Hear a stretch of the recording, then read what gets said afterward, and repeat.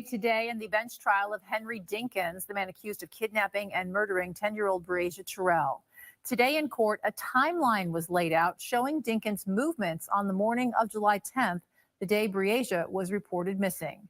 TV6's Jenna Jackson joins us now live from outside the Scott County Courthouse with more on that timeline and the latest developments in court. Jenna? Yeah, Sharon, good evening. As you mentioned, that timeline shown in court today, I'm going to break it all down for you right now. So that timeline starts just before midnight when Andrea Culberson says she fell asleep. Now at 2:13 a.m., we see a dark colored sedan traveling near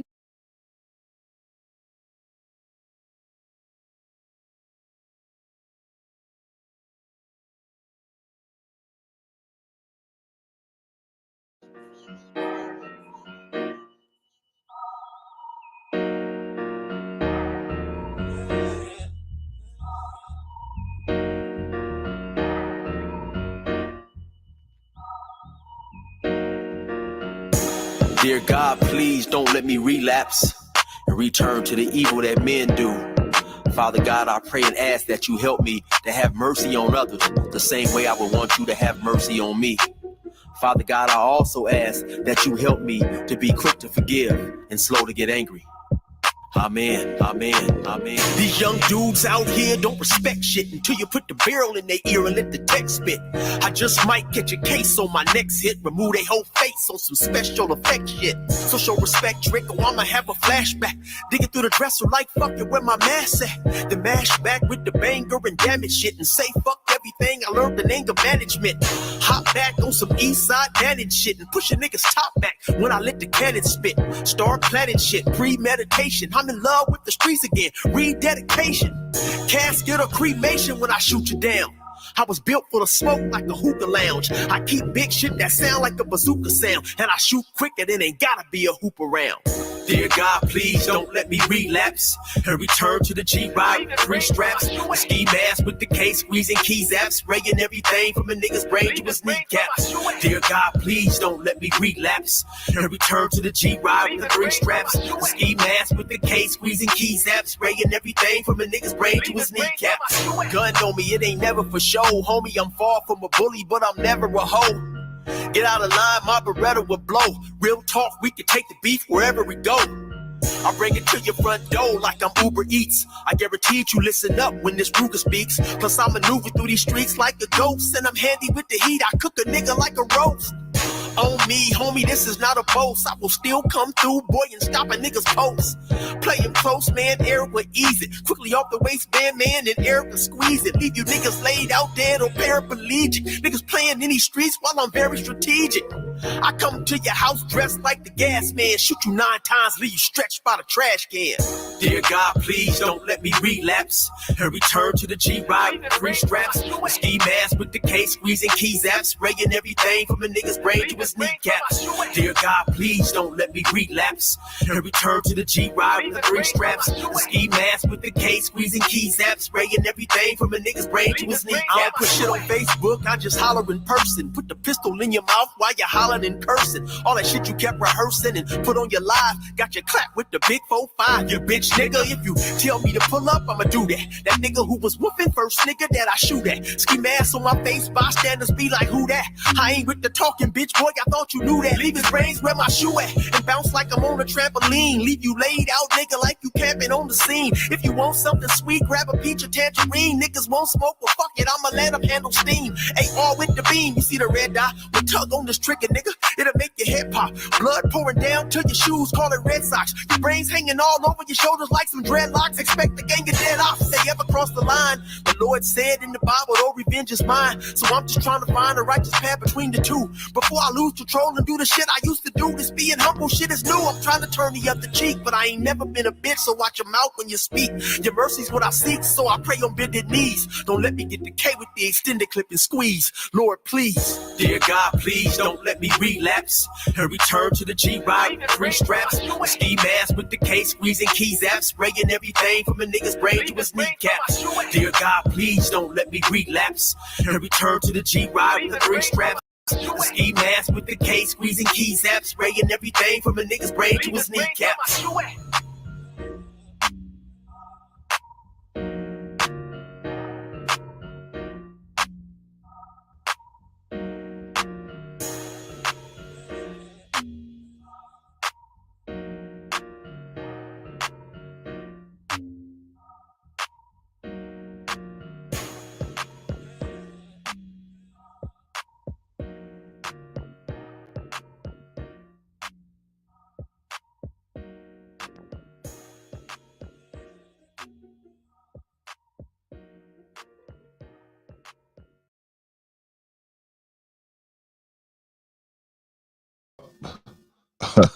All right, y'all.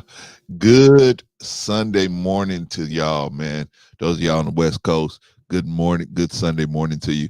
If it's not, you're not on the West Coast, man, good afternoon to you. It's not afternoon for at least 22 minutes out here in the West Coast. So, but good morning to you, and have a good morning. And glad you guys got time to stop by. Okay, we're gonna try to be too long today, man. We're gonna just look into the situation with, Breasia Terrell, man. It was just, excuse me, Breasia Terrell. Excuse me. So we're gonna look into that situation and try to figure out where are the gaps? Where are the gaps? A lot of times when our children have something happen to them, there's usually a gap somewhere where we as the parents, we could have tightened that gap, and maybe the opportunity for that person to take advantage of our children may not have been able to, that they may not have been able to get that off. But we could, what I'm saying, we got to look at the gaps, not blame the parent, but look at the gaps in safety that we may have had it going on that may be open the door. So we're gonna look at that today. We're gonna look into the case of Henry Dinkins, which was a man who was already a SEX offender. He was already registered, but he for whatever reason, the mother of his first child let his first child go, let her his, not, excuse me, not his biological child, but the child of his girlfriend come in and be there with, because her son and this girl was brother and sister. So he allowed the girl to go with this man. And I just think that there's a couple different things that could have went the other way, and so let's look at all of that. Let's look at all of that. But right now, man, let's give brother Eric his due. Shout out to brother Eric, 16 to Life, better known 16 to Life. Go over to his YouTube page, 16 to Life. Check him out. Get some music, get some merch, get some other whatever you got going on over there, man. Shout out to brother Eric. Appreciate you, brother, for letting us use this music. Let me pull brother Eric down. But yeah, we're going over there, 16 to Life, the YouTube page, and check brother Eric out. Page blowing up, man, blowing up. All right, y'all. We kind of we starting off kind of light, but that's okay. That's okay, man. We got to get into this stuff, man. So we're gonna get into, today is a Sunday show. Yeah, I know we're gonna do the Black History Minute. We're gonna save the Black family, and then of course we're gonna do the hit parade, because y'all need to see some of these weirdos, man, and where they go, where they hide, and what they're doing. And they could be anywhere. That's the cold part, man. These weirdos can be anywhere. They can even be in your own family. They can be in your own family. Like Patrice told us, they could be in a church. They could be everywhere. They can be everywhere. They're everywhere. So we got to have our eyes open, man. And it's not like we got this, well, I'm telling you, we as men, we have to look at the world in a whole nother way. Women get to look at the world, how nice it is, how beautiful it is, and this and that. We as men, we got to look for the nastiest part of the situation. We got to, I told y'all, man, when I'm out with my wife, I'm looking for this the person. We could be at the fair, we could be at Disneyland, we could be wherever. I'm looking for the worst case scenario to occur. And what would I do? Right? She's having fun. My granddaughter, oh, they having fun. They can go play and they can do whatever. I'm looking for, what if, some dude tried to grab my granddaughter? What if some dude tried to grab my wife? What if some dude tried to grab, or start a problem, start an issue? That's what I'm looking for, man. That's what I'm looking for. I want to make sure I'm ready. I'm prepared for that situation, right? But a lot of our people, man, a lot of women don't understand that. But hey, man, if you got a good man, trust me, there's a reason why he's kind of looking at everybody's cross-eyed, man. There's a reason why. The man is just trying to make sure that he's gonna be able to, take care of his family. All right, y'all. So we're gonna get into all that later. Okay, so let's check everybody in and let's get right to work. Okay. First on the docket, who is here? OG Patrice. OG Patrice said, greetings and salutations, family. OG Patrice, you know how there's two people that's always going to be up here when we talk about kids, man. Sister Annie and OG Patrice, right? So she may be up here. Depending on what she got going on, she may be up here. So shout out to Patrice. She said, greetings and salutations, family, as always. All right, right on, Patrice. Who else is in the building? Vaughn Bryant said, greeting, peace, joy, and grace and abundance. Vaughn knows how to enter a room. Man, shout out to Yvonne. Who else in the building? Our resident sniper, Risa Neal. Now, let me tell you something about Risa Neal, man. This is a good-hearted sister, man, but don't get it twisted, man. Don't let what they used to say, Vaughn, don't let the smooth taste fool you. Don't let the smooth taste fool you, man. You know what I'm saying? Risa will pick you off from 3 blocks away. Risa, we'll pick you off at 3 blocks away. Well, we talk about picking me off, Clarence. I'm talking about the trolls, man. Trolls want to come here and cause problem. You gotta have an enforcer, man. You gotta have somebody who the trolls respect, and at the same time, the trolls respect, but at the same time, they not crazy. You know, just not blocking everybody, right? They got the sense enough to who to block and who not to block. You know what I mean? And that kind of person, man, you got to say, hey, you got a free hand to do whatever you want. You got a free hand to do whatever you want, man. You ain't never gonna have to worry about Bro C being like, hey, let me sit you down, let me talk to you what you do. Never. Long as my chat is nice and clean like it always is, you're never gonna have me sitting down and sit nobody down, especially Risa Neal, our enforcers, Risa Neal and Mills. You never gonna have that, right? But you have to have somebody that the trolls respect. When they see somebody in there, they say, man, that ain't worth it, man. Why go in there? Why go in there playing games, man? There ain't no point in going in there playing games. It's just not no point. Let's just move on to something else, right? So shout out to Risa. Glad to have you in the building, sis. All right, I think that's everybody who wants to be checked in right now. Maybe more people will come in later. But anyway, let's get right to work, man. And the question today on the docket is, can we protect our kids better, right? Shout out to Blaze Brown, by the way. Shout out to Blaze Brown. Glad to have you in the building, sis. Appreciate you. Who can we protect our kids better? We're going to talk about that, man. We're going to talk about this Henry Dinkins situation where, the mother let her biological daughter go and have a sleepover with her biological son with this SCX offender. She had a son with this SCX offender. And because the son was going to see his dad, she let the daughter go too for the sleepover. And unfortunately, the daughter turned up unalive, missing at first and then unalive. And then we're going to go through that whole story. You know what I'm saying? Risa said, you have within you right now everything you need to deal with whatever the world can throw your way. Some of us do, Risa, but some people really need some external help. Some people really need that. And, some of us are internally strong enough to take that trauma and use it for fuel to get other things done, and use it to make sure that we don't ride that close to the rail again. Some of us are internally strong enough to do that and overcome, that stuff. But some of us are not. Some of us need outside help to get that done. And and it's the hard part of recognizing when you need outside help, right? I've been that crazy where I was like, man, what you talking about? I'm good.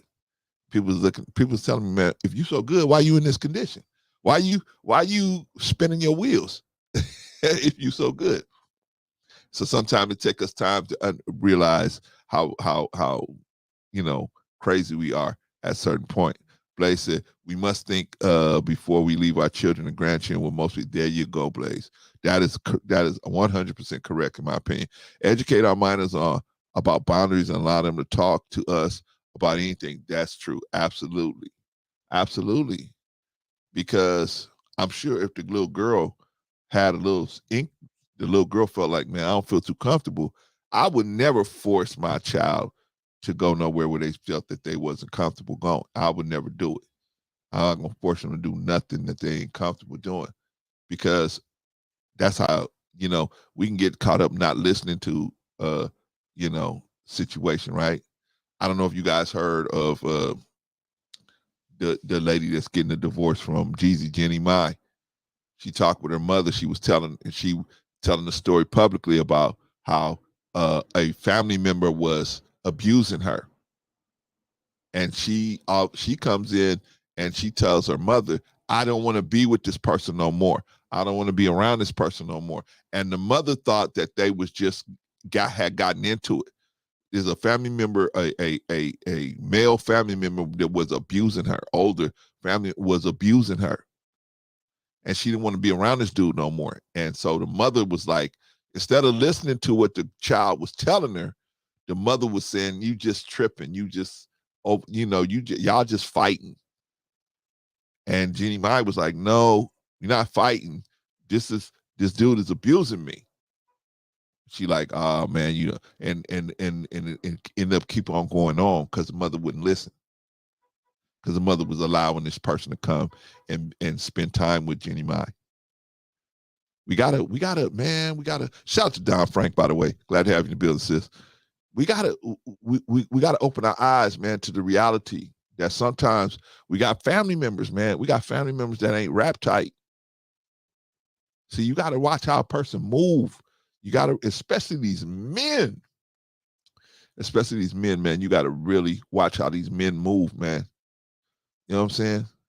See, I'm old school. My wife tried to get me to go to a play date the other day. I was like, I'm not going to no play date. I'm not going to be around no kids.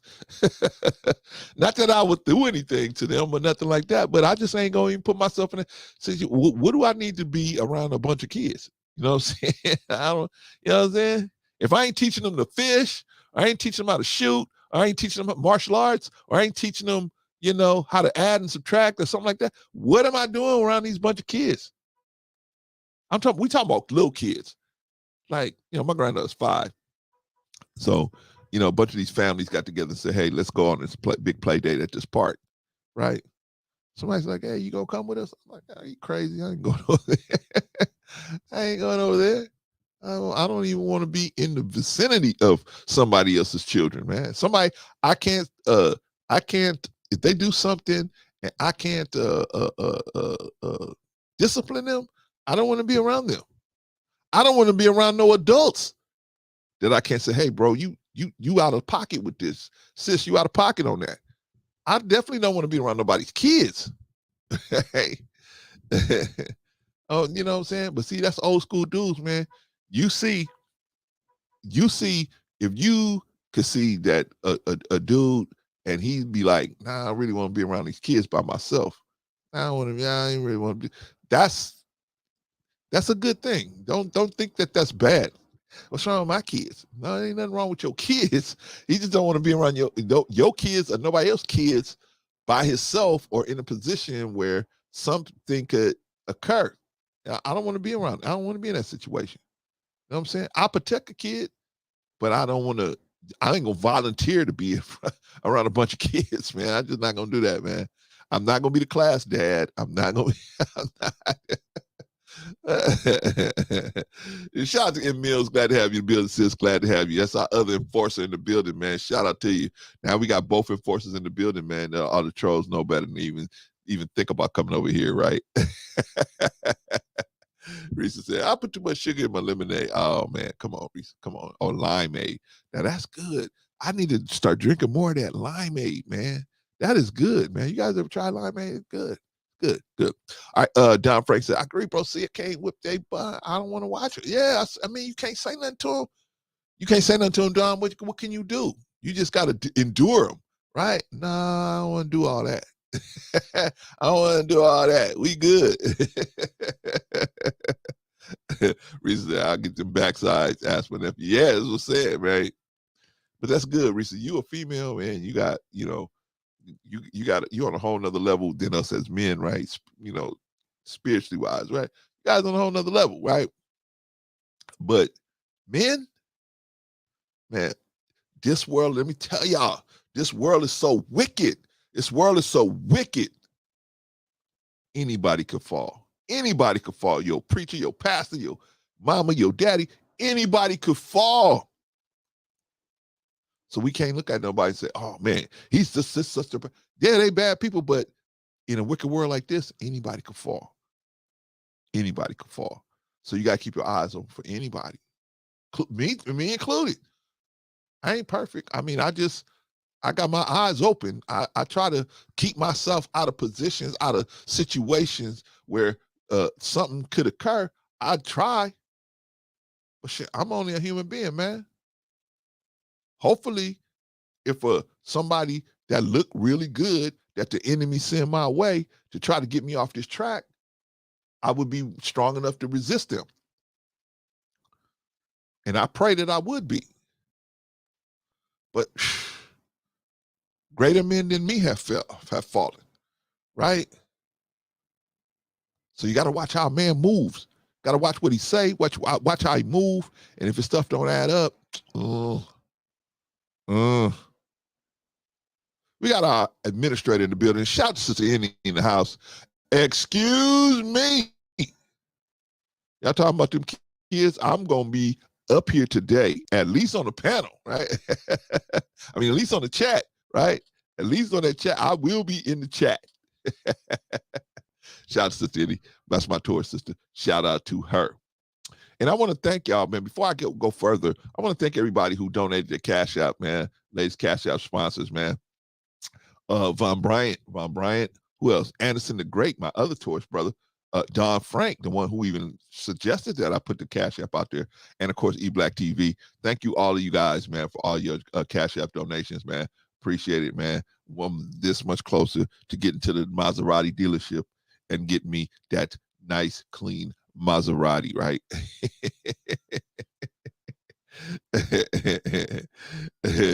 Right. So Risa say, hey, F what you're saying. I'm watching how you moving, right? And that's pretty much how we got to do everybody, right?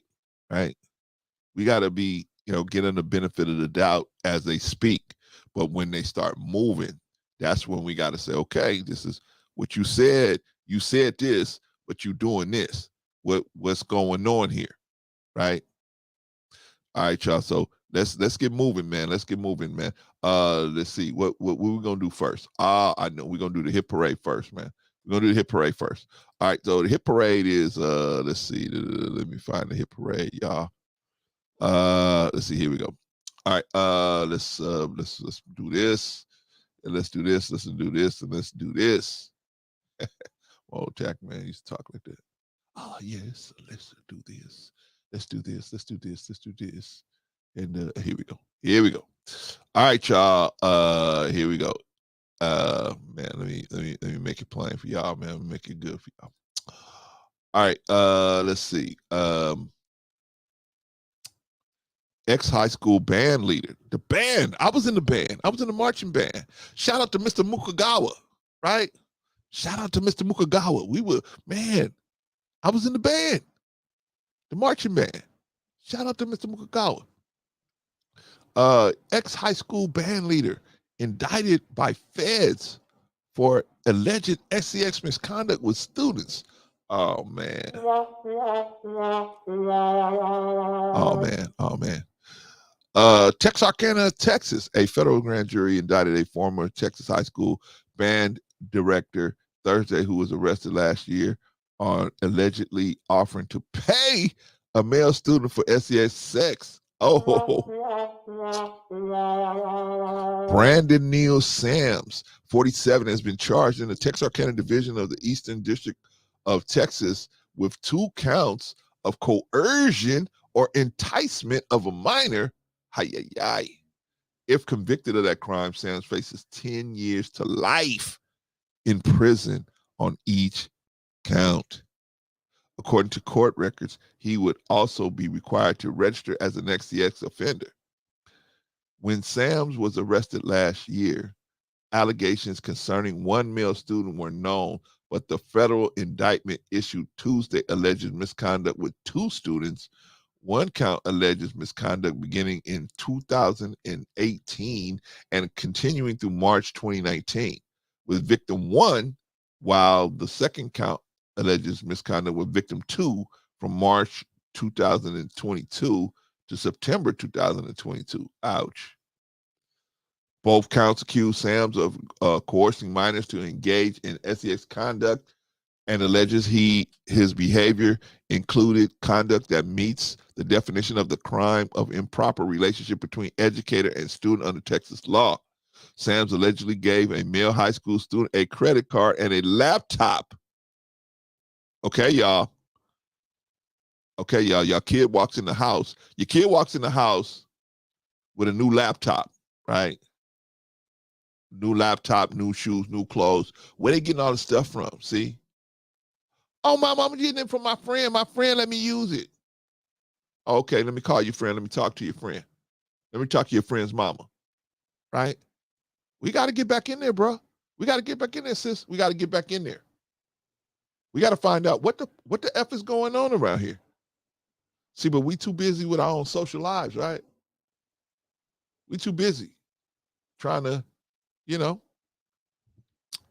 relive life again as a, 30-year-old, 40-year-old, 50-year-old.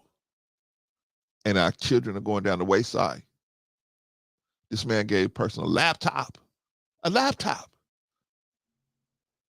Come on now. Your son, your daughter walks in the house with a new laptop and all these new clothes, all this new stuff, and it just so happens they're getting it from their friend, right? Oh, I'm just borrowing this from my friend. Okay. Well, anything that comes in this house is subject to scrutiny by me. So give it to me. Let me look at it. You can't look at that. It's mine. Oh, really? Nah, you don't want to put don't let them put this is mine. This is my private space. There is no private space here. There ain't no private space here.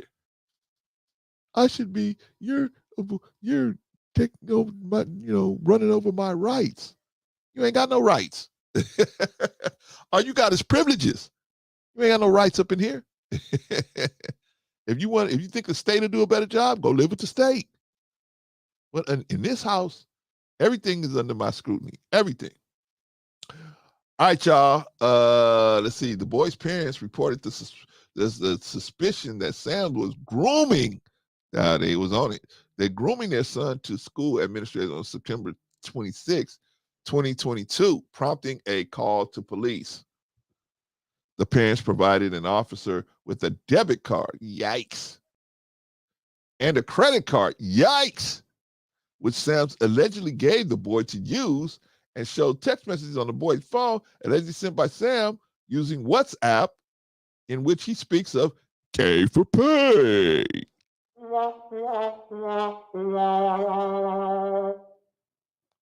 Sam's allegedly gave the student a laptop computer in exchange for sexually graphic photo. Come on, y'all. Come on, y'all. You watching your kids. This is like you see your kid come in the house and they got all this extra money. They got all these bags they bringing in. Where you getting all this money from? See, that should be alert us right there. Where you get this money from?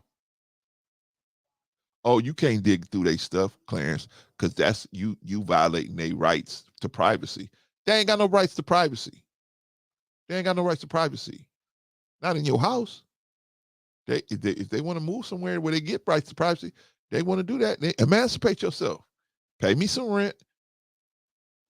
And even then you still ain't got no, unless you know what I'm saying? You just got to move, man. You just got to get out of my house. You got to get out of my house. You want privacy? Move.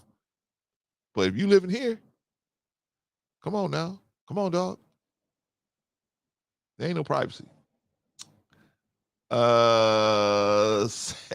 Sam's, this is the guy that was grooming the kid. Sam's allegedly became visibly nervous when asked if he would allow an officer to examine his phone. Uh-oh. Right? You don't want to, please don't go through my phone, officer. Or give me a few minutes to scrub it, right? While the officer was out of the room making arrangements to acquire a search warrant for Sam's room, Sam allegedly left the building.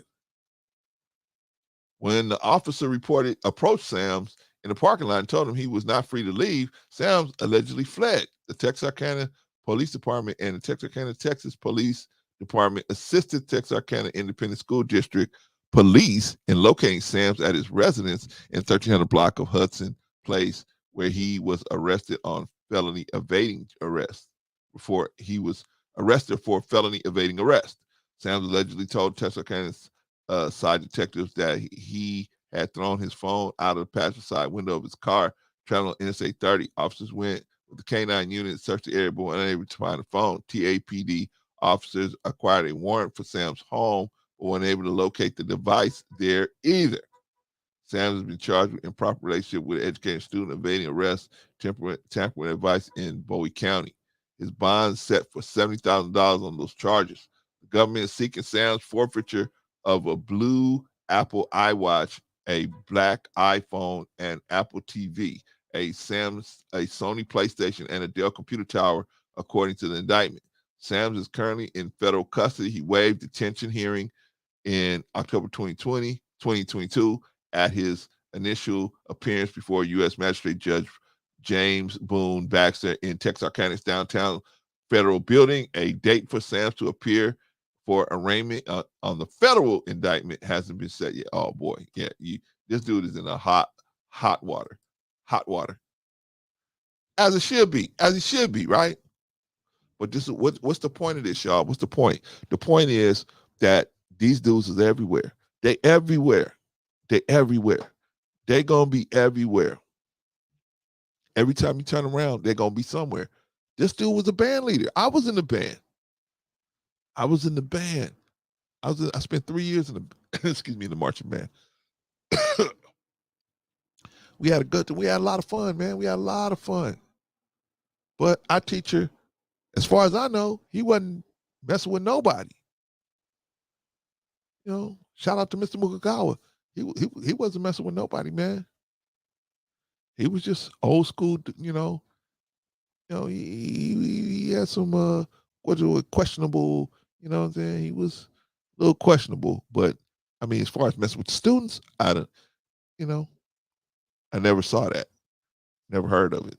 You know what I mean? He was definitely solid with us as students, as far as I knew. You know, now his lifestyle outside of school, there's a question mark there. But he was definitely solid with us. But I'm just saying, you know what I'm saying? We got kids, and we were all, we would go places with, man, we went to San Diego with this man, stayed the weekend. We went there, you know what I'm saying? So shout out to Mr. Mukagawa. He ran his program right, as far as I know. But man, today's world, you never know what's going on. So keep your eyes open. Watch out if your children are getting gifts from people that they, your children are coming in with all of these, lavish things, right? They're coming in with money or clothes or computers or watches or phones or electronics that is unaccounted for. You got to question it. Where'd you get this? They're gonna lie. Oh, I got it from my friend. Yeah, you should expect that they're gonna lie. They're probably not gonna tell you exactly where they got it from, because they don't want to get nobody in trouble. They don't want to be a snitch, right? They don't even realize they need to be a snitch because they're being groomed to be taken advantage of, but they don't realize that, right? So that's why you got to dig. You got to dig. And if they say, "Hey, you rolling over my rights. I got a right to privacy." No, you don't. Not in here. No, you don't.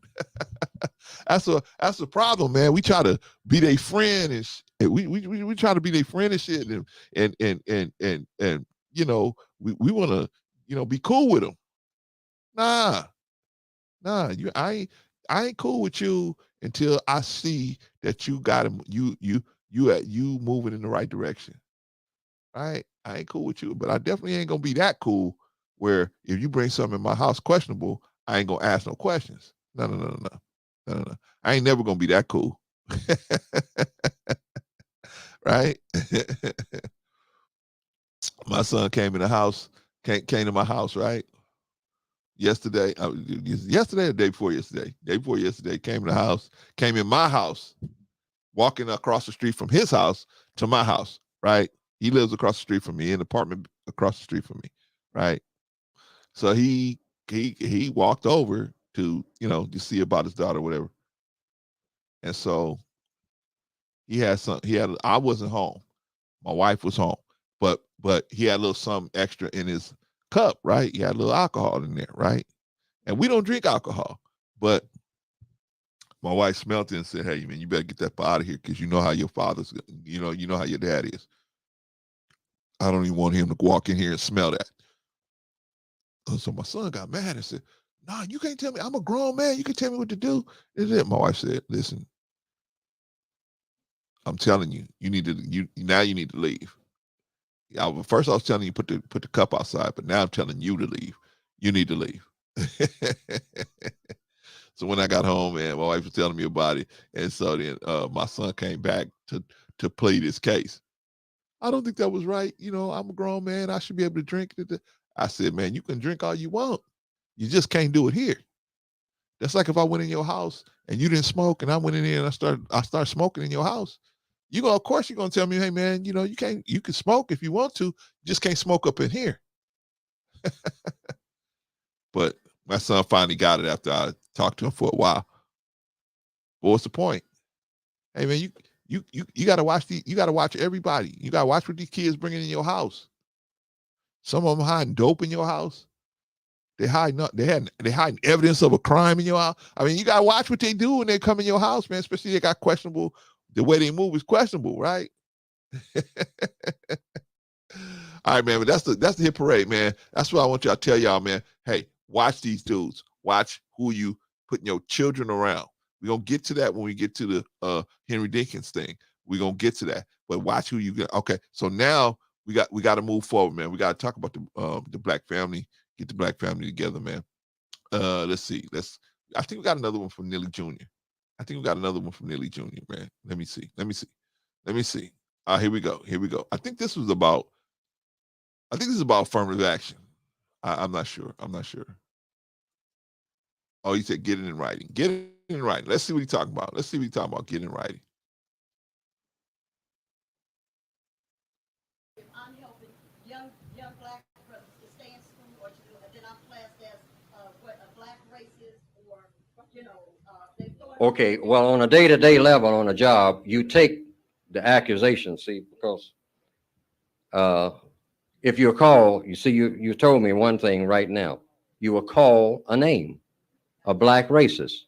Okay, first thing you do when you call any title, just what we said a while ago, explain what that is. What is a black racist? And that's what you do at every term on a job. Deal with the words, because the words affirmative action themselves are bogus. All right. So every other word, all the words that they come in there, all the words that they approach you with. And see, you take that as a charge. So you say, wait a minute, you have made a charge. You call me what? A black racist. Wait a minute. Are you making that official? As far as I'm concerned, let's make it official. Put that on paper that that's what I am. And now you're going to have to prove that I am what you said I was. All right.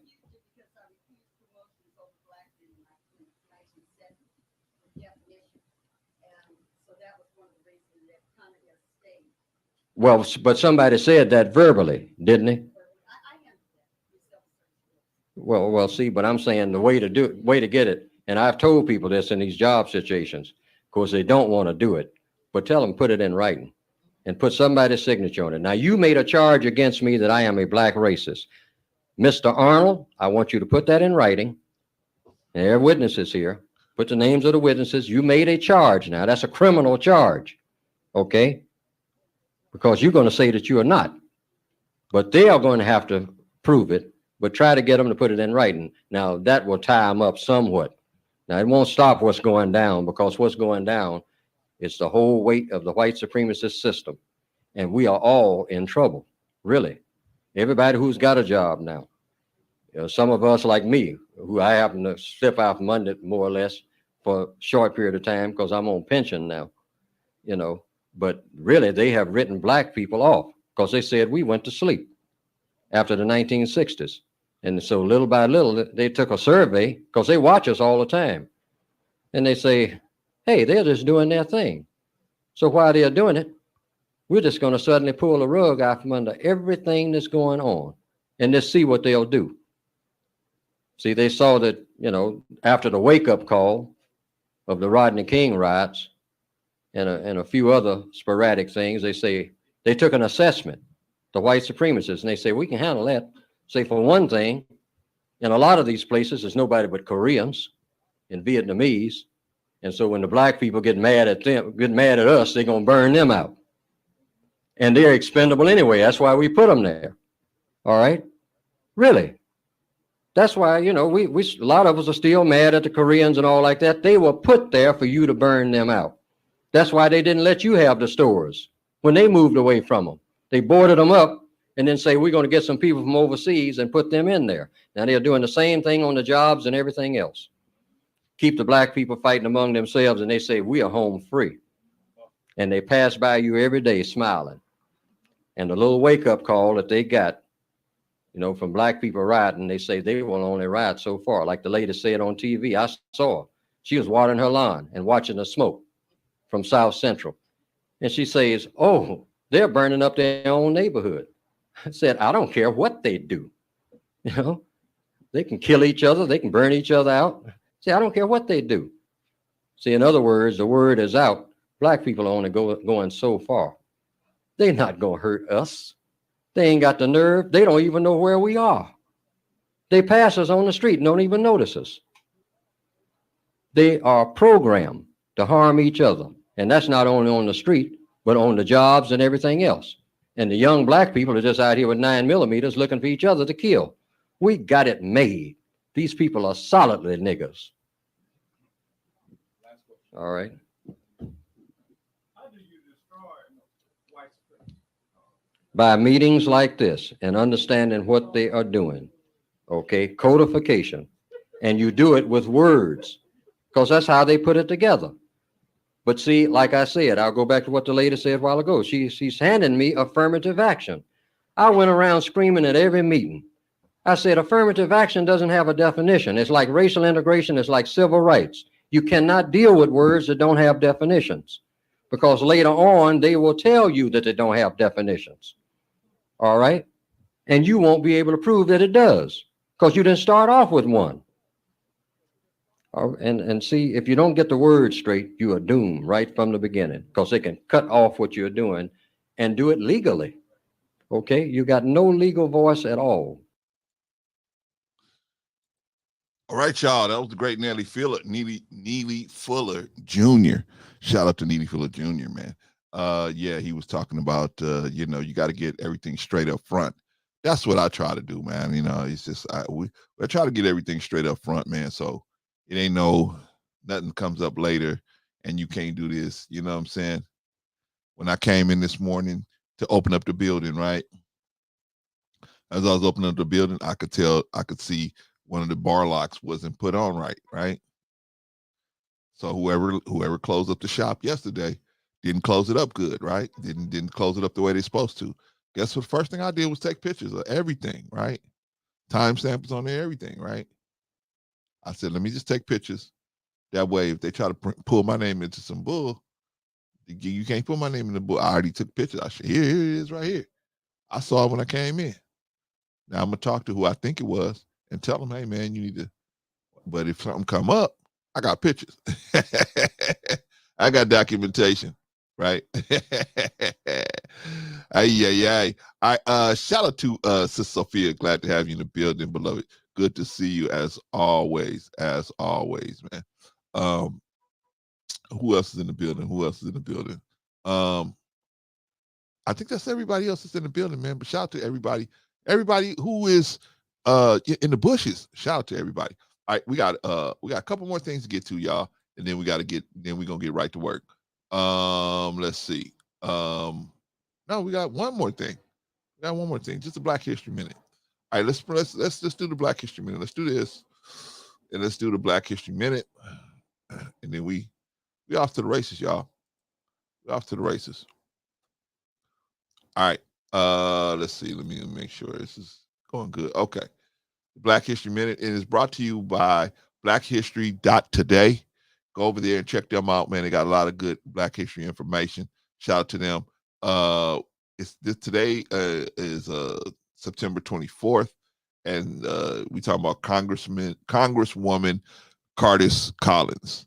On September 24th, 1931, the first African-American female congresswoman from Illinois, Cardis Collins, was born in St. Louis, Missouri.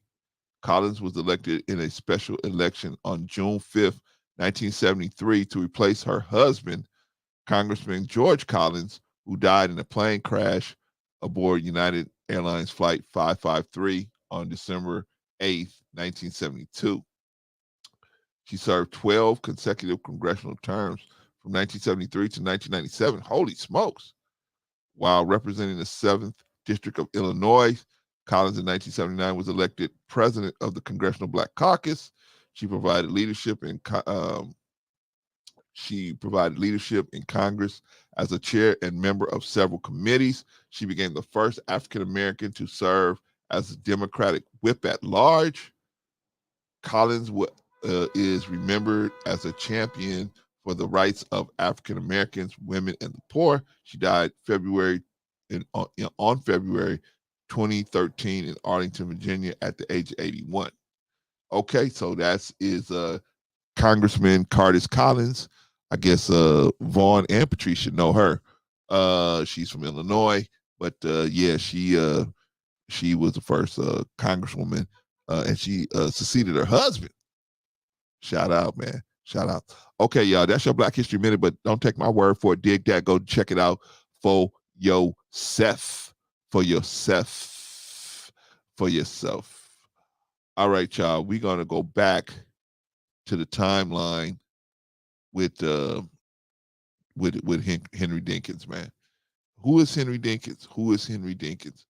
Henry Dinkins is the man that, let me give you out a quick version.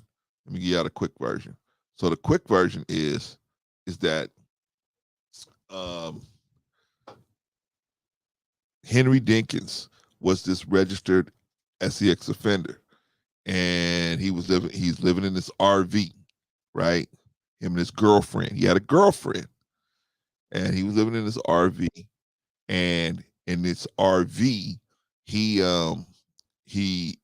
had a son with this other lady. He had a son with an ex-girlfriend. The ex-girlfriend had a daughter from someone else, but because the son and the daughter were tight, she let the daughter go be with the son. The son was going to go see his father, and she asked the father if it was okay if the daughter could come over there too. This non-biological daughter could come over there too. He said, of course. So the daughter goes over there, and the son and the daughter sleep in the same bed, right? They sleep in the same bed when they're over at his place. But nothing funny going on, but just, they slept in the same bed. And so the night they got over there to go and they went to bed, the daughter, the girlfriend of the SEX offender gets up in the middle of the night to go use the bathroom, and she notices that the SEX offender is gone. So she was like, this is odd. He doesn't usually be gone at this time of night. So she went to go see if he was in the other part of the house. She's looking all over, and she notices that the daughter, that's not his biological daughter, but the sister of his biological son that was just happened to spend the night too, is missing. So now she's worried because she's like, what happened to both of these two, right? And she wants to go call him. She realizes that his phone is at the place. He left his phone there. It's a very odd situation, right? He comes back in the house maybe an hour or two later, sweating profusely. Where's the girl? Where's the girl? Is she with you? No, I went looking for her, right? I've been out looking for her. Right? So the girlfriend thinks that the guy was out walking around looking for her, and she didn't even think that, oh, well, he's the one that took her out of the house, right, in the first place, because she was believing what he was saying at first. So I'm giving you guys a quick version of what was going on. We're going to see the timeline in just a second. But before we get started with that, we got the EP in the house. What's going on, Patrice? What's going on, girl? Hey, brother, how are you? Happy Sunday. Can you hear me okay? You sound beautiful, sis. Yeah, I mean, we can hear you. Happy Sunday. What's going on? Happy Sunday. And yes, I do remember Representative Collins. I was a little girl, I was young, but Right. I do remember her. Yeah. So, yeah, I just want to say that. But I hope everybody in the chat is good. Everybody had a good weekend and a safe one. And yeah, let's talk about it. Let's get into it. This is a major issue going on again in our community, and we got to address it. People think that, yeah, your children are your children because you birthed them. But guess what? They also belong to everybody. You know why they belong to everybody? These are your children that's going to grow up and going to run the world when we dead and gone. These are the children that once they leave your house, they not always in your care. They not always in your care when they in school. They somebody else's responsibility. If you're not at church with them and you got somebody else watching them over in church, guess what? They not yours in that moment. They whoever is around that you left them with. When they go on that field trip, wherever, and you're not there as the parent, guess what? They belong to whoever is there. So we need to get out of that mentality of that these kids are just your kids. These kids are our kids. And that's the mentality that we need to start having and pay attention to when we see kids out here and watching the surroundings, watching the people that they're with, watching what's going on. Because when your children are not in your care, and we're not going to sit and have this conversation and act like your children are in your care 24/7, because they are not. And we always are trusting of other adults and people around in certain situations. And what did Leon say? 9 times out of 10, 90% of the people that you're trusting and trusting with your kids are the ones that are hurting your kids. Definitely. And I think if we look at this situation, this is what I wanted to do, is just look at the situation and say, okay, do we want to blame the mother for this? No. She had no clue this was going to happen, right? Obviously, they had done this many times and there was no issue. So there was, what happened this time, them had it to go off the rails. But I want to look at the gaps, right? Because maybe there's gaps in this situation that we could shoot, that we could say, okay, how could I make sure something like this don't happen to my children? Because unfortunately, this little sister lost her life, right? Because her mother trusted this man, right? Now, the question is, were there signs that she shouldn't have trusted him? Well, he had a couple things, right? He's a registered sex offender, right? Well, bingo, ding, ding, ding, ding, ding. Hello. Yeah. All right, an underage kid in that She had to situation. know that. She had a son with this man, right? Yes. No. So She had a son with him. Right. Yes. So these women are choosing to have kids by men that are known sex offenders. Problematic. Patrice, we don't know if he was an offender at that time. We don't know that. Okay, bro. Literally, if he was a sex offender after the fact, she still stayed with him at some point. Or maybe when they broke up, or even, say for instance, if they broke up and he became an SA after the fact, you're going to still trust your child and somebody else's child around them. Yeah, so we got to start looking at the parents, whether it's male or female, that are making these decisions as well, to trust their children around a known SA offender. Yeah. What are we doing? Yeah.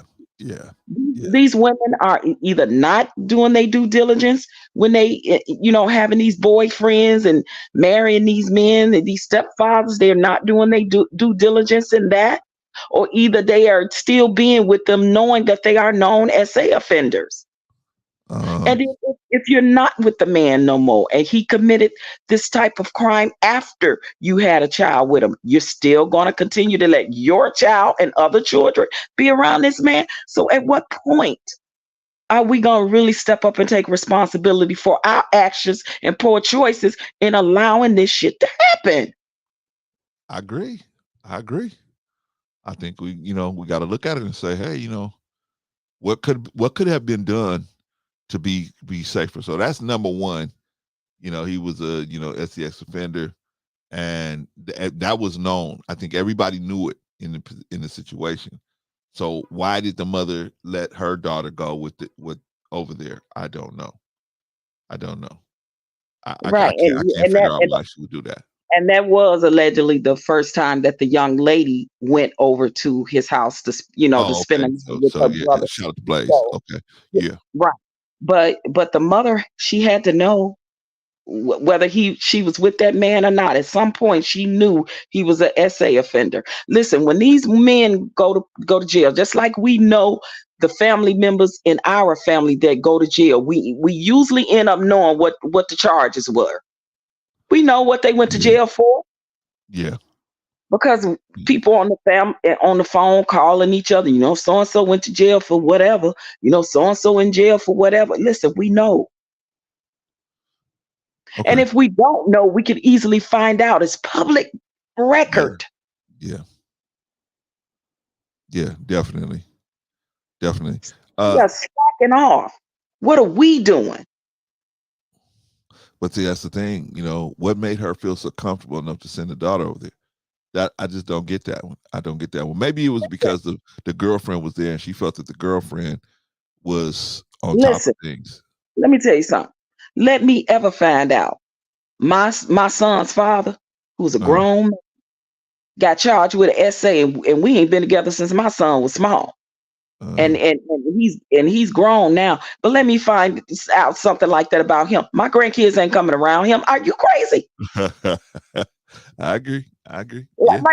Like for real, like what are we doing? I agree. Do you think because that person may have done it to somebody else's child that they won't do it to yours and you and yours? Come on. I just say, man, why even set the situation up where the question could be asked? You know what I mean? Just hey, if now what he should have done is said, no, don't send her over here.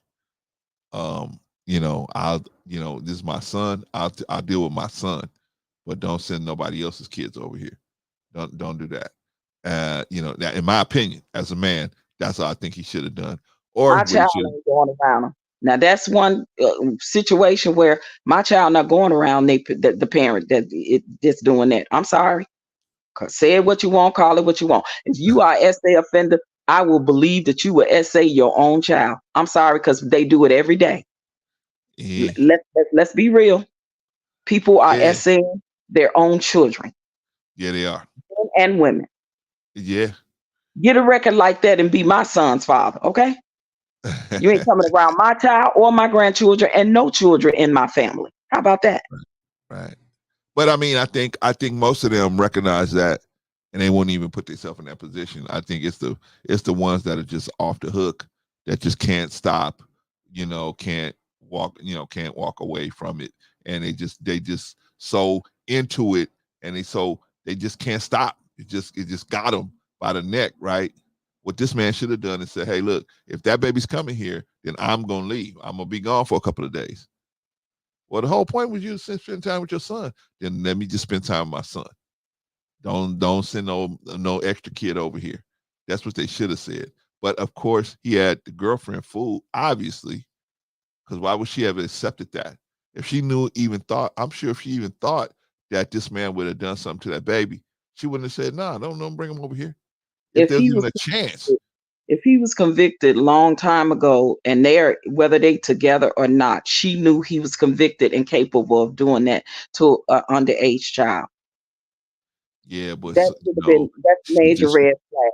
But see, She Patrice, want to risk sending her child over there by him, even though the child he's the father. If she want to take that risk, that's on her. But why in the world would she do that to her other child that don't belong to him? See, because neither one of them children would have been in his care ever. yeah, now I'm trying to figure out how he was able even to visit with the son.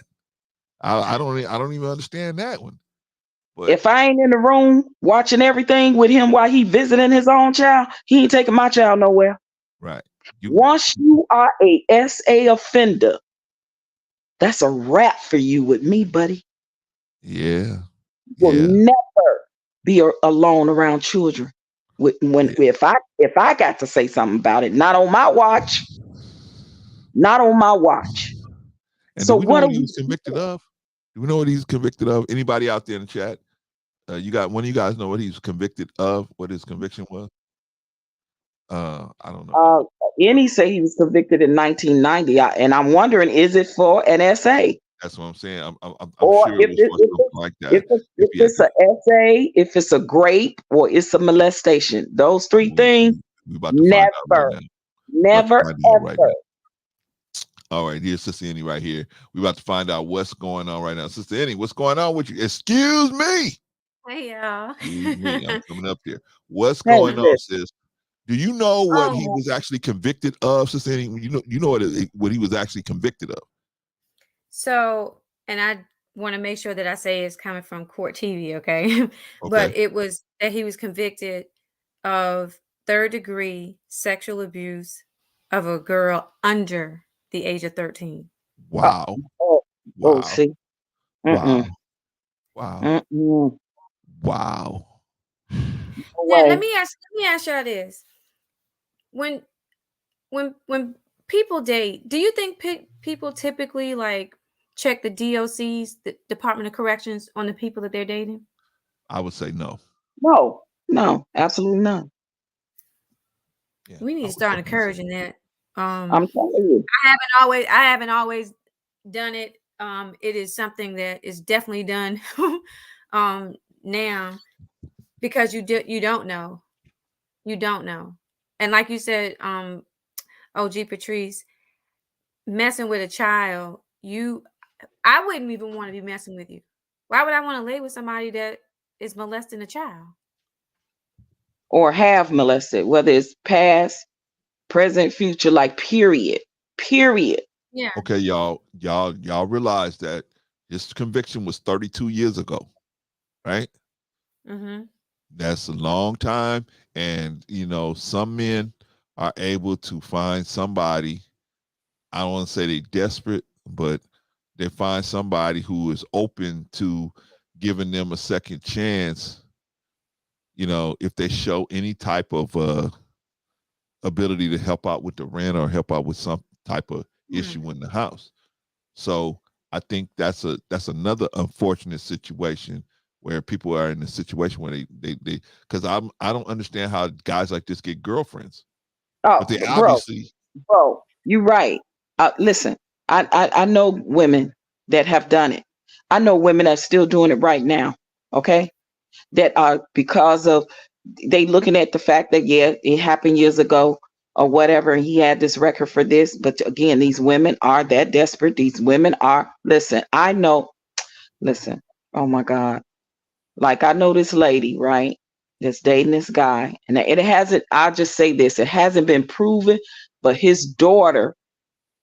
And she had this conversation with me literally 2 weeks ago. She said his daughter has come out and said she has been having dreams of when she was little that her dad was touching her. uh And she's 18 now, uh right? And it was like, what should I do? I said, well, why don't you maybe ask her to go to counseling? Because sometimes through counseling or therapy or hypnosis, it can find out, it can come out that it's true. I said, but I'm telling you, if she's having vivid dreams now of her dad coming into her room touching her when she was uh younger, I said 9 times out of 10 it's true, girl. I said, now I'm not going to say 100%, but I'm telling you, when children, I said, she probably suppressed it when she was younger. I said, but I'm telling you, if she's saying over and over again, she's having these vivid dreams of her father touching her, she need to go and dig deeper into that. I said, because 9 times out of 10, it's probably true. And then it came out also, and her brother even admitted, because she said it was her brother too, and her brother actually admitted to touching his sister. So listen. So when I tell y'all that these people, listen, Oh man. these women, and I told her, I said, so if you find out, or if his daughter find out, I said, are you gonna continue to date this man? She was dating the man? She is dating him now. She's Currently dating him. Oh, I thought she was dating him. No, she's currently dating. Oh my She's God. currently dating this man, and she done got close with his daughter, and his daughter is telling her this. Oh man, wow. And the daughter is 18, and I'm like, listen, I said, if this comes out to be true, I said, because it had already came out, the son had already admitted it, that he touched his own sister. Okay. Wow. I said, are you going to continue to date this piece of shit if it's come out to be true, girl? Oh man. I said, I don't know what I'm doing. I said, listen, I said, let me tell you something. That girl needs to be in therapy because she messed up. She done already attempted her. He already attempted to self-delete herself. She did it once already. So something is definitely going on with her. The fact that her brother did admit that he had touched her, and now she says she had vivid dreams of her father coming into her room, touching her when she was a child. I said, she suppressed it. I said, and now these things are coming back up. And she told my girlfriend that her father speaks to her inappropriately because she's developing. She's 18 and what he's talking about her body. We talking about still a little girl, baby? No, she's 18 now. Yeah, but I'm saying. Right, exactly. You're talking about a grown woman, like 20. No, exactly. No, you're right. I consider her as a baby, exactly, just because she's 18. That's just by law she grown, but to me, she a baby. Listen, she telling this woman that her dad said some inappropriate things to her about her breast. I said, listen, girl. I said, you telling me all this why? I said, you want me, you know me. So you telling me this because what you want me to convince you that you lead this ninja? So when I tell you there are women that are still dealing with men, accepting this bull crap from me, even suspect, listen, they still doing it right today. And why you think so many of these stepfathers and the boyfriends of these women end up kidnapping, raping, and deleting these children? Because these women trust them. They leave them in the household with them, babysitting and crying, like all this crazy.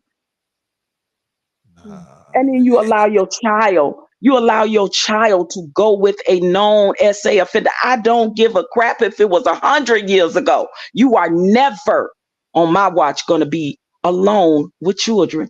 In my eyes, once you get that spot on your record, buddy. Man. I'm with you, Patrice. That is crazy, man. Emil's her mother is a schizophrenic. This young lady I'm talking about, her mother is a schizophrenic. So she went into the custody of her father years ago. So I mean, it's just a messed up situation. It just and listen, and my girlfriend is really starting to repulse me. She is starting to really I'm like, girl, listen, don't call me because you know what the hell I'm gonna tell you. I said, first of all, take that baby to therapy. They can do hypnosis therapy. They can do all of that to find out if this was real. I said, and she right now today still saying her father is talking inappropriately to her. He said, make some comment about her breast. Yeah. I said, if he got a question about her bra size or shopping for her, I said, that's what you for. You his lady. I said, why don't he have you as a woman to talk to her about female stuff? Because if his daughter is saying she's uncomfortable in the conversation that he's having with her, that's a problem. Can you imagine that she has nowhere to feel safe because she can't, she feels violated by her father? Where does she go? That part. She can't even go to her. Well, she's already attempted to self-delete herself once already. Oh, Okay. And I'm telling you, some of these women, it's sickening. It's sickening. It's repulsive. I was so mad at my girlfriend. I said, girl, don't call me no damn more until you tell me that girl is in some type of therapy, getting help, because she has attempted to self-delete herself already. Y'all had to rush her to the hospital. And she's a cutter. She's been cutting herself. Oh. It is something going on with that child. Oh, man. And I told my girlfriend, I said, it's more to this story that you ain't even telling me. I know you keeping some stuff from me. I said, but you calling me for a reason because you know how I am. And you know how I am about children. Yeah, I think you're doing the best thing. The only thing you can do is leverage your friendship to help that baby, man. That's the only thing you could do. And, I think you're doing the right thing, by telling her, hey, look, don't contact me until you get this baby in some counseling, get her some help. You know what I mean? Because I can't be your friend knowing that you're doing this and you cool with it. I can't. And you still line up with this ninja. Yeah, it's a thing. But see, Patrice, because you are the type of woman you are. Listen, you the type of woman you are. Okay. So you can't even get it wrapped around your head that you would be that low of a mental thinking of yourself to even get involved with somebody that's that has this type of dynamic going on. But some women are not. Some women are so low in the self-esteem department that they feel like, man, just I'm getting attention from this dude. He may have made some mistakes, but hey, long as he ain't doing it now, that's cool. The problem is you never know when they're gonna crack that understanding back open and start operating off of that. You know what I'm saying? You never know what's gonna happen. That's why you got to keep watching everybody. Whether they registered or not, you certain positions you don't want to put somebody in, and if certain things you hear, I think you should do something. Do something. Hey, if the girl is telling you, hey, the brother's already admitted to doing it, and the father has done similar stuff, come on, man, you need to do something about that. It's definitely looking like the father was inappropriately touching his daughter when she was underage. If she's having reoccurring dreams now that that she's 18 and things are coming back, because listen, we know that we all can suppress things as a child. But if we start having vivid dreams, okay, this girl listen, she's saying that she ain't pulling this out of her rear end. Well, not Patrice, about her father. Patrice, about the brother, she needed some therapy for that. But absolutely, but the father, we don't know till she get into therapy. Exactly. Maybe more stuff will come out. So exactly. It's kind of a gray area right here, right? I think that the friend should be like, hey, you need to get in therapy like immediately for that situation with the brother. Immediately, right? Right. With the father, and then we see what happens. She done moved out of the house from with the father, and she moved into his ex-wife house. So she's with his ex-wife now, but she has a relationship with my girlfriend who is going with this guy now. So yeah. And the ex-wife, she told the ex-wife the same thing. Now the ex-wife was married to this man at some point, and I don't know at what point did she ever know, or did she just finding out after the fact? I don't even know as far as the ex-wife. I don't know. I haven't asked my girlfriend that. Out about the son? Yeah, the son and her ex-husband. Like at what point did that woman even know? You know what I'm saying? The ex-husband, there ain't nothing been verified about the ex-husband. I know, but I'm saying still, even the talk about the son and the rumor of the ex-husband. I'm like, I don't know if the ex-wife, at what point did she find out about it, is what I'm saying.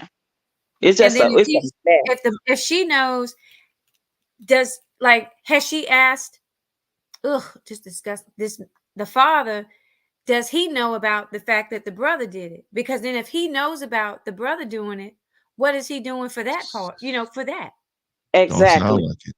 Don't sound And like it. nothing. I'm gonna tell nothing. He ain't doing nothing. His son used to live with him. Nothing. Okay. When I tell you that it's a mess over there with her and that her new man or whatever, girl, it's a mess. I told her don't call me no more. Like I told her you repulsing me. You starting to make me sick. I said I said listen, try to encourage that young lady to get some help so she can find out if those dreams she's having, if it's real. I said they got hypnosis therapy. They got all kind of therapy where it can come out and the therapist can document if they believe that this was real or not. I said, but why all of a sudden this girl is having these vivid dreams about her father coming into her room when she was younger and touching on her? Oh man, it just sounds crazy. Just hearing it in English, man, it sounds crazy, man. That just sounds so crazy. So when I tell you we got these women like this, believe it. It's happening for real right now in 2023. These women are so desperate for a man and want a man so bad that they would literally know that this is the type of behavior that these men are doing, displaying, or have displayed. And they still choosing to lay up with them, marry them, and everything else just to have a man. It's sickening. I'm sorry, bro, but this just triggered this situation in me because I literally just talked to her about this 2 weeks ago. Man, I'm sorry she's going through that, man. I'm sorry. Anything else you got to add, Sister Annie, before I play the video? No, you're fine. Oh, wait, one thing. Sorry.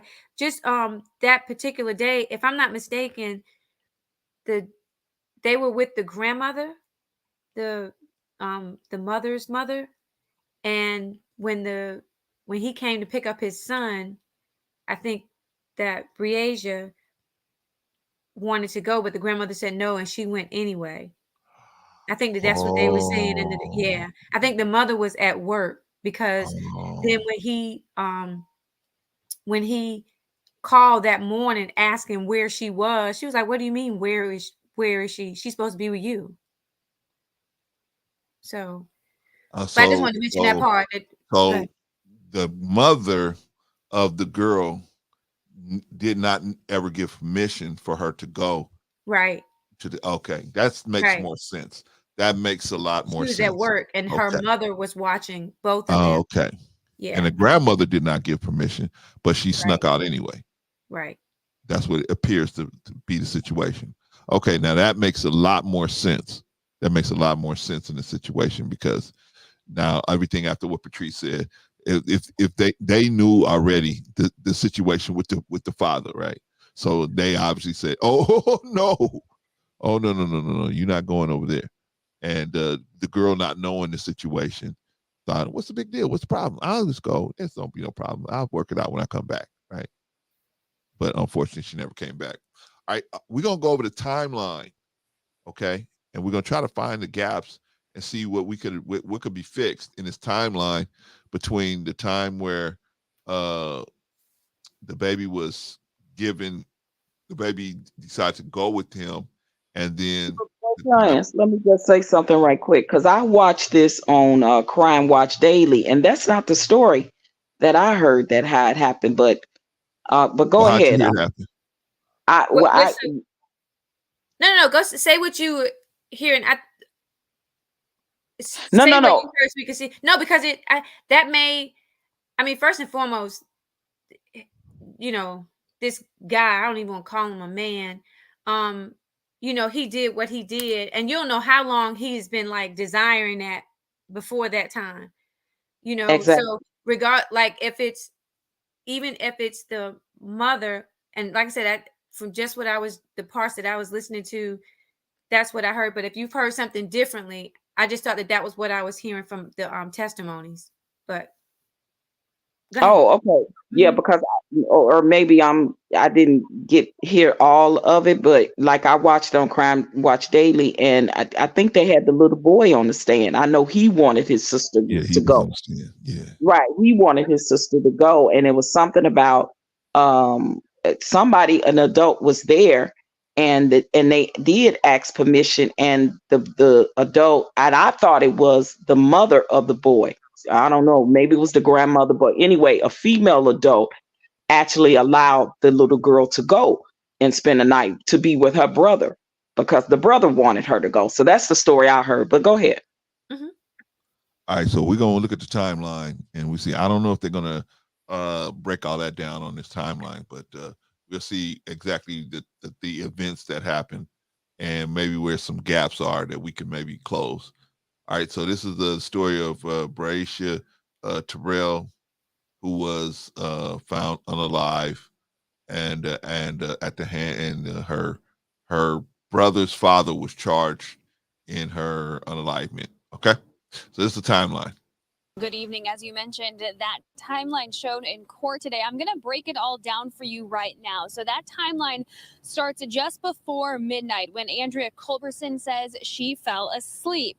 Now at 2:13 a.m., we see a dark colored sedan traveling near the RV that Dinkins owned. Then at 2:29 a.m., we see the sedan leave that RV. Detective Obert says that while they can't say for sure that it's the Impala Dinkins drove, it says it looks very similar to that one. Now at 3 a.m., Andrea says she woke up to find Breasia and Dinkins gone from the apartment.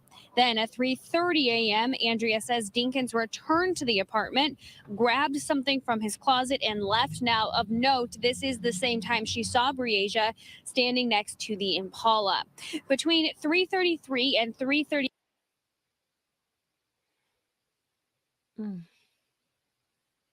Okay, y'all.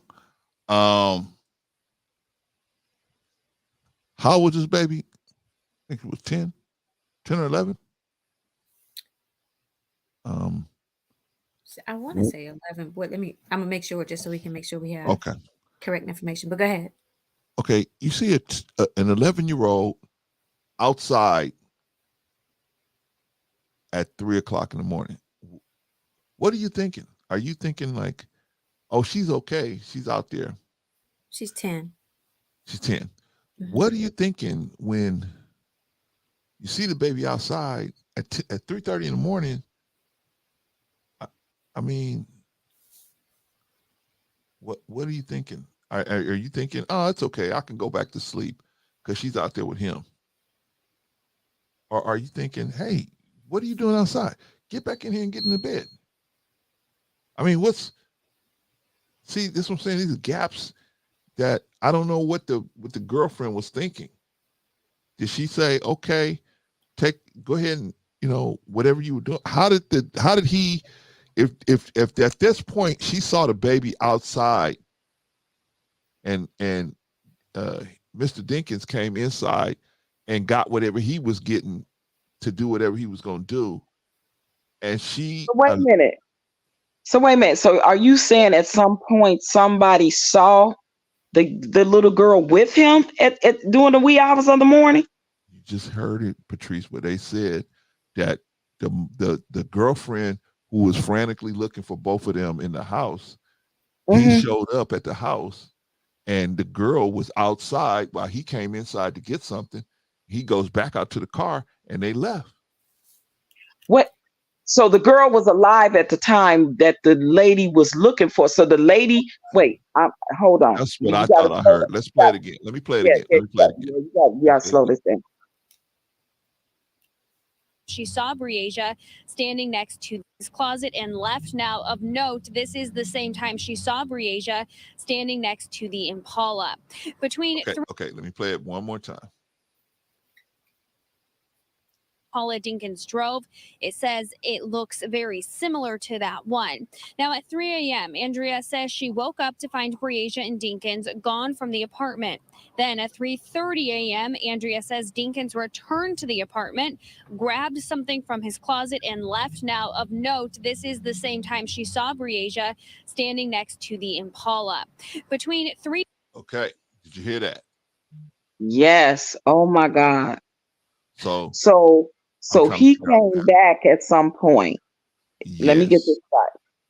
And she didn't see neither one of them in the house. And then he comes back to get something. And she obviously looked out the window of the door and saw the little girl standing outside the car, and she didn't fucking do nothing. Excuse my French. I'm sorry. That's what it looks like so far. Oh my God. That's what it Oh looks my like so far. God. Oh my God. Now, But is yeah, there any? let me Go tell ahead, you man. something. Honestly, part of me thinks that that girl, Andrea, the girlfriend that he was staying with, I think some part of her knew what he was about. Because even when they came the next day, when they came and was going to go to her house to just check around, because the police officers were saying, sometimes we find kids and they're just hiding in the closet or something. So they wanted to look thoroughly in her house. When they knocked on the door, before she even let them in, she was saying, wait, does he know that y'all are here? Like almost still like trying to protect him with them trying to figure out where the little girl was. The average woman or a nurturer or someone that cares about kids, if this child is missing and the police want to come and look around, you're not going to be telling them, Come oh, on in. my place is messy. Or at which when you looked in there, I didn't look as tidy as I would want it to look, but like who does that? Like, so that's what I'm saying. When she saw that little girl out there by the car at 3:00, for her to not as a motherly instinct say, well, what you doing? Where y'all going? You taking her back home? That's what I would have been saying. What y'all doing up this late? Why you ain't wake me up? But sorry, I just wanted to mention that Yeah, part. yeah. I'm just appalled. This is okay. So none of her, like you said, maternal instincts, womanly instincts, just to know that this man has a little girl with him. She at 3:30 in the morning, she's standing outside a car while he come in the house to get something. Outside the car, inside the car. I don't give that. If that little girl was supposed to be in the house, why didn't she go get that little girl and bring her back in where she was supposed to be? She obviously was not supposed to be with him. Well, what good is gonna happen with a 10-year-old girl at 3:30 in the morning with a convicted SCX offender? I mean, And if tell me it's 3:30 in the if it's 3:30 in the morning, that little girl can go back in that house and wait till the next morning to get up and go wherever she need to go. And yes, that woman was the we one that all can needed. go. We all can go, right? Like what are we doing? So, This is absolutely disgusting. okay, y'all. So I think we found the first gap. One of the first gaps. The first gap is the fact that she was allowed to go with this dude. The second gap is here, where the girlfriend saw her and just thought maybe, they're having a, maybe she's telling her something, or maybe they're having what I don't know what I can't even try to put something together what the mother, what the girlfriend was thinking when she saw a 10-year-old kid outside 3:00 in the morning, and this dude comes in the house sweating, huffing and puffing, and comes in and grabs something and goes back out. That to me would have been that would have been bells going off in any normal person's head.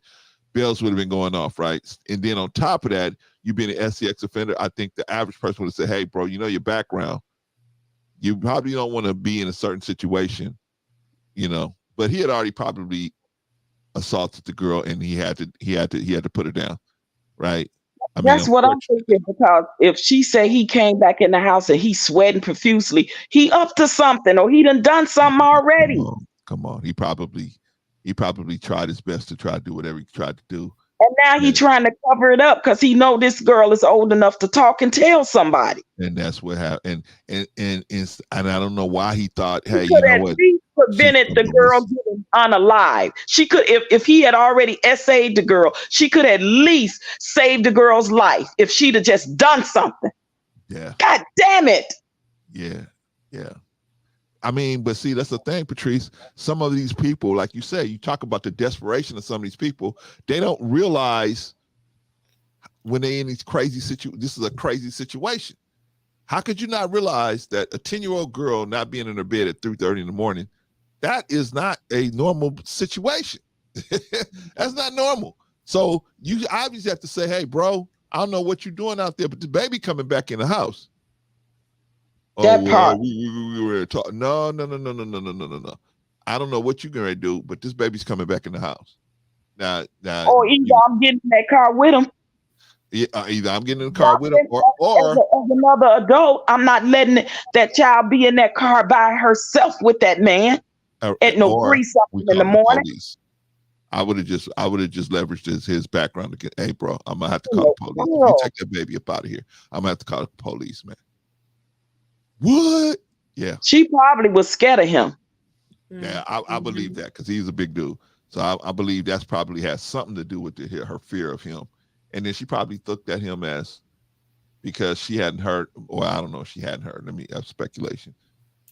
There's nothing, he hadn't been charged with anything in the last, in a while, as far as we know, right? He hadn't been convicted or charged with anything in a while. So she probably felt like, we know that most of those men that are SA offenders, molesters, rapists, it doesn't matter how long it's been since the charge, for the most part, right? A lot of times in between all that time, maybe they just hadn't gotten caught. That's it. They're just improving their game. Also, listen, just because it's been a long time, don't mean that they don't still get those urges. They get those urges to still want to harm children. Yeah. Okay, y'all. So we what we know now is that the girlfriend was, other than Mr. Dinkins himself, the girlfriend was the one that saw her alive last. She was the last one to see the baby alive. And in a very disturbing situation, right? Very disturbing. But she didn't say or do nothing. We don't know why. Maybe we'll find out as we get into it a little bit more. But we don't know why she didn't just say, hey, you got this 10-year-old baby outside? Nah. But of course she had to have a screw loose even being with him. So that says something about her being with him in the first place, right? We don't know what's going on. So right now we get in the timeline and we're at the point where the girlfriend saw the baby. Okay, so what happened? For those of y'all just walking in the door, the girlfriend woke up in the middle of the night to go use the bathroom. She noticed right away that the guy wasn't there. The SEX offender wasn't there in the bed. But so she went to the restroom. She thought he may be in the restroom. He wasn't in the restroom because she walked right in. She used the restroom. She decided to look further around the house to see if she could find him. And upon looking around the house for him, she noticed that the girl, the baby, the 10-year-old baby wasn't there either. Now she's looking all over the house for both of them. So she said she couldn't go back to sleep, so she sat up. This dude comes walking in the door, right? He comes walking in the door by himself. I don't know if she questioned him and said, hey, have you seen a baby? Maybe he said, yeah, I saw that she was gone. I went looking for her. That's what I'm saying. Stop right there. She get up. They both gone. She sits up. She knew something. She got some kind of intuition, some kind of instinct that something wasn't right. So she gonna sit up and just wait for this ninja to come back and ain't gonna call on the cell phone. She tried to call him, Patrice. He left his phone there. He left his phone at the residence. Right, but him and the child missing. All right, correct. So now she's waiting up. So she knows something up. So she wait up, right, until he comes back because he left his phone there intentionally. So the phone can't ping, nowhere. Correct. So we already know what that was about. He didn't want the phone to later ping somewhere where they could put him in the vicinity of wherever he buried this girl. Right. Or left her body. So we know that's why he left the phone. Right.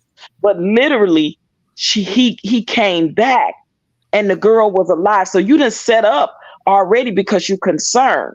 And then when you see the girl alive, you still allowed him to take that girl away. So maybe we'll get into finding out why she did that or what happened or what was going on. I tend to believe, like Sister Annie, maybe there was some fear involved, a lot of fear involved, right? But let's get back to Mr. Dinkins and the timeline. Here we go. Yeah.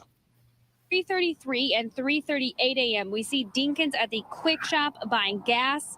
Then we see what appears to be a dark-colored sedan traveling north on Highway 61 around 3:44 a.m. And this is where the timeline skips ahead. Again, though, of note, we know that Breasia's remains were found near the Kunow implements up near DeWitt. Now at 5:55 a.m., Dinkins picks up DL from the apartment complex between 6:58 and 7:10. Okay, DL is the son. That's his son. That's his biological son, right? He picks up his biological son at 6 o'clock in the morning, right?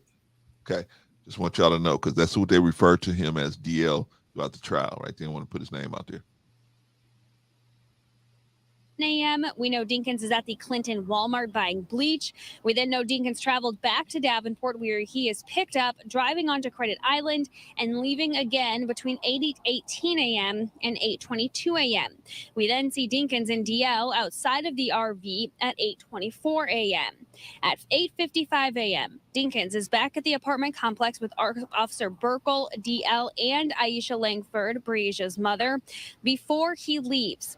At 11:46 a.m., he is seen on video near his mom and his sister's apartment. And then at noon, Dinkins arrives at the police department. Now, the state asked Detective Obert if this timeline corresponds with what DL testified to. So as far as the child's descriptors of going to Walmart, was that corroborated? Yes. The child's descriptors of there being Clorox that his father used, was that corroborated? Yes. The child's descriptors. Now, hold on, y'all. So what he did was, after he did what he did with the baby, he comes back in, right? Looking disheveled, looking crazy, right? But he wakes the son up. He says, son, wake up, I need your help with something.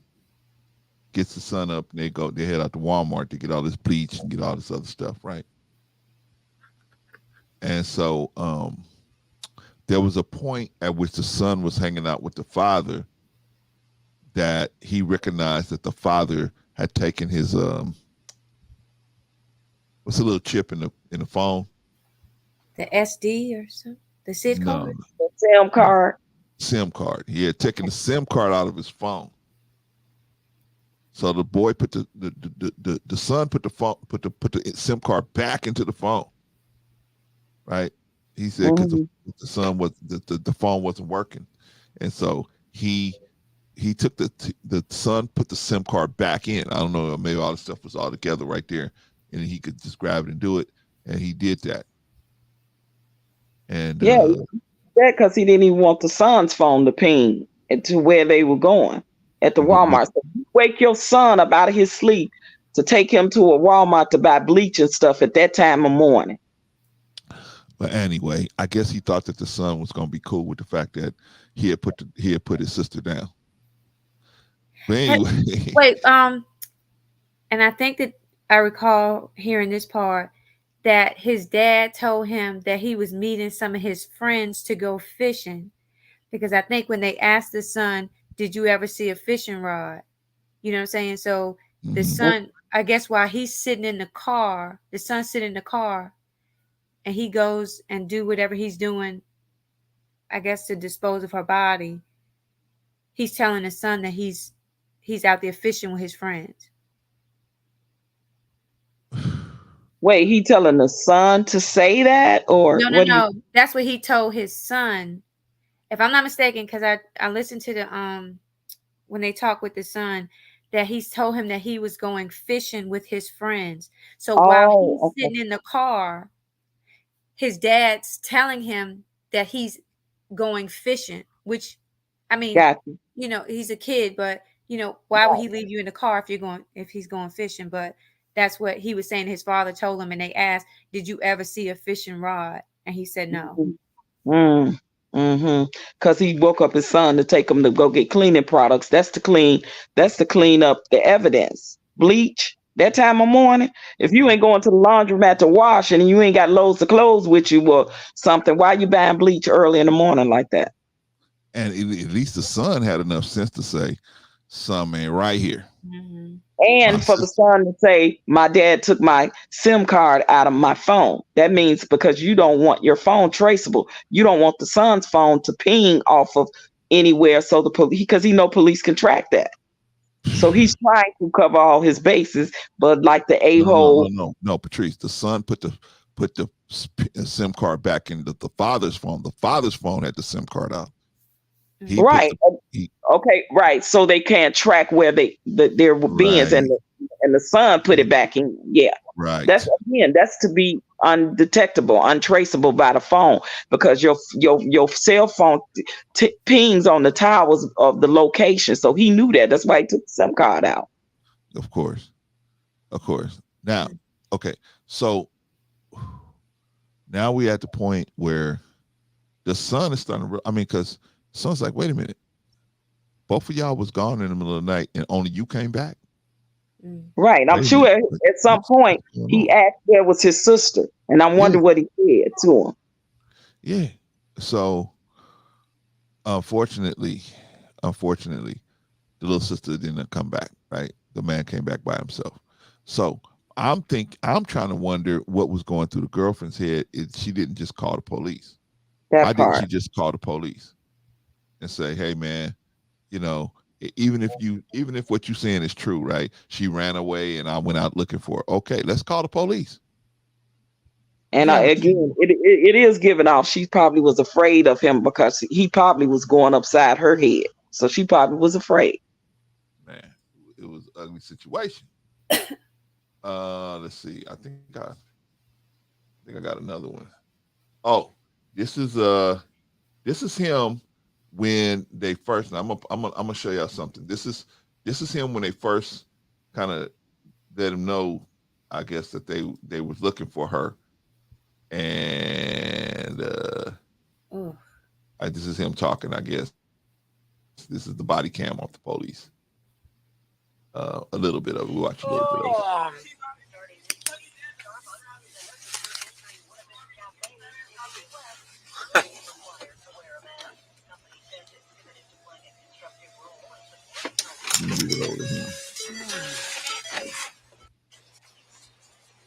What's your daughter's name? Breasia, BREA.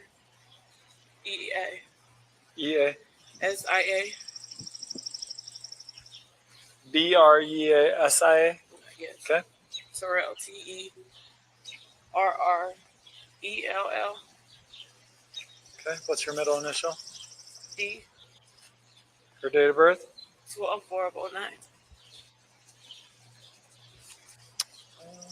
Okay. What's up, Henry? So when was the last time you saw her? She was in the house. Yeah, when was the last time you saw her?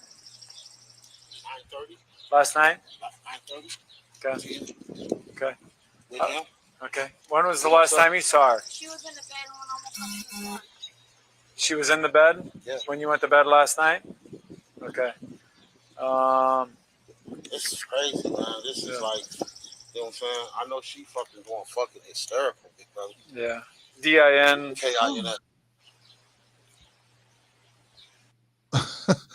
He said, I know she's going hysterical. Wait, what did he say?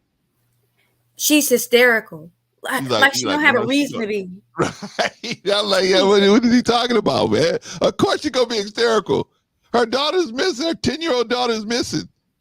And the last person she gave her to is you. Last person who had her was you. Of course she's hysterical. Let's just listen. Oh my God. Of course she's hysterical. It's sickening. He's sickening. Oh boy. But see, you know what? Like I said, you know, a lot of these guys that they're real sick like this, they don't realize what they're saying. They don't understand, like to them, it's like, what's the big deal? Okay, the kid's not missing. The kid's missing. What's the problem? So what? No big deal, right? Yeah, very big deal, right? It's not like, oh, you lost a shoelace. No. You lost somebody's child. Of course they're gonna be upset, right? But they have no deal, man. Anyway, Risa, he was convicted. He was convicted of this. He got life, I think. So he won't be out in the street no more. But let's watch a little bit more of this because this dude is off the hook, man. Your date of birth, Henry? August 2nd, 72. Is this your home address? No. What's your address? It's down by Boston Marina. I just I just know that. You don't know your address? Do you know your phone Oh, number? sorry. You gave your now. He doesn't know his address. He doesn't know his address. But it's not Come that on, he don't know it. It's just that Y'all already know what time can't give it is. Come on. He can't give it because he's not supposed to be wherever he's supposed to be. He's not supposed to be there. So he can't give it. He don't want to get his girlfriend in trouble. So he can't give it. That's the reality. He's trying to not entangle his girlfriend up in this situation because he know when you a registered person, you have to give your address every 6 months or 2 months, depending on where you live, right? Exactly. Give up your address every whatever, right? And they got to go out there and visit you and make sure you're there, right? No, wait, isn't this right here? Wait, where where the girlfriend lives, not the mother, right? I think this is the mother's apartment. Okay. Building complex. I don't think because they supposedly live in a trailer park, a trailer. So I think he didn't want to get that address up. Well, the girlfriend lives whatever her apartment is. It's 2 flights. Because okay. Well, maybe this is the girlfriend's so that's why I don't know if this is where the girlfriend is. The girlfriend lives, because I know that the mother drives off after this. Like he leaves and then the mother leaves. Okay, well then maybe that's what's going on there. Because I've heard previously that he lives in a trailer park. So he could, that could be his. Yeah, that could be. I was just saying I wasn't sure exactly where they are here. Okay. This might be the mother's place. I mean, not the mother. Excuse me, the girlfriend. That's place. Blaze said that's the girlfriend's apartment. Okay, so it's probably the girlfriend's apartment. Risa said, I know he was sentenced, but I'm talking about the stupid stuff he was saying, and life is not good enough. I know. But they got a special place for cats like this. So well, I hope he gets tortured for the rest of his life in there. Really, I do. Sorry, not sorry. But what we're looking for, y'all, is gaps. What we're looking for is gaps, right? So we're looking for what happened and how did it get to the point where this man right here was actually given custody, of this baby? How did that happen? What we can all tell just by his mannerisms. Hold on, who was giving who custody? This man right here that you're looking at was given custody of that baby. He was given temporary custody of that baby, right? Like some type of way. And even if the girl snuck off with, right? What would bro. He took the girl that he wasn't given. He took the girl, but the part where the girlfriend coming in being wrong is that she allowed it once she saw the girl with him in his care. She did nothing. Let me finish. Now, what I mean is, this is what should have happened. Like, what? Then let me ask y'all too, because let me tell you what I would have did, and let me tell you now, if I was in this situation and I was this man, right? If what I would have done is I would have, as soon as I seen the girl had snuck off, I would have sent her back. I would have turned the car right back around and dropped her back off, right? I'm sure the rest of you guys probably would have did the same thing, right? Just said, "Hey, girl." Okay, but bro, why are you saying the girl snuck off? Come on now. No. I'm saying that she didn't resist being taken away from the house. How do you know that? I don't. That's what I'm saying. Obviously, she didn't resist enough where the girlfriend saw that resistance. Well, this is the thing, and she's 10 years old. She's literally a child, so she's trusting an adult, which is what kids do. Yeah. Come on, bro. You got it. Come on. Wait a minute. I'm not saying that it wasn't. I'm saying we got to look at it from all the sides, and if this is another responsibility that would have been on his part and the girlfriend's part to see that she didn't want to be there and just take her back, even if she wasn't at but I'm sure the girlfriend thought, hey, it was okay. If she didn't see no resistance, she thought that he got permission to take the girl.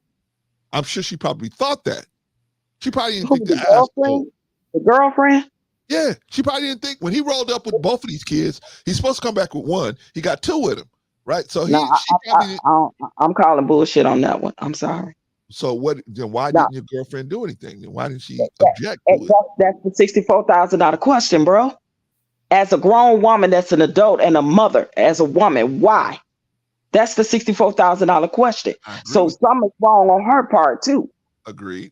At that point, when he saw that baby girl at 3:30 in the morning standing outside a car, and he come in there sweating and crying, and you do nothing, none of your motherly instincts as a woman, as a little girl, as a grown woman that's looking at this whole scenario, and you do nothing. You say nothing. And You see, don't wait, say what you don't say, well, I'm going with y'all. Let me get in the car, or what the hell is going on, or why she's with you at this time of night. Like nothing. wait, I don't think that she was even forthcoming with the fact that she saw her, the girlfriend. That's why, like, we don't even know when he came back. We don't know what he told her. Like, that's why I say I think that some part of her knew some things about his dark side. Yeah. That's what I'm telling you, these women be knowing. Maybe so. But why would they stay? Why would they stay with a dude that they know is getting down like this? That's the crazy. Why would you stay with a dude that you know is getting down like this? You gotta ask these women that continue to stay with men that do the nefarious things that they do. You gotta continue to ask them why. Is your self-esteem that low, sis? Do you not love yourself or love a child enough to care about what happens to a child? That can't fend for themselves, that can't defend themselves, that is literally trusting an adult. Like none of those instincts, like no nourishing impulse of anything of you being a mother or woman ever question that. These women, listen, she knew something wasn't right. That's why she stayed up. Or else she would have went back to bed and not thought nothing. Listen, that woman stayed up all night waiting until that man came back. That's what I'm saying, Patrice. That's why I think that's why I think that he probably told her because I mean, if you was waiting, expecting your man to come back with his child, he comes back with another child, you're going to say, what's up with this other child? Right? When the normal person would be like, hey, where's this other child coming from? Exactly. Oh, that's his sister. And the mother said it was okay from the. I'm sure that's probably what he said to her. She had no clue that she had been absconded from where she was supposed to be at. And for her to not question, like in depth, not question this scenario. Like if she literally telling the police that he comes back and he's sweating, why is he sweating? People sweat when they nervous. They sweating when they did something like working out or did something strenuous, or they stressing. That at 3:30 in the morning, like none of that even increment like pops in your head. You knew something, sis, because you literally stayed up waiting for this man to come back. Okay. But I think both of y'all talking about Brother Cancer, sound like you're talking about when they initially came for the visit, like when they went to the grandmother's house and they came back. You're saying why is it that when she saw that the daughter was also there that she may not have questioned, which we don't really know if she did or not, but she seems like somebody, at least it seems, my impression is whatever he would have told her to do, she was going to just do it, either out of fear. She's compliant with that type of stuff, because there's some people with some very dark sides, so we don't even know how much she did know. You know what I'm saying? But I just wanted to make sure that, because both of y'all are talking about the comeback time, and it's two different comeback times. That's all I wanted to make sure. The thing that I was trying to say is, because Patrice is saying that she was concerned that so she stood up, right? She stayed up, and I'm saying, why wasn't she? I mean, she must have been concerned in the beginning, And he told her something that relaxed her. And then all of a sudden this situation happened where now neither one of them are in the house 3:30 in the morning. What's going on? She probably knew a little bit about his background. Hey, where's this kid? And then he comes back in the house sweating, and the kid is outside. Why is the kid outside? Bring her in. Where you can't be possibly taking her someplace else. The average person. I've been up waiting. I've been up waiting. I can't even go to sleep because you guys wasn't here. Now you're going to take her again out of the house? No.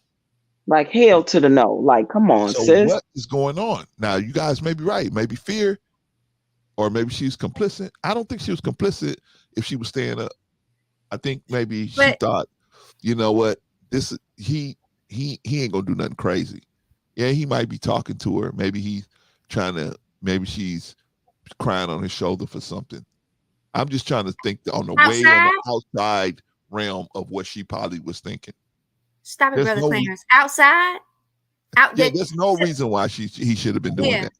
No, and I know that you're not saying that. I'm just saying, like, that's what to me just actually adds on to the fact that she was just kind of like either the fear part, or she just knew, and she was like, oh, here he go again doing it with somebody else, and she just sitting by watching it and letting the stuff happen.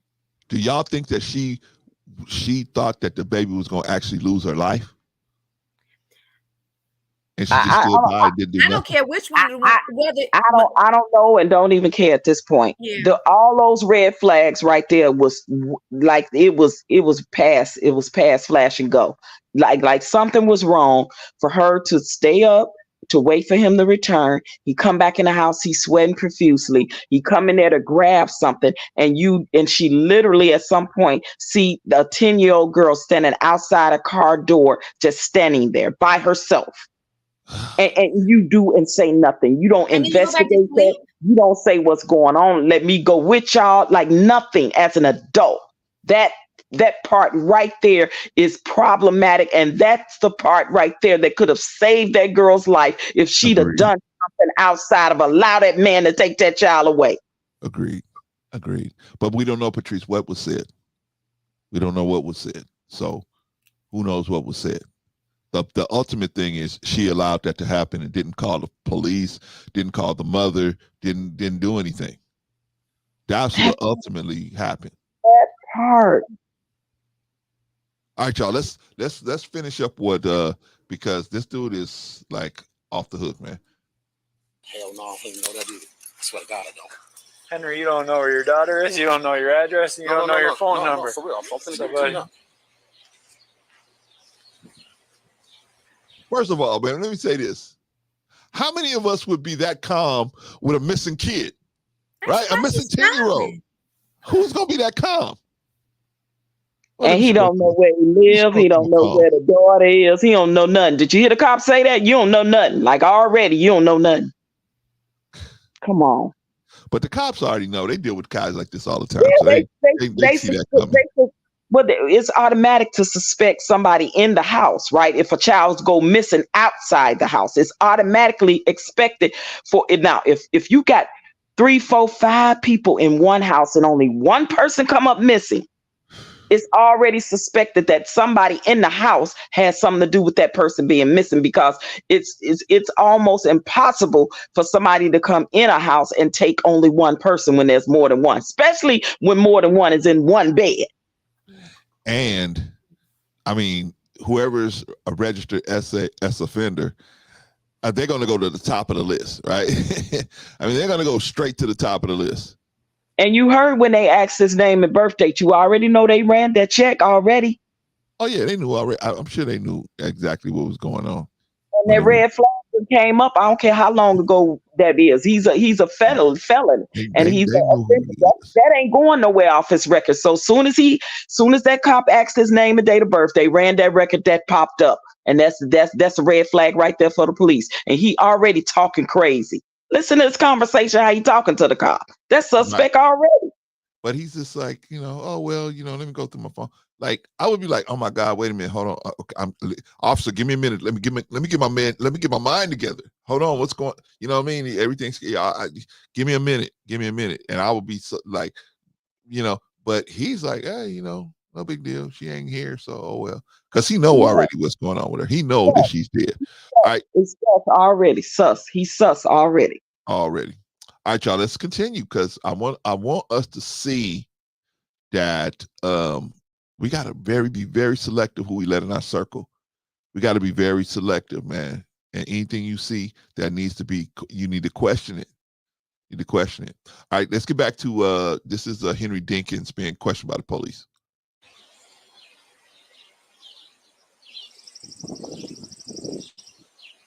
You think I'll be lying, but Well, no, it's just it's kind of. because I don't call myself. I know, but you got to know your number. You got to know your address.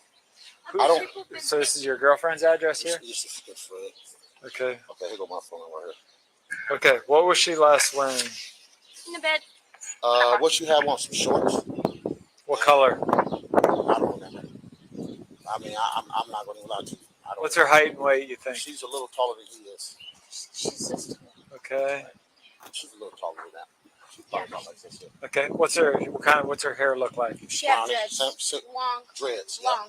Long and dreads hair? Yep. Like shoulder length or Down. middle of the back? Down here. Okay. Mid back, dreads. Right? Is that how we would Yes. label that? Yes. She had shorts on.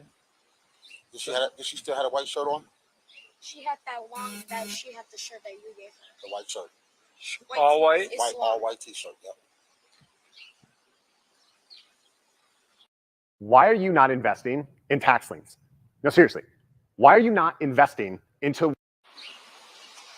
And you guys don't have alarms or anything on your doors if the door's open? No. Okay. You should get one. You should get one. And Talking about getting one. listen, I know this sounds dumb. I've lost my kids too. Right.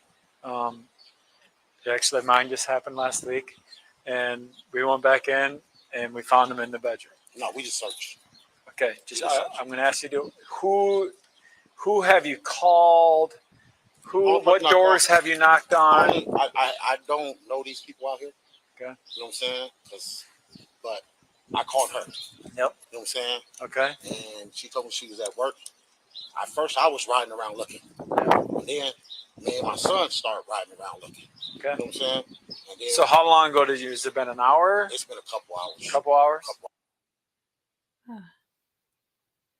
You muted. Yeah, okay, so that's why They always think they the smartest person in the room. he went and got the son to solidify his alibi. Right? Yeah. Hey, we was looking for him. Yeah. Oh God, he's despicable, disgusting. Human. But this is a good situation to show that, man, even though you had a child with this man, if he's on the registry, man, you gotta think way more. There can't be no what do you call that? Mix-ups and can you go and can you go? No, you can't go. But I want to go because he's got to go. I don't care. I don't care. You can't go. We got to be firm with these kids, man, because they don't understand how the danger they walking into.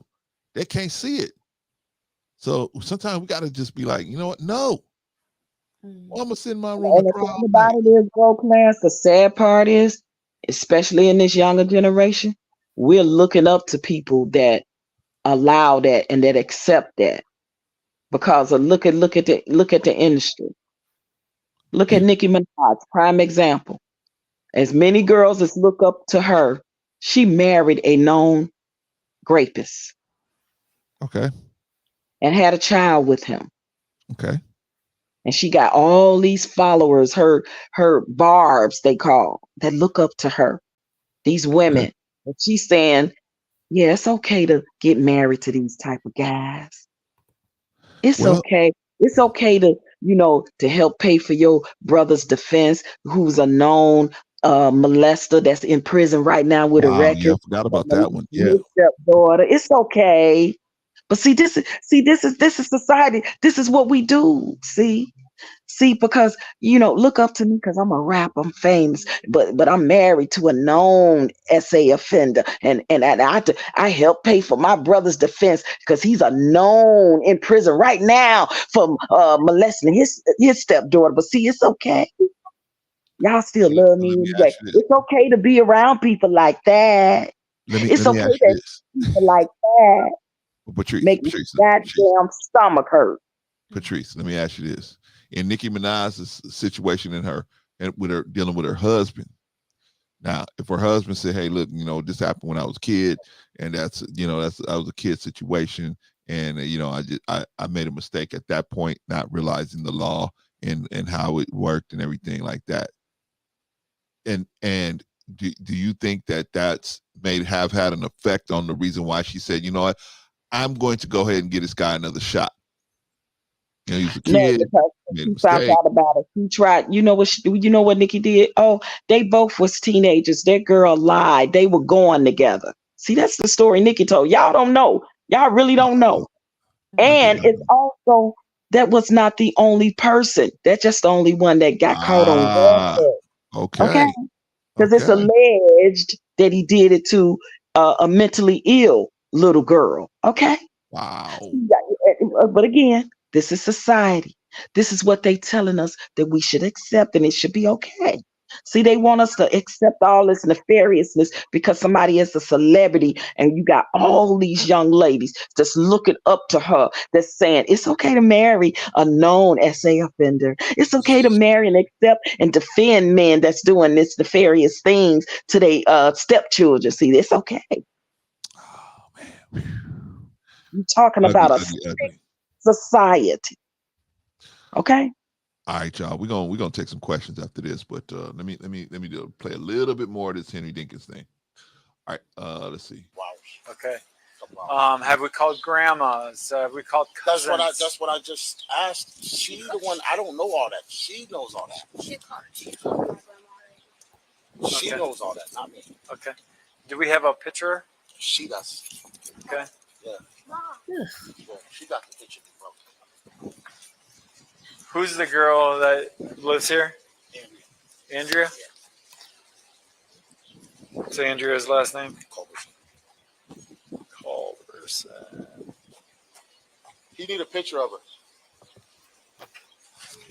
You don't have nothing with you right now. Okay, that's fine. Have we called family? I've called everybody. I have my uncle out riding around. My mom's on her way out here. My friends on their way out here. We've been every fucking way. And she's. Wait a minute. Who don't have a picture of their kid? Is it just me? Not at least on their phone, because we know, it's hard. Like people don't literally usually have new pictures of their children, right? Like as far as paper pictures or pictures in the frame, they usually are older pictures because we know. I'm talking about on your phone. Right, that's what I'm saying. Modern technology, we know that now usually people have pictures of their child on their phone. Of course. Man, I can't find nothing because I got all these pictures of my granddaughter on my phone. Come on now. We got pictures of our children. So I don't understand that one. That kind of threw me a little bit.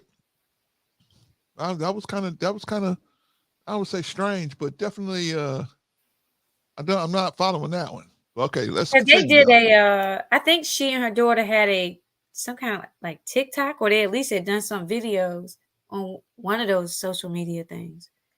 TikTok or Instagram or something. I mean, but come on, man. If you're a parent, you have pictures of your child. Mm-hmm. Come on. Mm-hmm. Come on now. Come on. All right, so let's get back to Henry Dinkins. He's gonna be with a friend inside some apartment. That's most why likely. I said I'm gonna still look. Okay. We don't know anybody out here. So that's the thing. Okay. She would have never. She would have never. First of all, she would have never woke up at 8 o'clock in the morning. She would have never. What you mean? 8 o'clock in the morning. I'm just saying. That ain't what I said. I never said. I know you guys, didn't say that. This isn't the time to fight. Exactly. I don't give a fuck about you walking, nigga. You lost her though. How did I fucking lose? Because you was watching her, Henry. What the fuck do you mean? But hey, I'm gone, sir. Come on, D. Listen to me. Well, you guys. I don't understand this. She don't act like. Hold on. She don't act like somebody that's afraid of him. She don't act like somebody that's scared of him now. Okay, No, not her. The girlfriend. The whose house that he was at. That's the mother of the daughter. That's not his girlfriend. Okay, I was going to say. Okay, gotcha. But the point is, how can he get mad? The baby was in his custody. Right. How do you get mad when, how do you get mad? It was your fault. You was the last person to be with her. Of course, they're going to say, hey, she was at your house. Now she missing. And you see what he doing, right? He leaving. He walking away. He leaving. He got mad at her. That's what the guilty do. When they don't want to face anything, they walk away. What did Leon say about narcissistic personality disorders? Soon as you hold them accountable, what they do? They run. They don't want to face it. He guilty. I'm looking at what New Growth put on there. She has some stuff on her phone. She went to the officer to see. Okay. What he got his house? Maybe. I don't know. Maybe she has some stuff.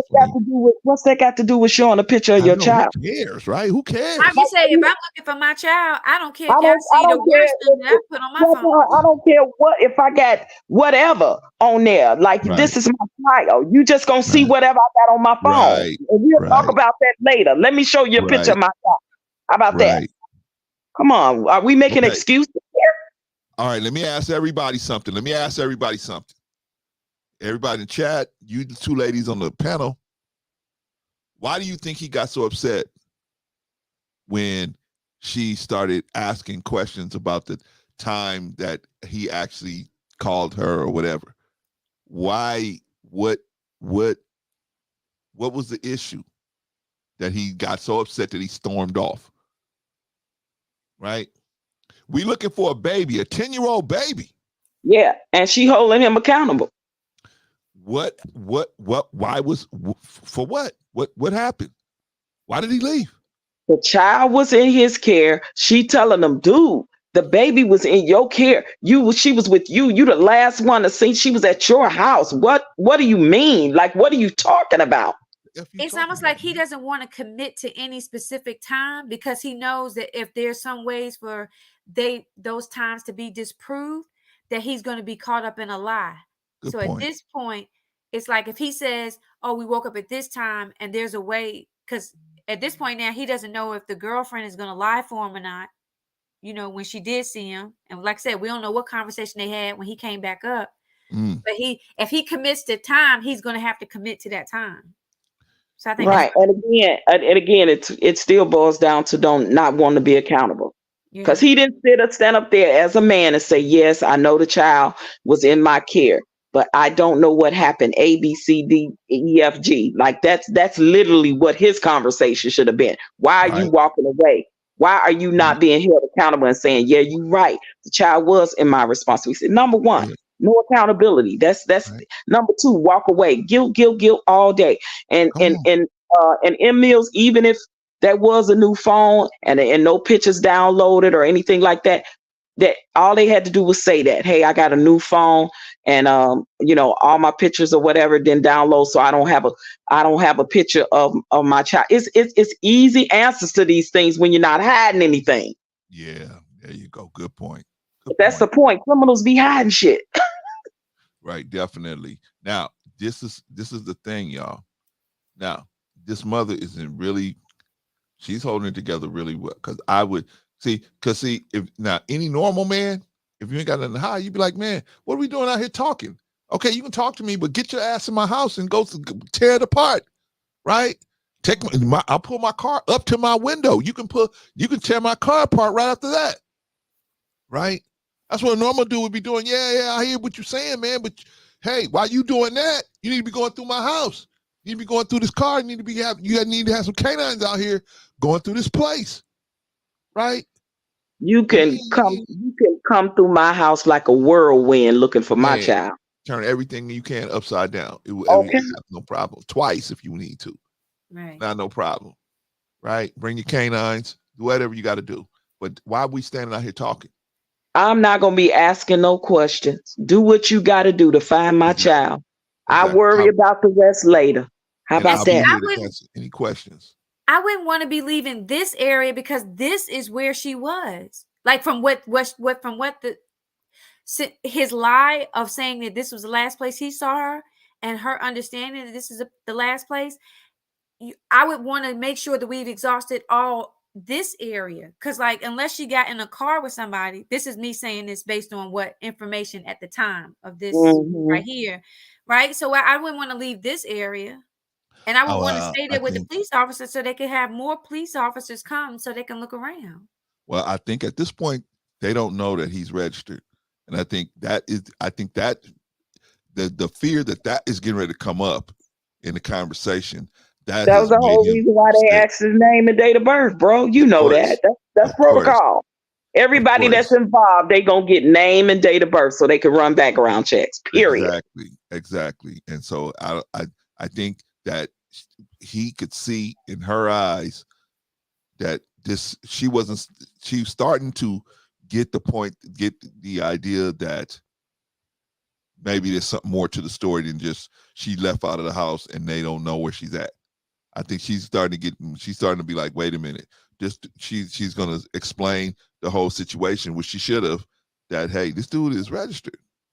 Maybe he had more to do with this situation than meets the eye. Now, were they still together as a couple and had a child, or did they just have a child a long time ago and wasn't together anymore? I need to be clear. I think that's what was going on. They had a child together a while back. They had the boy. And they're not together no more as a couple. No, they're not together as a couple because he's with this chick that lives at this apartment building. Gotcha. Okay. And so the little boy and and his sister are tight. They were really tight. Right. And so the little boy wanted his sister to come with him to the father's house, right? He had no clue. He had no clue about the father's background. Had no clue that the father would even entertain thinking something like that. And of course, the girlfriend probably thought the same thing, since it had been so long since a charge like this had been levied, right? She figured it's been 32 years, Patrice. I don't give a crap. I don't give a crap, bro. This dude is, he's probably clear of any type of misgivings that he probably had as a younger guy, right? That's probably what she thought. Okay, so now what we're gonna do is we're gonna watch the rest of it, because I'm interested to find out, where is he going? Where you going, dude? But can I mention one thing? Huh? Can y'all just imagine what this little boy must be feeling, knowing now that his daddy took his sister's life? Listen, and he encouraged his sister to come. Talking about trauma, he probably gonna feel guilty for that the rest of his life. Like, I'm the one that wanted my sister to come. I'm the one. Yes. Listen, they don't realize all of the lives that they affect by their actions. Definitely. Definitely. It's crazy. All right, y'all. So let's finish up with Henry Dinkins. A little more. You guys got to come together right now. This isn't a time to fight about it. Okay. So, well, hey, if you, how am I supposed to? What do you want me to do? See how she stepped on me.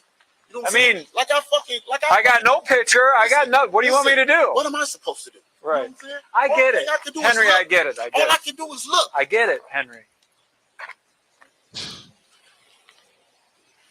Okay, wait. Oh, are they going to show? Henry, let's go inside the apartment one more time. What do you say, Stanley? Are they going to show which car he goes to? I don't know. We'll watch it to the end. Okay. They're probably going to strike us, but we'll watch it to the end.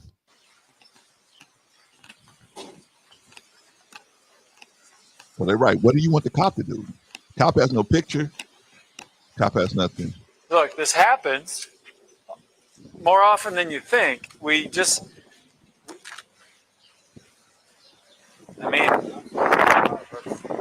I understand why she's upset. But when I'm trying to help, she can't run away from me. I don't want to deal with the issue. Yes. You got to keep a level head. Yeah. You know that. I learned that a long time ago. Wait a minute, bro. You asking the mother of this baby that's missing to keep a level head. Well, are you crazy? Are you crazy?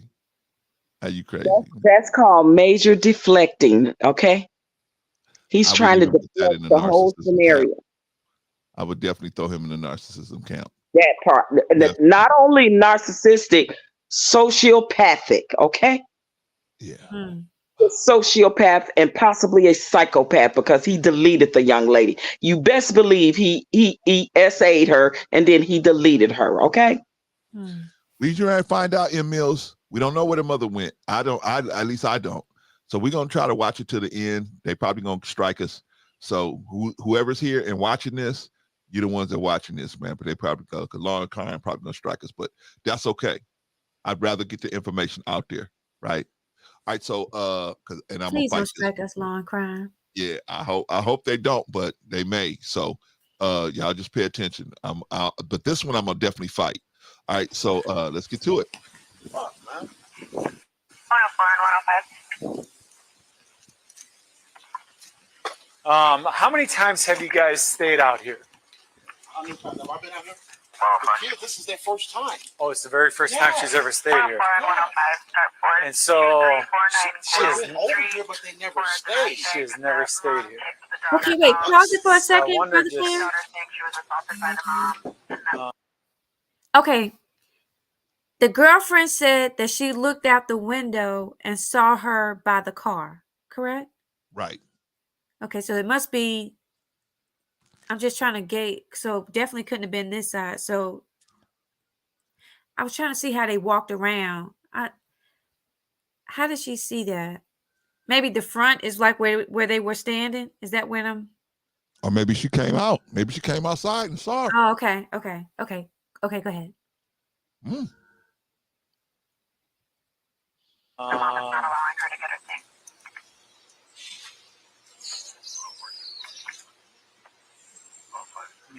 This is such a small. She's not in our look. Recordings just got better. Hey, it's Dana from StreamYard. I'm so excited to announce. I'm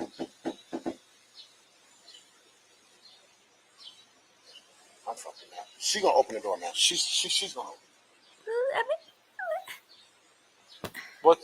What's her name? She's gonna open. Hi there. Are you Andrea? Yeah. Okay, Andrea. What's your date of birth, Andrea? So tell me about, like, when was the last time you saw her? She was here. When? What time was I supposed to sleep? Like around 11 midnight. She was here. She was in bed sleeping. Okay. And you guys never heard her come down, walk out? There's no forced entry or anything like that? No forced entry. No. Okay. Do you mind if I just come in and take a quick look? I'm not concerned about anything else. I just want to come in because probably 50% of the time we still find them inside the place when this happens. And I kind of do my face kind of break right now. what's that? My face is kind of in a break. Listen, I go in all sorts of places. I don't care how big. Is he aware of this? What's that? Is he aware of this? Yeah. Okay, wait. Pause that for a second. What does that mean? I'm trying to figure that one out too. Like, what difference does it make whether he's worried about it or not? What does that mean? Is he aware of this? Really? That's why I think that she knows. That's why I think that she's not oblivious to stuff. Deep inside, I think you're right, Sister. Deep inside, she may not know the specifics of what's going on. Something definitely inside, she think he got something to do with it. Definitely. But how are you gonna protect him? He can't be protected anymore. He walked outside of the protection of anyone by dealing with this baby like that. He walked outside of that. This makes absolutely no sense. I mean, I know sometimes we got family member, sometimes we even got a loved one, and we care about this person. But man, if they did something crazy, and if you think they have an inkling of that they did it, man, you got to give them up. Some of us we got to stop protecting these criminals. We got to stop protecting these criminals in our family. That ain't about ish. Man, we got sons and daughters. Especially when it comes to children. I know it'd be hard, but guess what? Especially when it comes to children. But we got to do it. We got to do it. The children come first. The children come first. So I don't care if they was in the army, they was this, whatever. They did all this good stuff. If they did something way out of pocket, the best thing you can do for them is to get them a good lawyer. But give them up. Give them up. There ain't no point in holding back. Give them up. Give them a lawyer. Make sure they get what they got coming and not more than that. Okay. But if I they ain't got even life coming, they got life I ain't coming. even participating in them having no lawyer. They better get a public defender and they on their own with that one. I ain't spending a dime of mine helping no known essayer in my family, no friend, no nothing. I'm just saying, if you want to help them, I ain't getting you no lawyer, babe, man, please. No way. if you think you can help them, the only way you can help them is turn them over, give them up, and let everything happen to them that's gonna happen to them. You know what I mean? There's nothing you can. They can't be helped at this point because they've done what they did. All right, so let's get them a lawyer, y'all. Let's put up the money in the family and help. No, I wish I would. Well, those are them that feel that way. You know what I'm saying? If you know the situation, why would you do it? You know what I'm saying? If you know that this thing is how it happened, like how it happened, why would you do that? You know what I mean? If it's some question marks there, okay, maybe you might want to get them a lawyer. But I mean, if you exactly, Mills, you more at helping defend a grown adult than that innocent child that couldn't defend themselves. That's what crazy. is wrong? What is wrong with people? Like, for real? Well, Patrice. Sometimes it's not a clear case. Sometimes it's not clear cut. Like this is pretty clear cut, but sometimes it ain't clear cut. Sometimes it's somebody's word against somebody else's word, and you really don't know what's going on. And it takes a good lawyer to find out that the situation happened this way, or in Polite's case, they better just go ahead and take this plea. Because if we bring out all the information out, you're gonna end up worse off than you are now. So sometimes you don't know. But I mean, in the times where you see it's pretty clear cut what's going on, why would you waste money on a lawyer? I agree with you on that. Why waste money on a lawyer in that position where everything's clear? You got you on camera. They got everything. They got the debit cards. They got everything. Yeah, and they got DNA. They got and you are known essay. Yeah, you gonna work that out on your own. You gonna work that one out on your own. You're on your own with that deal. Yeah, you pretty much in a bad situation. All right, let's see what he left in.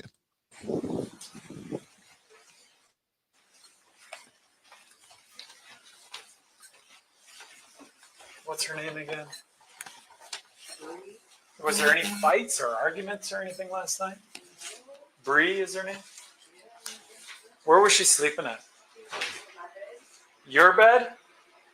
So where were you guys sleeping at last night? You guys slept out here? Oh.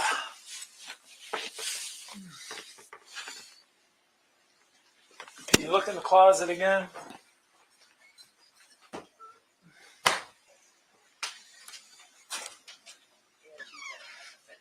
Huh?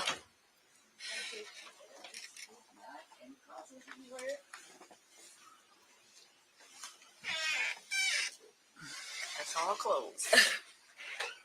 I know, I'm just telling you, you'd be surprised what we've... I know, right?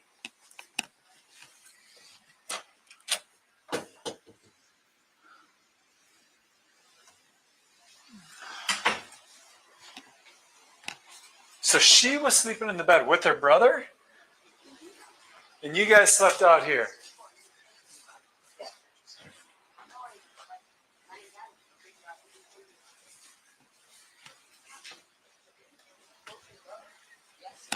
Okay. What time did you guys wake up? Now, I was still sleeping. I don't know what time everybody else got up. Well, what time did you wake up? Oh, goodness, honestly, I cannot remember what time I was. Okay, like 30 minutes ago, 2 hours ago?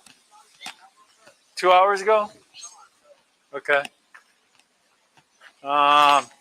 Hey, does she have any friends out here? Like, has she ever played with any of the neighbors?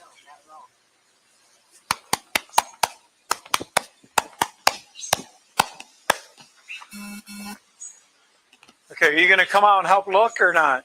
Ooh.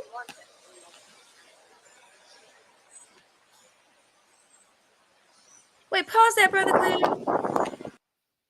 Okay. See how she didn't say about the 3 o'clock there. Mm-hmm. She's saying she don't know when she got up, but it was a couple of hours ago. And this is, I think, if I'm not mistaken, wait, what's the time out there? I think this is around 8. So that means that she's saying that she got up around 5, but she got up at 3. So the fact that she wasn't forthcoming there. And then she's not even outside helping look. Exactly. He had to ask her, so you're not gonna come outside and look. Like, what we doing? Like, oh my God, this is pathetic. Wow. Pathetic. Trifling ass female. I'm sorry. It's pathetic. All right, y'all. That's pretty much it. That's pretty much it. And on the story. Now, where do y'all think, if we back up this story, because also what happened was the brother said that him and the sister slept in the same bed a lot. They slept in the same bed. Nothing funny. They just slept in the same bed Because they a didn't lot, have the right? room. Okay. And so he said, so the brother said, whenever the sister had an issue, she would kick him, right? And if he didn't wake up, she'd kick him again. Mm-hmm. Well, she kicked him. Mm-hmm. And he thought she was just playing. Then he turned over, he saw that she wasn't there. So he thought she was in the bathroom or she was going to come back, so he went back to sleep. Oh. Right? But she kicked him to let him know, hey, something was up, right? But he was too knocked out. He leans over to you. So a lot of things went wrong, man. You're right, M. Mills. Very horrible situation. Very horrible. You're right, Don. Very bizarre. All right, so let's review this situation and see where the gaps were. Okay, so number one, what was the number one problem and number one thing that happened that allowed this situation to take place? Wait, before we do that, can I just mention just a couple of things? Yes. When they did the interrogation with him, so I'm not sure at what point one set of police officers was telling him that they wanted him to come in, but he didn't go straight to the precinct when he was he did supposed not. to go. We're talking about Henry, right? Talking about Henry Dinkins. Yeah, okay. He didn't go. And when they were interrogating him, they would ask him questions like, they were trying to ask the timeline with him. And he was saying that he rode around and he was looking for her, but clearly he was not. And it was showing that, because he never mentioned that he was at Walmart. They asked him if they could see his phone. He didn't want to give up his phone. And then even when they were looking at it, like he didn't even really want them to hold the phone when they were just trying to show like the timeline of the text messages or whatever. But he, like, his whole behavior. Oh, and then whatever vehicle. So I guess he must not have a valid driver's license. A lot of it is holding to be driving. And they were saying, well, where's the vehicle? And he was like, around. It's around. Like him being helpful in this was just all suspect. It's all sus. Absolutely. Her behavior, even her behavior right now on this whole video. You see how nonchalant they were acting. I'm sorry. If that was me, I would be livid. I would be uncontrollable. Like, ain't nowhere in the world. I'm sorry. Ain't nowhere in the world. Right. Not my child. Right. Even if it wasn't my child, I'd be exactly. Like, what the hell? Just a child, but especially my child. Man. Everybody is literally acting nonchalant. They're getting into an argument doing this. Like, what are we doing? It's like everybody trying to argue to throw each other off because everybody got some responsibility and some blame in the child being missing. Yeah. Everybody got something to hide. So that's the unfortunate situation. But when the baby comes up missing, man, that's okay. You can see my naked pictures. You can see me twerking. You can see all that. You can see all that. Okay, that's okay, no problem. Just bring me my baby back. That's all I'm caring about, man. You can say, oh yeah, he had twerking videos on his phone. He had, he was out there, walking around, naked or whatever. Just bring me my baby back. You can see all that stuff on my phone. All right, so this is Henry Dinkins, And we're going to show a little bit of his interrogation. We're not going to show, it's an hour long, but we're not going to show the whole thing. But we just show a little bit of how he was composed himself. This is I mean, you're getting interrogated for a child that's missing from your house. I would be a wreck. Even if He's I was trying to play. He's a narcissist. He's trying to play calm, cool, collected. Okay, he's a sociopath. He's trying to act like he can outsmart them, and he's going to be the smartest person in and that. he got an excuse for everything. Yeah. Those of us that's out here, man, y'all got to watch these dudes who got an excuse for everything. Oh yeah, I was going to do that, but I was going to. Yeah, that's why I can't stand salesmen that talk fast like that. I cannot stand that. All right, so we're gonna watch Henry Dinkins, a little bit of the interrogation, and then if y'all got a question, man, come on up here. Y'all got a statement, a comment, or whatever. Y'all want to come up here and talk about it? Come on up here. All right, this is Henry Dinkins. Hello? Well, I didn't see your phone call. I just answered it just now, did I? Okay, you're at the police station? Yes, sir. I'm right here right now. All right. Do you have any info for us? What type of info? Like what? Like what? Tell them that. Hey, Yeah, he's in the interview room right now. And hey, we're in an interview with him. We got it. Hang tight. He should have kept the phone. Your phone's gonna be sitting right here, okay? Okay. Sorry. No. Go ahead. What'd you say, Cecilia? No, I'm saying because they had his phone unlocked at that point, right? So I guess, is it that they can't go in it? Because they had to ask him for permission to look in his phone, but they had it unlocked. So Yeah. would they have to have a warrant to have been able to go in there? Yes. Okay. Yes. Unless he gave them permission to look at it, they got to have a warrant to do it. Okay. So maybe he gave them permission. He said, go ahead and you can take my phone. Right? Because if they took it without his permission, that's bad. And that's a technicality maybe they could have lost his case on. But thank God they didn't. But all right, so the police is I guess it seems like he talking to the cop out in the field. They're talking to the guys in the interview room, and they're telling them, "Hey, look, we got him in here. Don't get him upset. We trying to talk to him. We want him to talk as freely as possible." I'm sure that's probably what they're telling him. All right, so let's get back to it.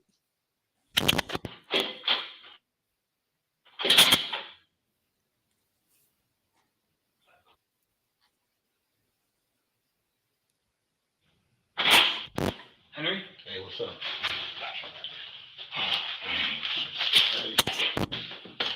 I'm glad you're able to make it down. I was gonna come down, man. It just makes it easier. We just can make contact with you right away. But I was right there with the officer when he called. Yeah, but then you left. Because she left, and I was met Aisha, and it made me mad because she was, basically blaming it all on me. But first, let's just start with your my name. Yeah. Henry Dinkins.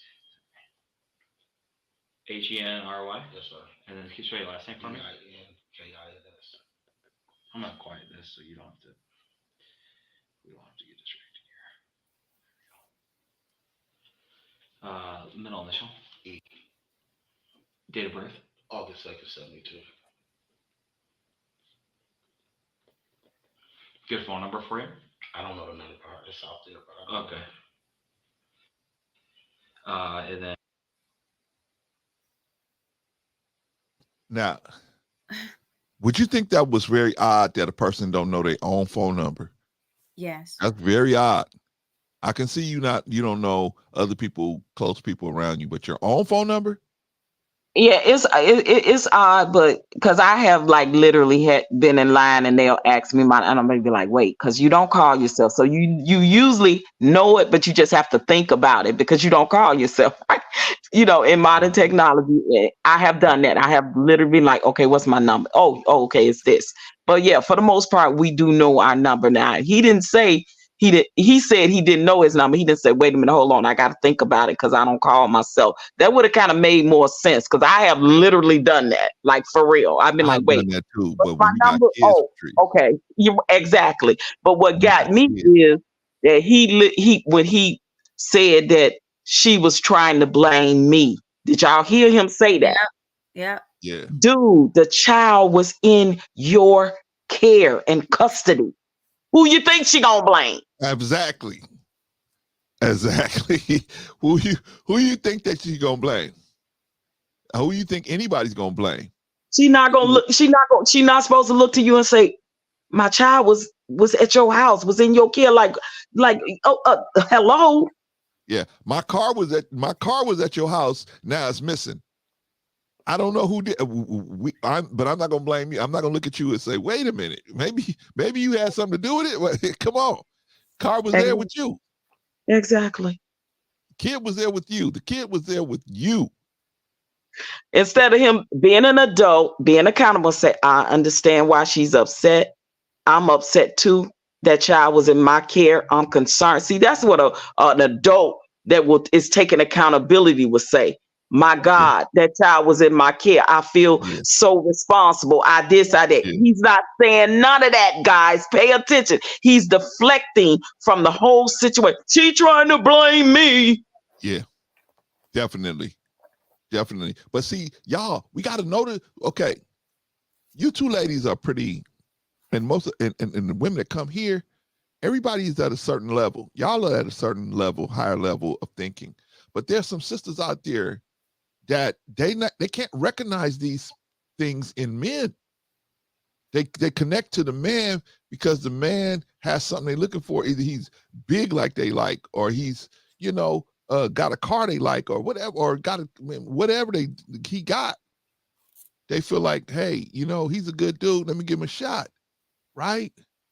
But I don't care how good of a dude he is. Once they start showing you patterns of this narcissistic type behavior, or that they got problems mentally, they got trauma mentally. This dude got trauma that he's dealing with, but he ain't dealing with it. He's dealing with it by, I'm gonna go hurt somebody. I'm hurt, so I'm gonna go hurt somebody else. It's the opportunity to present itself. And it was just too good of an opportunity to pass up for him to hurt this baby, right? He is a known registered SA. That And part right there. it will be for the rest of his life. I don't care if it was 50 years ago. They can always have and get those urges when they are around children, okay? So why is he even having the son, let alone the daughter, but why is he even having the son unsupervised? Why is that happening?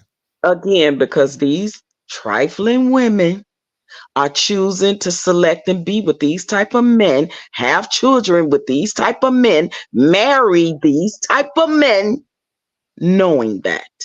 Oh, man. Hopefully somebody watching this, man, if they even was thinking about doing something like this, you thinking about letting your child go to the band camp, you thinking about letting your child go to the Boy Scout thing, you thinking about you got to take a good look at the people that's going to be managing over them. Take a good look at them. Anything questionable, man, you pull them back. Anything questionable, you pull them back. My mother wanted me to go into the Boy Scouts. Quick story. My mother wanted me to go into the Boy Scouts. I was probably about 7 or 8. She wanted me to go into the Boy Scouts, right? Because she had 2 friends. And when she had her two friends had sons. And I was the youngest, right? And so when we got together, we would play, right? But I noticed that these 2 guys were what we used to call suspect back then, right? And I said to myself, man, is this what the Boy Scouts is putting out there? I don't want to be in no situation where I'm going to come up like these dudes, because they didn't seem solid to me. They just didn't seem solid to me. And look at the history of the Boy Scouts. There you go, right? We talking the 70s. Probably talking about 76, 70, 75, somewhere in there, right? I didn't have no clue about their history. But I could just tell off these 2 dudes that they mothers were saying, oh, the Boy Scouts are so good for them. It's so good for them, this and that. But when I got to, when we would play together, I noticed that I was the only one on the trucks. These two dudes was trying to play with the dolls. I said, man, what's going on? Let's crush this stuff over here. Let's crush it. But it wasn't like that, right? They was more into, and then they started explaining to me about the Boy Scouts and how they was spending all this solo time with these men. And I was like, wait a minute. This is me at like 7. I was like, that don't sound too good. So when my mother came to me and said, hey, what you think about the Boy Scouts, man? This, I forgot the young men's names, but they said, hey, man, they said they love it. I told my mom, I said, Mom, I don't think this is going to work for me. I said, I don't really particularly care for those two guys. Okay. I don't particularly care for them. And I don't think they particularly care for me. And I think we're just different kinds of people. And, this is, I'm telling my mother this at 7, right? So my mother didn't make me go through it. She was trying to push me to go through it. But when I told her, I said, hey, man, I don't think it's going to be a good fit for me. She left me alone about it. Now, of course, both of those two guys turned up homosexual. And I'm not saying that's bad. It's just I didn't want to be homosexual. You follow? I'm just saying that wasn't the good fit for me. And I could see that at 7. They probably started off doing each other, and it led to other stuff. Yeah, and I could tell they was, it was just weird. You know how you in a room with two people, and you can see this weird vibe they have going on, right? The weird energy they got going on, and it's like I always felt like I was the outsider and my mother was trying to get me to bust into their little group there, because her friend, she liked those two ladies, and she liked the fact that they could throw all their sons together and we could play. But I was the odd man out. I was like, ugh, I don't want to be with them. I don't want to kick it with them, right? I was like, nah.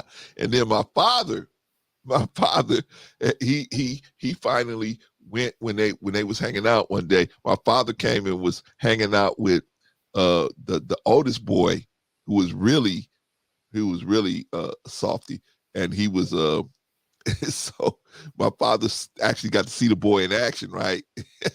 My father was like, you ain't taking my son over there no more, right? Don't take him over there no more. But but all that together broke that up. But the point is, sometimes you got to see the situation and see what's going on behind the scenes and be able to point out, hey, this is not going to work for me.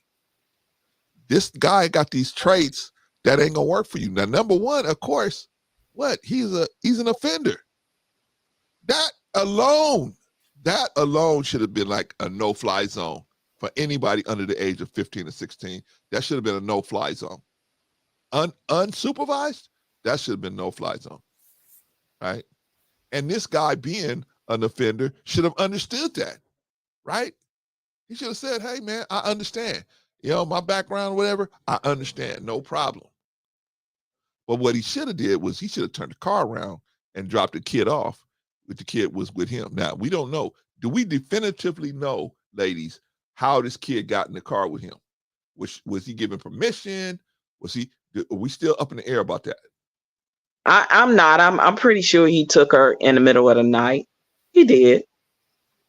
He took her in the middle of the night. And she was probably scared because you saying that she kicked her brother. He probably was saying you get like forcing her to come and No. He kicked the brother. She kicked the brother when she was in the bed the night the guy took her. That's what. Right. So wait, let me make sure I'm clear about what you're asking. Do you think that how she got to the car? Are you talking about when they were initially picked up at the grandmother's? Yeah, initially going to Henry Dinkins' house in the first place. Well, the mother was at work because she just even confirmed that right there. So what I recall hearing was that they were at the grandmother's house and that she asked to go and then the grandmother said no and she went anyway. I think that's what I recall hearing with the testimony from there. Patrice is saying that she may have heard something slightly different, but I don't think that it was like either way. I don't think that it was that he was saying, no, you better come. You gotta come. I don't think it was that. I think that she wanted to go because if I'm not mistaken, she was saying, oh, they have some good snacks over there or something. Yeah.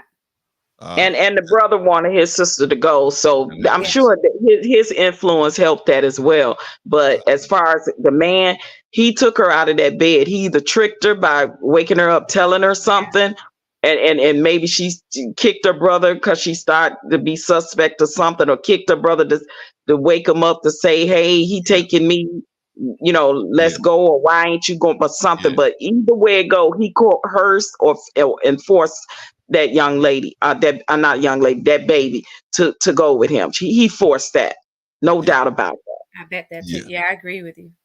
Okay, so is there a gap there we can fill? Is there a gap there we can say something? Where did this go faulty? Because I believe that the mother would not have wanted the daughter to go with this guy. That's what I believe. So how the daughter ended up with him, that's the question. Is there a way? By force or coercion, he tricked her. And listen, no, he didn't trick her in the beginning. Well, he probably tricked her in the beginning, but he could have told her something. Hey, we getting ready to go, fishing, or we getting ready to go get some snacks or something. Like that's what they do. They coerce and they fool and they, with candy, with something that they know our children would definitely wake up and be a part of. So she ain't no telling, or he could have just grabbed her out the bed and she kicked her brother, on the way out. Who knows? Either way it goes. We're talking about when she was initially when Henry Dinkins went to go pick his son up, and instead of just bringing his son back to his place, how did the girl end up in the car? When she showed up, when Henry Dinkins showed up to his girlfriend's house, not only was his son in the car, but this whole nother baby's in the car as well. Right. So whether the grandmother or whoever was at that house approved it or not, once the boy said, I want my sister to go, she could have just went on and volunteered herself as a child. That's what they do. I want to go with my brother too. And he probably said, okay, come on. You know what I'm saying? That don't compute, Patrice, because I know the grandmother probably knew his background too. If the mother knew it, the grandmother probably knew it. Why would you send her over there? But see, but see, so if they knew, you're correct. If he had you, because you're saying that you're saying 1990. What if the grandmother did not know? And if the grandmother did know, and she initially said no, once she realizes that she's gone, why didn't she do something or call the mother and say, hey, look, I told her not to go. Exactly. That's what I'm saying. Like besides that, whether she thought it, knew it, agreed or not, the child ended up with that man some kind of way, and nobody said or did anything. That's I think what Brother Clarence is trying to do is like you're trying to like figure out like different things or different places where it could be things that we all can think about going forward in our life. Is that what your intent is, Brother Clarence? Correct. Like you kind of going through like it so that's something that we say that something could have been done, that the grandmother, if she knew that and didn't want her to go, that maybe she called the mother and said, hey, listen, I told that girl, to not go, and she went, either say something like, are you okay with it? Or can you go over there and get her and bring her back over to the house?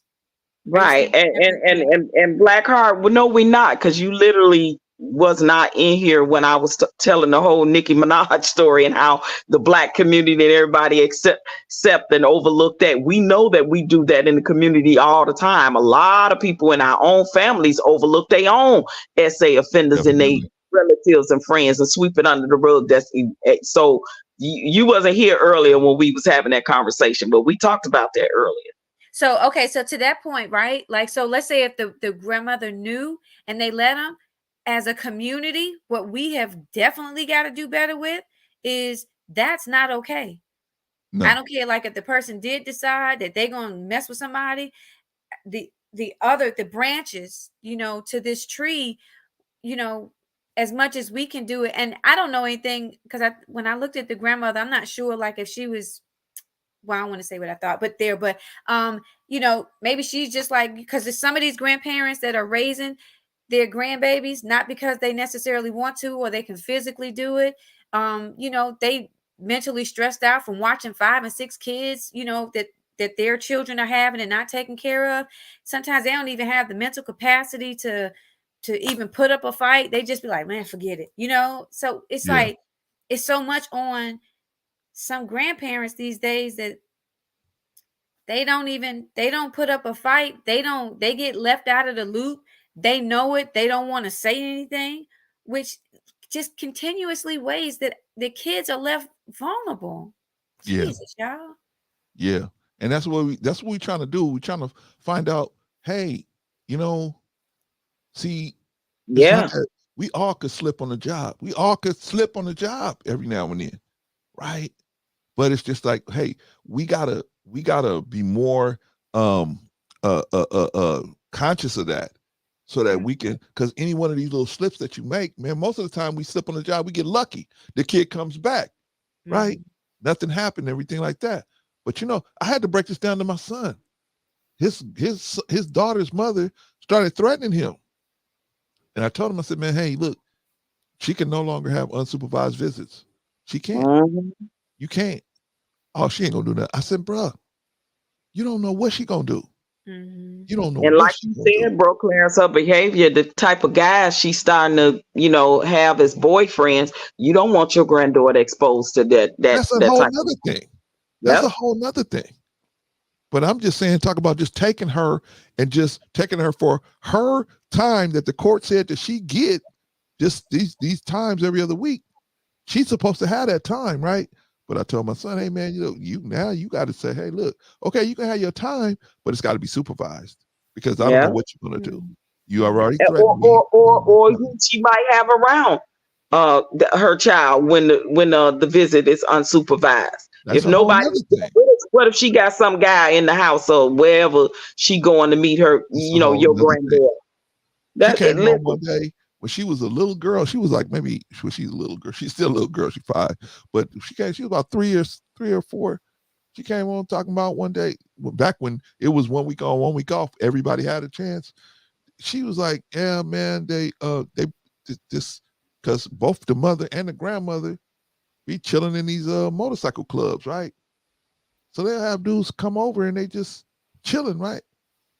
So they said, my granddaughter said, they took me out the bed and put this dude in the bed, let me slip on the floor, because we was like, man, what?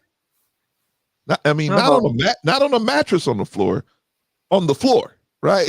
On the floor, literally on the floor where the dog is running around. So that's the whole reason why we had to go to the court and everything. I had to push my son to do all that. But the point is, y'all, when you hear something, when you see something, we gotta shoot the gaps. And I know it's easy to say, because when I told my son about about now you have to supervise, he's like, why? You know what?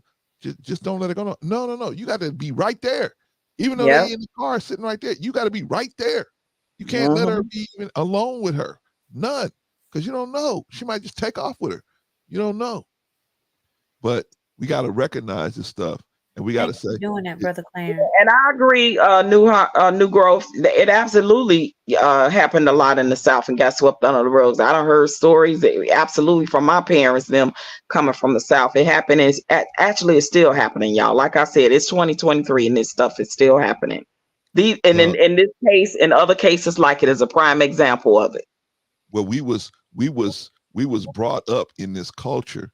We was brought up in the culture in America of, you don't, if you know, what is it? What happens in this house stays in the house, right? So we was brought up under this culture. Now we are finding out that, hey, that ain't so good. We got people that's, you know, doing more of the stuff that happened to them. If they would have had that addressed, maybe they wouldn't be out here doing all this stuff. So now we finding out that, hey, that wasn't such a good way to move. Yeah. I said that in a lot of our own families. We be sitting up at the funeral talking about how nice Uncle Charlie was, and Uncle Charlie molested almost all the girls and boys in the damn family. Yeah. But you sitting up at his eulogy talking about Uncle Charlie was a nice man. He was kind. He gave his life to Christ at an early age. But see, we got to see stuff. We got to see stuff. when your child is all of a sudden, they don't want to go over nobody. They don't want to go to visit with this relative no more.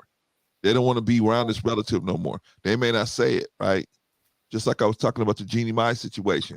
Here, this relative was abusing her, and the reason the mother thought that the reason why Jeannie Mai didn't want to go see, didn't want this guy to come to the house no more, is because she was just mad at him for no reason. She didn't realize, hey, there's a reason behind why this kid don't want to see this guy no more, right? Well, let's bring New Growth into the conversation. New Growth, what's going on? Good day, black people. How's it going? Hey, what's going on, man? As long as you up here to tell Patrice and Sister Annie that they wrong and I'm 100% right all the time, what I say, then that's cool, man. Come on up here, bruh. Hey, you know that's what I always do, right? What's going on, family? What's happening with you, man? Not much. Just this is such a touching conversation because it's sad on so many angles because I just think our community is crumbling underneath us, right? Sometimes I know I used to try to put an air on like, well, we ain't that bad, you know, but it's so much. If you just turn around and you see everything that's crumbling, like I think everybody could have played a part in this, from the mother to the new girlfriend, you know, to the grandma, you know, a lot of things we tend to. I remember being young, coming down to South Carolina, and we had an uncle. It was my grandmother's husband. But oh man, everybody would laugh and run from him, you know. Uncle Billy, like he would say, let me see your wee boy. Let me see your kick. What? You know, everybody would run. That was just normalized, right? Wow. Yeah. And then you would see the kids that were down there with them. And as they grow up, how they sexual appetites, maybe not from a molesting, but they would have so many kids so young. They would have this stuff grown. And I'm not making any excuses for anybody out here now, but we have to fix it. Yeah. We can't. The people now are products, not all, but a lot of them are products of that. Correct. So it's just so messed up. It's like some women, like I said, how can a woman be with a molester? Some women were, you know, like you said, OG Patrice, Uncle such and such. He was touching, he was a good guy. So they look at this guy and see qualities, but he still do with Uncle. Oh, he's just like Uncle Charlie. He ain't that bad, right? Yeah. And they allow things happening, is just blowing up out of control. And oh man, it's just sad because it's a lot of them. It's a lot of this. Yeah, I mean, just listening to Brother Leon, it was his uncle that did it to him, his mother's brother, putting Vaseline on his hand, touching his private parts. He said for a long time he did that. So like Leon said, he could have turned out gay behind that. You know what I mean? Because a lot of times when men do it to other little boys, they question their sexuality growing up. It happens all the time. And again, this is the uncles, always either babysitter, the uncle, the aunt, the cousin, the next door neighbor, you know, the up the block neighbor. Like, it happened all the time. And we have literally like you said, a lot of the known essayists in our communities and neighborhoods, we have known about them. It has always been talked about and rumored throughout the neighborhood. It was like that when I was coming up about certain young men and guys. We knew the ones who had went to jail for that. We knew who they were. Right. And, you know, just from personal experience and a lot of, you know, just from maybe Clarence can understand, it was a lot of females out there like that too. Older aunts who, you know, husband might have passed, or they might come over here, you know, certain things. And it was just like, this is weird. Right. You know, and I just, but that's, you're a man, you know what I'm saying? You're supposed to like that. Right. Yeah. And you know what? I had an aunt like that, New Growth. I'm gonna let you finish, man. But I had an aunt like that from and actually a cousin. It was my mother's cousin. It was her favorite cousin. It was her favorite cousin. Mm-hmm. And I was probably about 13, man. And her cousin was probably about maybe 40, maybe 36, 40, somewhere in there. And when we was alone, bro, she was on me. She was on it like you growing up. Look at you. You got all them muscles and everything. Look at you. Yep. And I was just you know, at first I thought she was playing with me until I noticed that she would always try to get me by myself and be like, I bet you got a girlfriend. You got a bunch of girlfriends. And it just was getting real kind of weird conversation, right? Right. But I know how my mother loved this lady. I never said nothing to my mother about it because I saw my mother just let her skate on so many different things. I said, man, she's going to probably let her skate on this too. Right. So let me just stay away from the lady while she visiting, right? And she was visiting us for a couple of days. And so I was like, oh, man. This lady Oh yeah, it's a female predator. I dated this guy that was telling me a story about his auntie. Same thing. When he's growing up, puberty kicking in, and he, changed.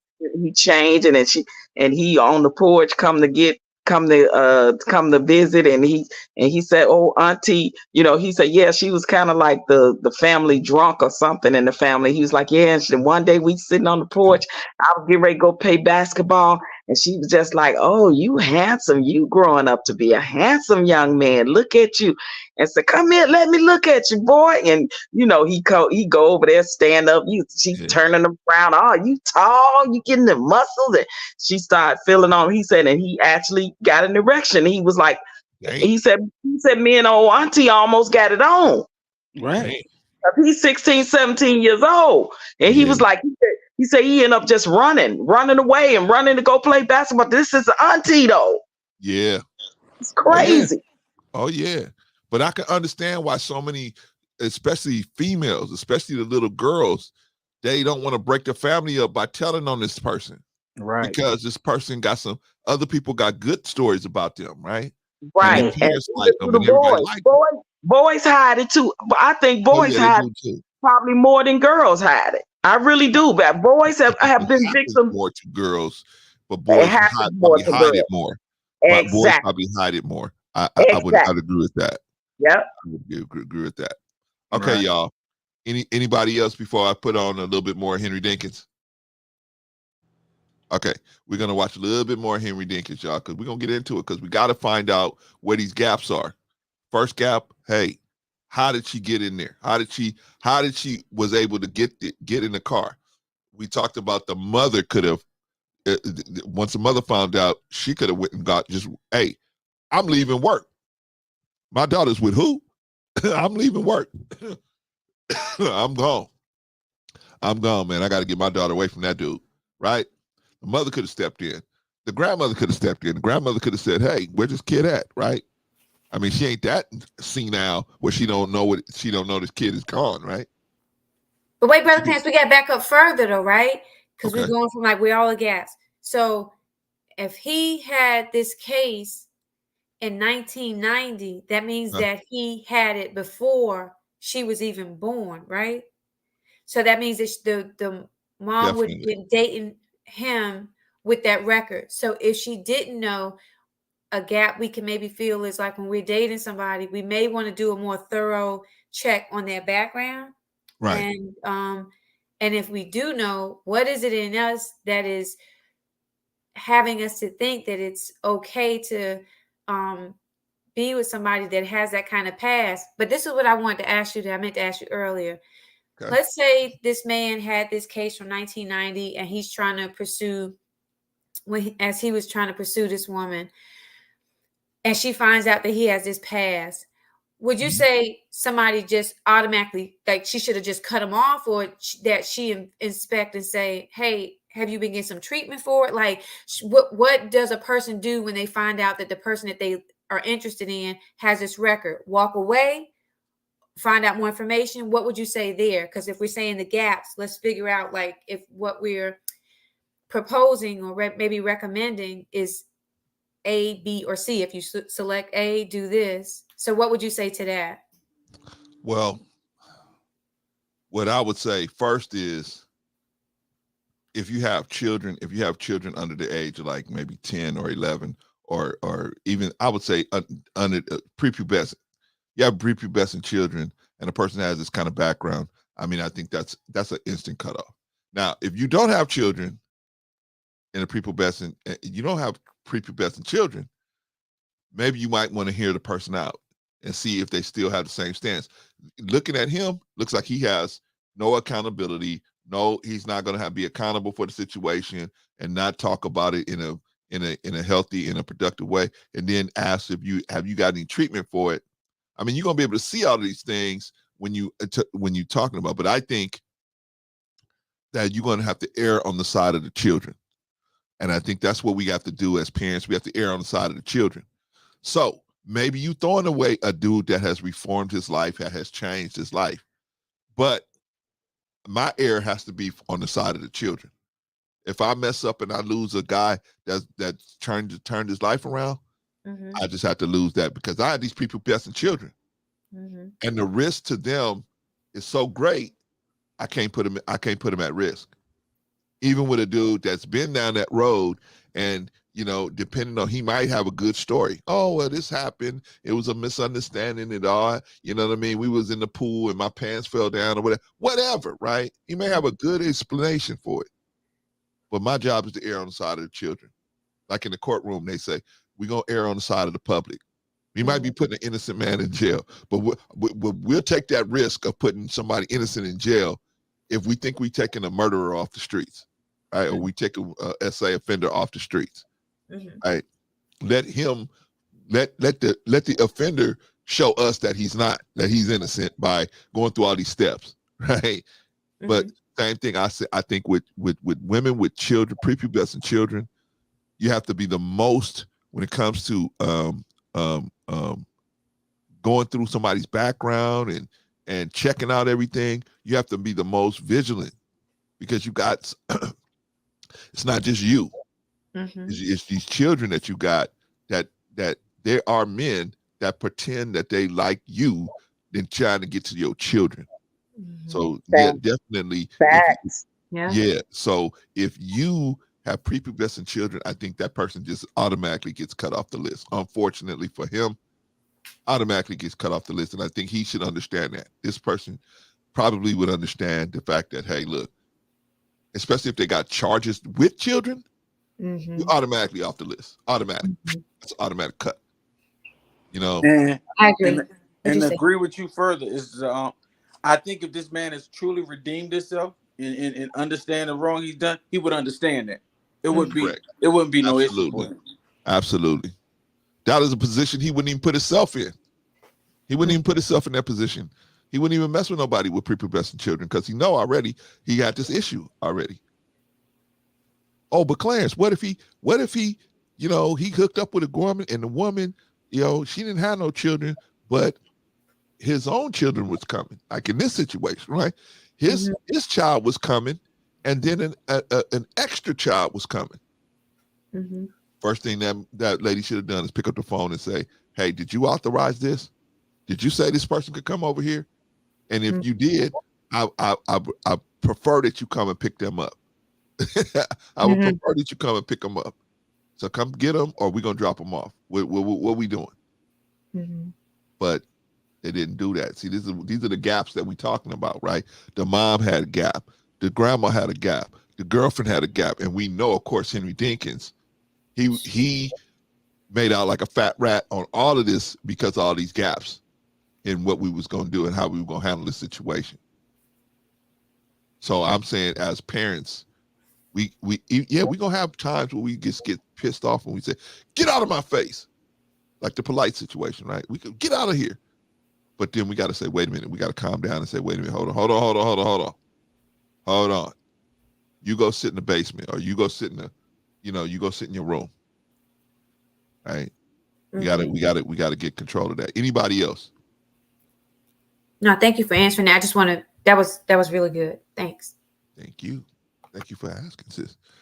All right, y'all. Let's get back to Henry Dinkins, man. Because see, did y'all we got, now those of us looking from the outside, we look at this situation and say, damn, it's so obvious.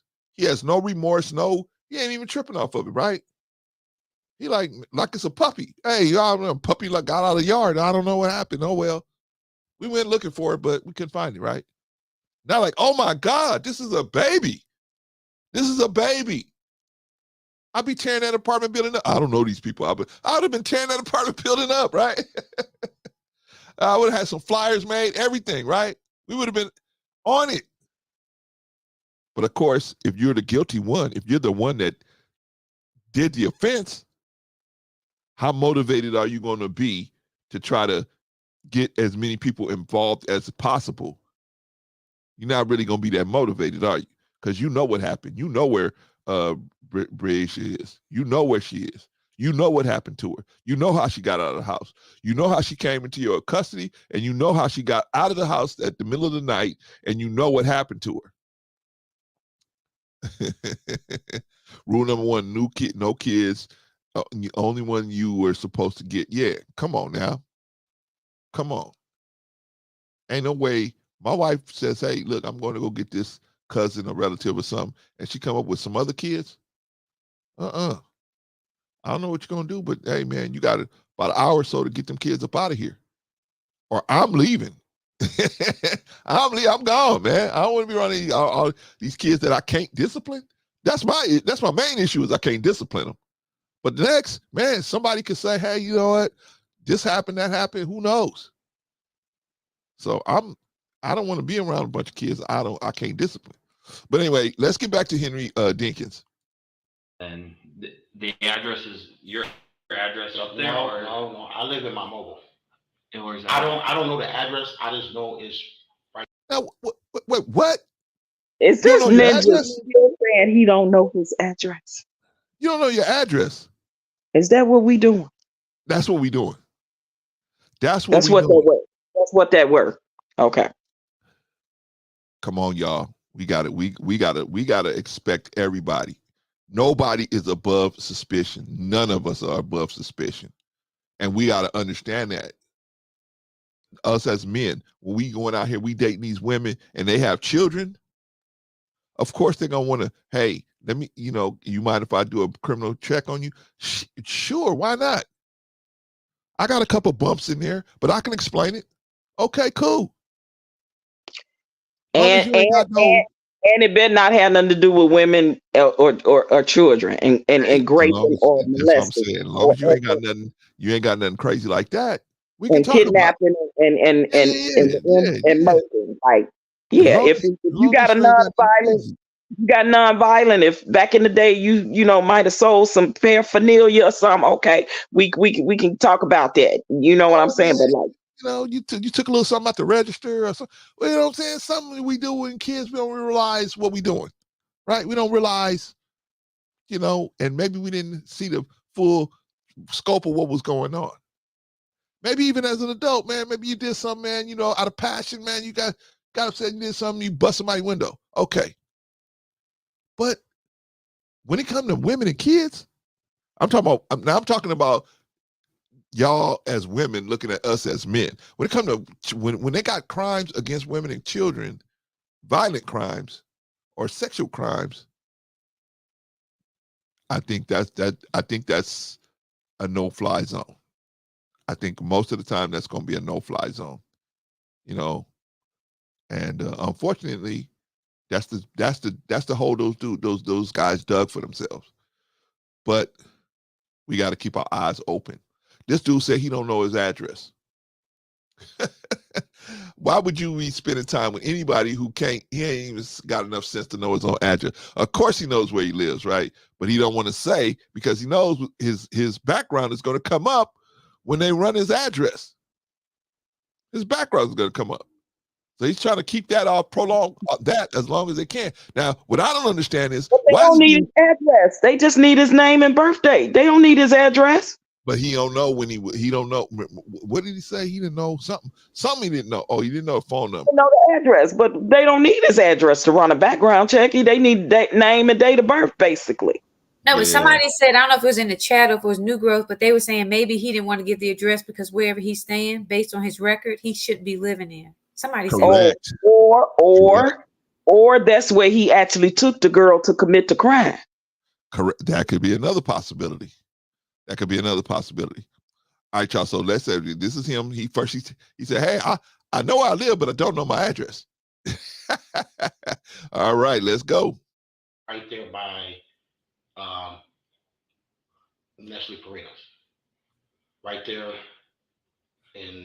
right there. That's stuff. And what is it? It's a mobile home. Mobile home, and is it on Schmidt Road? Yes. And what does it look like? It's all white. It's got King Highway on it. King Highway. Yep. And say if I were to go on Rockingham, all you gotta do is go down. You will see them. On Schmidt, take a left on Schmidt Road. Take the Schmidt Road, go down, and you will see like the back of the trailers. You will see them, and then like the semi trailers. Semi trailers, yeah. And then you pull into there, and you will see it right there. Okay. Oh wait, and then it says what on it? Kings Highway. And that's where he stay? Yes. Is there an address associated with I mean, I don't know the address, you know what I mean? But there's an address on the building. Okay. But I don't know the address on the building. That's what the officer was asking me, and I told him I didn't know it. Okay. And so do you have agreement with that building? Yes. To have your mobile on there? Okay. Yes. All right. And where do you work at? I don't work right. Okay. Ooh. Oh, and it doesn't work. He don't work. He's a homosexual. He's a homosexual. He hobos off of women sleeping on their couch, living with them. He's a homosexual. And Mills said, I ain't asking you for no permission. Right? Thank you, M. Mills, that part. And I've actually used people, what is it called? People something, people search or people look up. They got a bunch of these things. All you need basically is a name and a date of birth. Sometimes if you got the social security number or if you got the state that they were born in, and a lot of stuff will pop up because it'll connect them to their relatives, to other people. And if you're familiar with other names of relatives that you may be aware of and know, then you know for the most part you got the right person. It'll tell you everywhere they have ever lived for probably last 15, 20 years. It'll show you a lot of stuff about their background. Yeah, man. But we got to start doing this. And I know it's uncomfortable, right? But we got to bring this into the normalcy of the dating market. Unfortunately, it's saturated and it's infiltrated with these type of dudes. And if you're not willing to take that second look, now I know a lot of sisters be like, man, we talked about this earlier about the desperation of a lot of these sisters, man. Sometimes they feel like I can't do no better. Maybe you can't. Maybe it's time to just be by yourself. But can I ask a question? Yes, sir. I mean, I love the sisters, but at a certain point, if you have to go through these, like I need a social security number. I mean, there's nothing that we can out like your spider senses, nothing you can see that's off. That's what we're talking about now, New Growth. I'm just saying when you see something off, my thing is just for me, I walk away from that, because it's kind of like looking in his phone, right? That's like, well, I got a certain, because it ain't gonna stop with just looking at that. Let me look at his phone. Let me do this. Let me do that. I think that's a little too intrusive, in my opinion. Just walk away. This guy's not for me. I've seen the red flags. For me to have to go through his family, because I know we don't have any guarantee to privacy no more, but just let that go, because obviously your instincts are telling you something's wrong.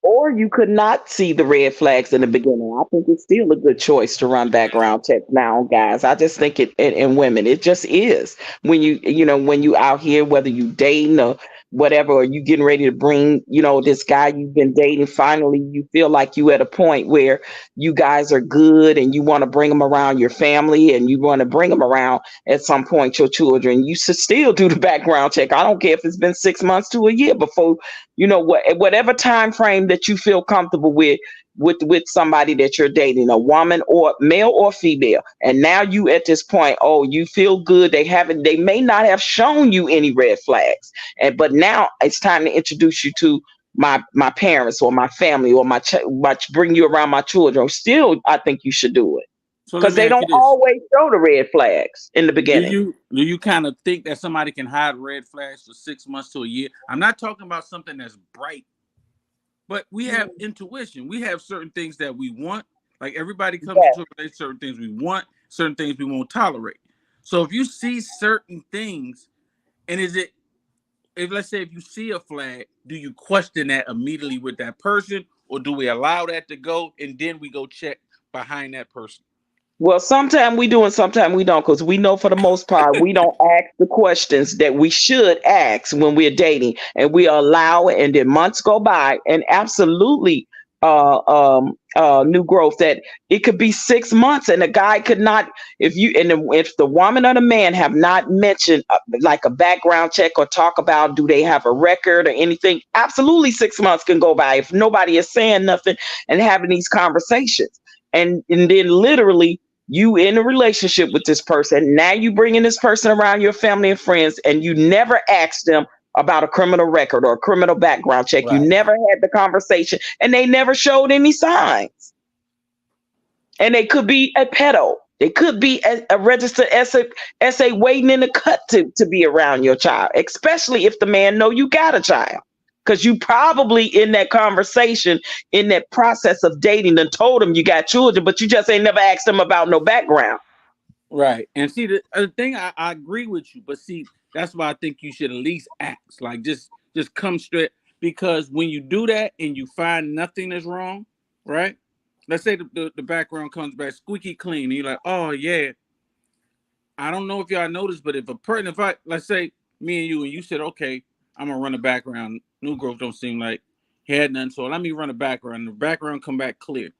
I find out you ran a background. I'm pissed. You know why? Because I feel that there's a trust issue. You didn't even come, so it's so many things, elements. It sounds good right now, but I'm not saying don't do No, it. I get what you're saying, but how can that person find out you ran a background unless you tell him? I mean, who knows? Who knows? You might come out and say, yeah, I ran a background check on you, because you feel it's cool. If you say it, because you don't feel you did nothing wrong, right? Right, and you didn't necessarily. Huh? Right, if you didn't address him and ran the background check, and then later you told him, hey, I'm getting ready to introduce you to my family and bring you around my kids, so I want you to know I ran the background check. And if he get offended by that, then that's on him. He just offended, like kick rock, because Negro, I did it. How about that? Kick rock. See that, and that's uncomfortable. If you uncomfortable with the fact, that's another show topic. But see, if you got nothing to hide, you gonna say, I understand. I'm getting ready to come around your children. I understand that as a woman. That now I can see him saying it's okay, but I would have preferred you come and have that conversation with me and let me know, and we could have had that conversation. Now I understand that point, but if he get mad and upset and then all of that because I let him know I ran a background check before I'm bringing him around my child, I'm suspect as to why you so damn upset. I say do both. Because just because you don't have a record don't mean you ain't never did nothing to a child. You just didn't get that's caught. not what How I'm about saying. that? Like, I think NA's about to say it. Like, if I say, well, new girl, if you got anything, now I'm Quinn. I ain't never been arrested for nothing like that, blah blah.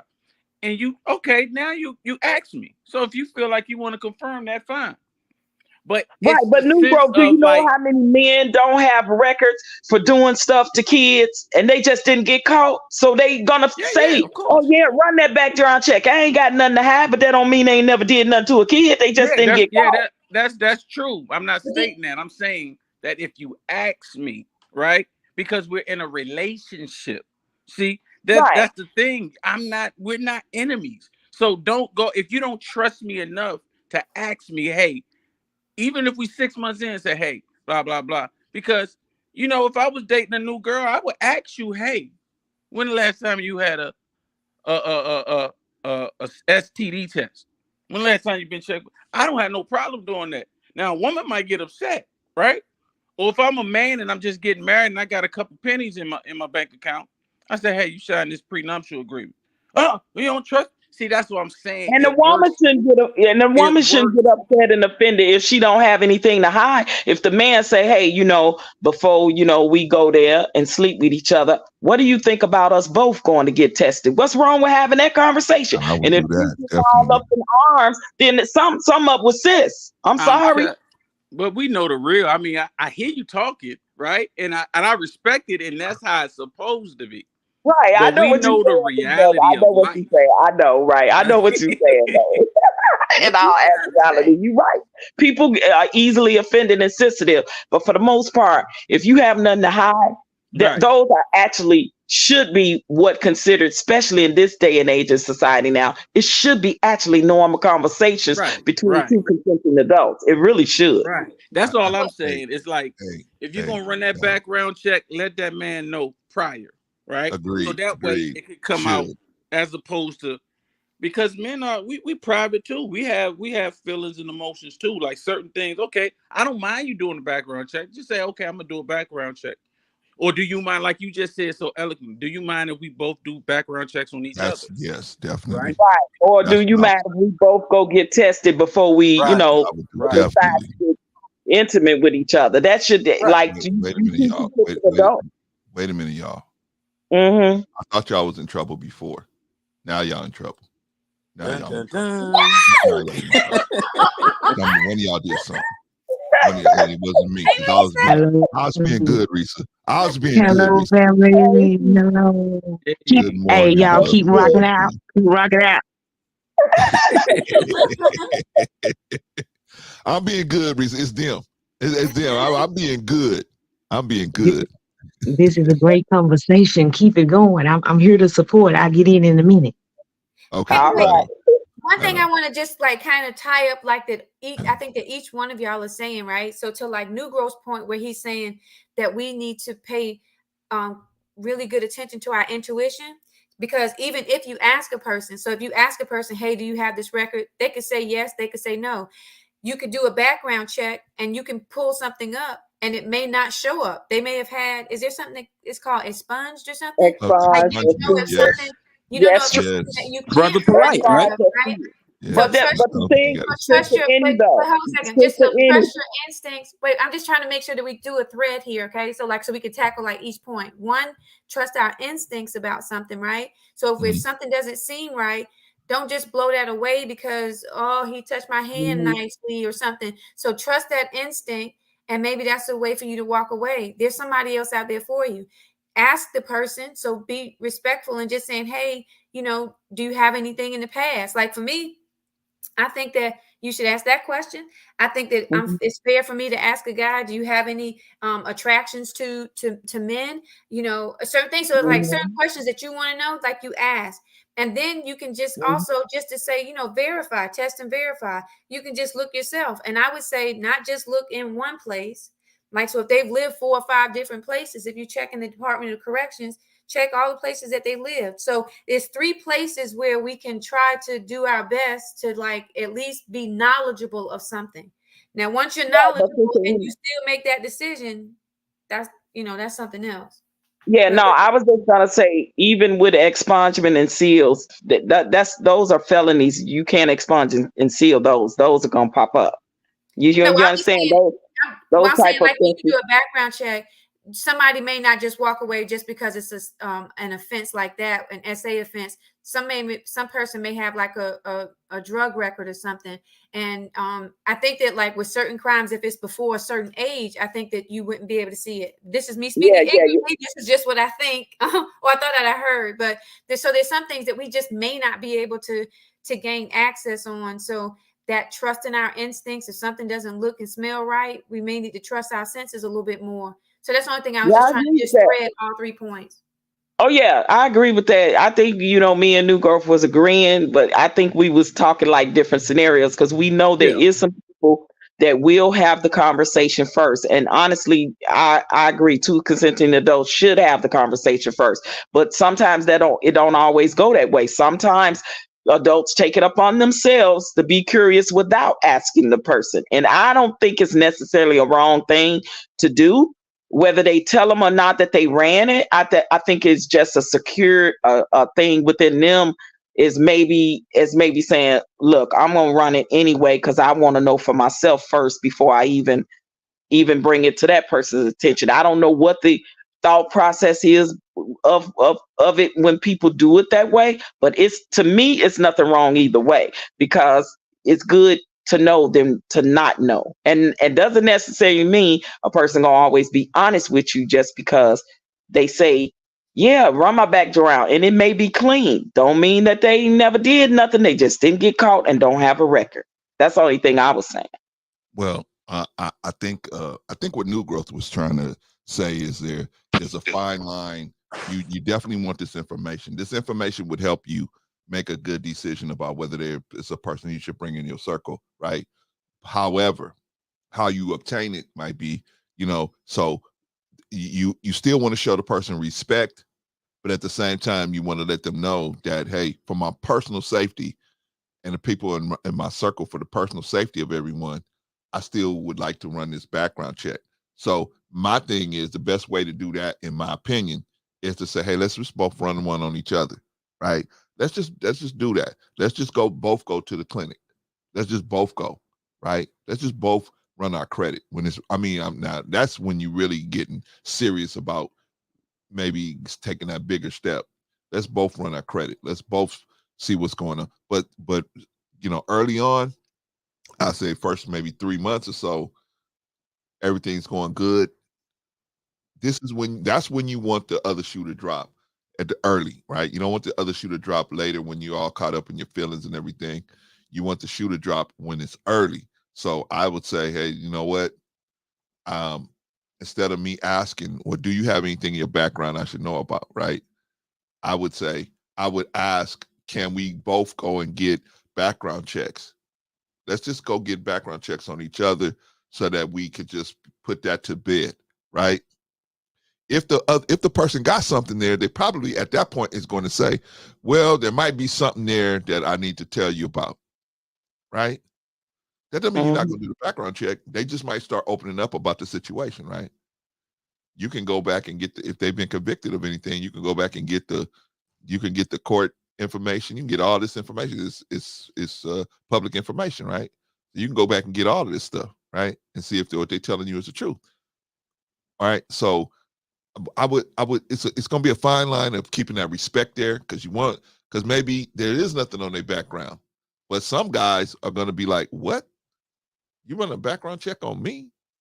What? Right? It may cost you a relationship.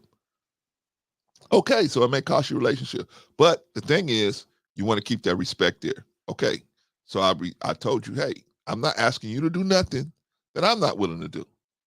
Let's both do it together. I think that will keep the respect intact, but at the same time, try to get you as much information as you need to make a decision. You guys mind if we get Vaughn in the conversation? No, Vaughn. Absolutely not. Nobody has a problem with Vaughn getting talked to. Wow, look at me I'm showing up late to the program, huh? I was just trying to find out. Late to the party, bro. I'm late to the party, man. Anybody had a problem with Jamal's people's coming up here, right? Wow. Well, listen, greetings, everybody. Greetings, Vaughn. How you doing, bro? Yeah. But yeah, this is a crazy story, man.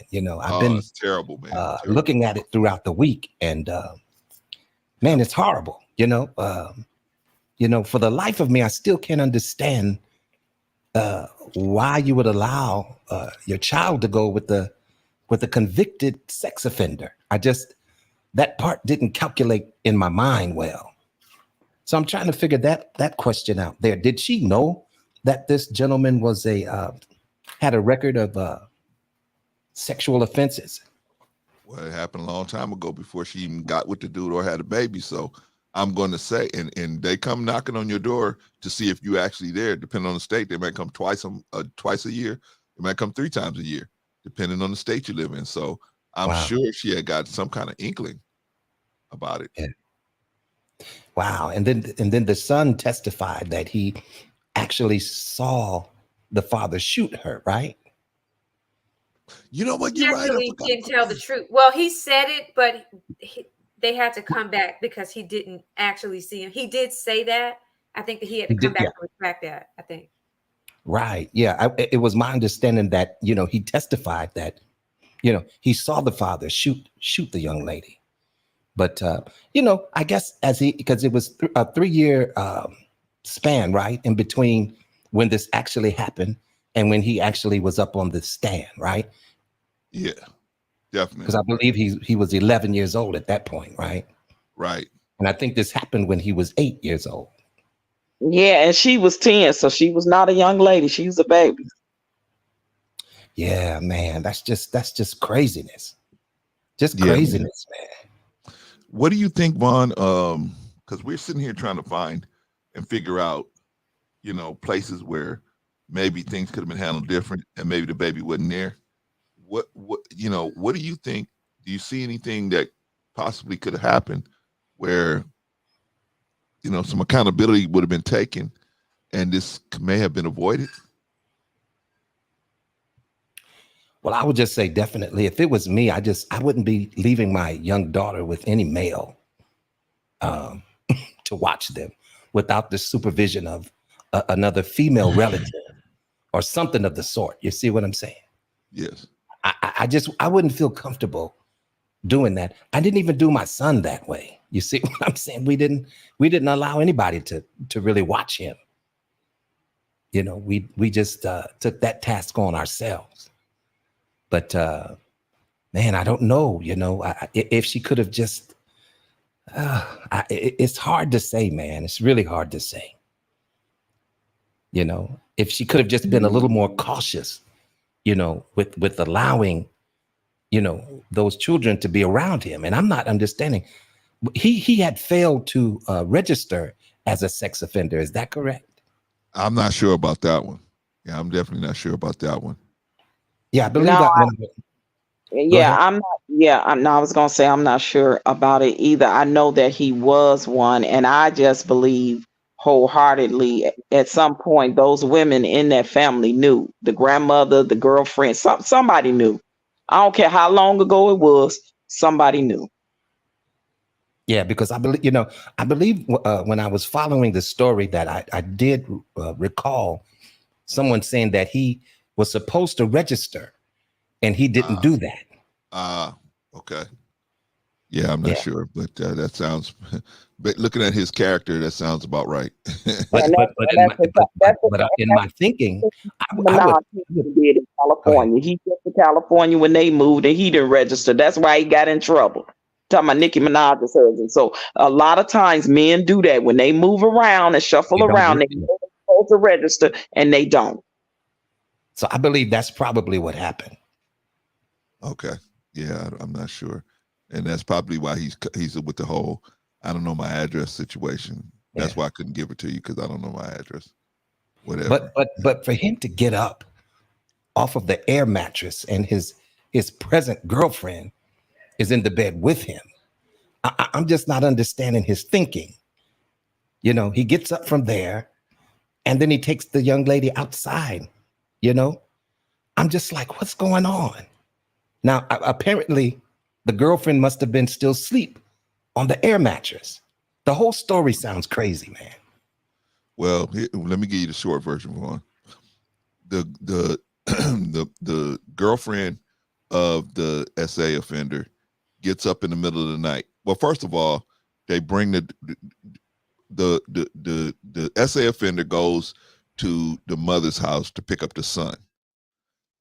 Another child of hers, daughter, from somebody else is there. She wants to go with the brother, and the brother wants her to go. Some kind of way. We haven't figured this part out, how she actually was able to go along with them to where who gave the permission, if somebody gave permission, did she sneak in the car, whatever, right? But she was able to go, right? At that point, she shows up to the house with the girlfriend, right? The girlfriend says, hey, you got this other kid with you. What's going on with that? We don't know if the girlfriend was okay with that or questioned that or whatever, right? I'm sure she questioned it, but he said, oh, they wanted to stay together, so they let them come together. I think it's going to be okay. Right? Bro, class, we not sure she questioned it, though. We're not sure. I'm just saying these are different things that could have happened, right? So we're not sure if she questioned it. Anyway, so they got this extra kid at the house, right?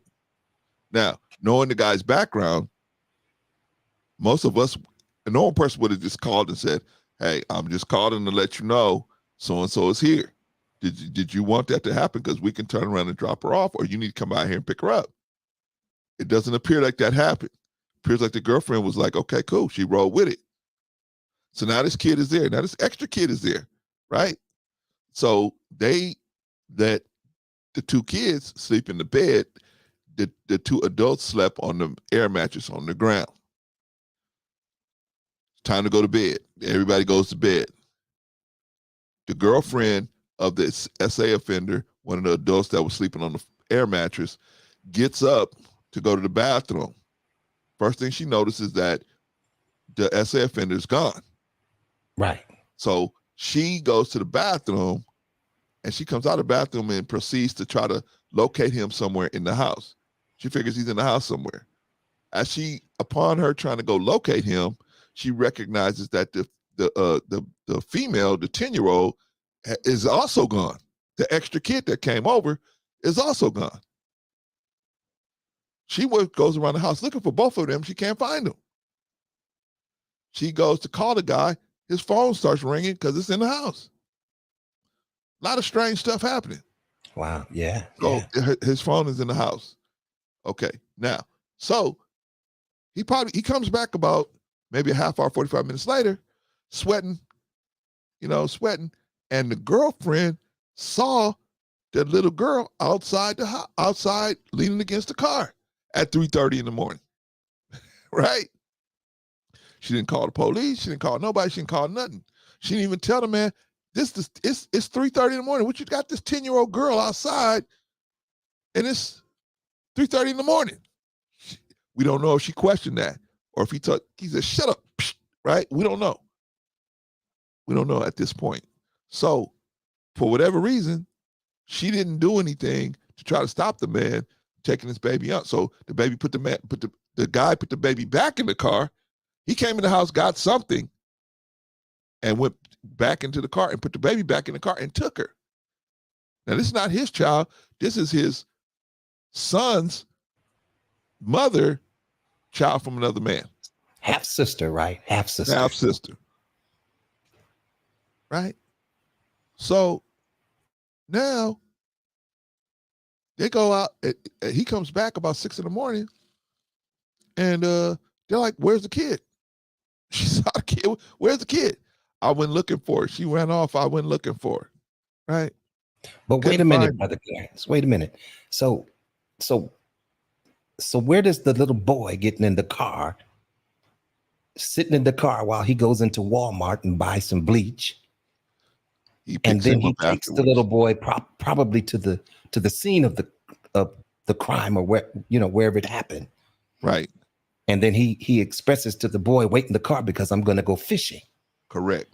Remember that? What the boy was supposed to establish his alibi. I've been out fishing all morning. That's the boy was supposed to establish that. I was fishing, but I can't go. No, you wait in the car. But I'm gonna take these cleaning products because he was so. When you do a massive crime like that, you're out of your mind, right? You're racing around and trying to. It's so many things you got to cover up. You don't know what to do first, right? So you racing. So he figured, hey, I'm gonna kill two birds with one stone. I'm gonna take the kid with me, and I'm gonna say we were fishing. So he's my alibi. I was with him. He's my alibi, and while he's waiting in the car, I'll be able to clean up the crime scene. Or the bloody knife. He had a knife that he had to clean off that was bloody, right? Right. The boy saw that too. Right. So, and who goes fishing and leaves their child in the car? That doesn't even make sense. That doesn't make the no sense. dumbest thing I heard. Yeah, that doesn't even make sense. Right. Of course, the kid's gonna want to get out of the car and go fishing too, right? So what I believe is he did something to this little girl. He did something to her, and in fear of her telling what he did, I believe that's the route he took to try to cover it. The coward's way out, definitely. Yeah, to try to cover, his sin. Yeah. Right. And man. But see, this is what I don't understand, Vaughn. I don't understand this. Now, in everybody on the panel, I don't understand this. Where do they think that? How do they get to the point where they think, okay, this 10-year-old girl is just going to disappear and nobody's going to be looking for her? And they're just going to be like, oh, well, we can't find her. Oh, well. Her mother's not going to be looking for her day and night, year after year. and she doesn't know anybody in the apartment complex. She had nobody in the She knows absolutely nobody. First time coming there. So who would she run off with? But how do they think? How do these dudes think like this? How do they think like, you know They're what? sick. I'm going to They're unalive sick. this person, and I'm going to just say they walked away and they disappeared. What is going through their heads where they think that everybody's just going, a 10-year-old baby is going to be missing and nobody's going to come looking for them, or nothing, they're not going, nobody's going to, like, the whole community is going to be looking for this kid. Why do they think that this not going to happen? I don't understand that part. I don't understand that part. But anyway, y'all, let's take another look at let's take another last look at this dude, man, so we can see what's actually going on with him and how he's trying to answer some of these questions. All right, let's move it up a little bit. So, did you pick them up yesterday, or when did you pick them up from Aisha, or how did that exchange go?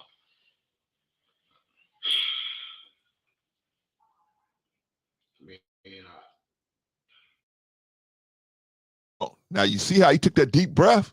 What in the world? He's trying to get a story together. He ready to lie. He trying to get a story together, right? And he took that deep breath, like, I gotta say something that's gonna match up with everything that's going on. Okay, now let's find out how the girl was able to go with him and left.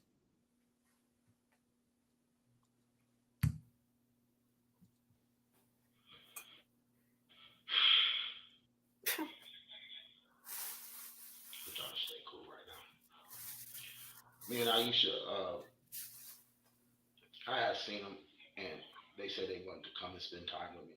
What do you mean Yesterday? Yeah, okay. And where at? I don't even remember.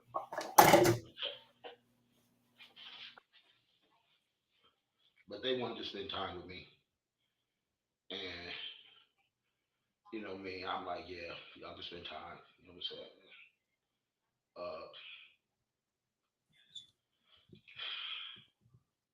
I don't know, man. It's just like crazy. Now stop it right there. So He literally said that the kids want to spend time with him, and he says to the cop, "And you know me." I heard it. I heard it. He Are did. y'all catching this? I heard And it. you He know did. me. Like, okay, I'm just paying attention to like the stuff he's saying and what he ain't saying. Okay, so let's investigate that. Why is he saying you know me? He acting like he's talking to somebody that know him. That cop They don't know him. literally know him. They probably do. He's an offender.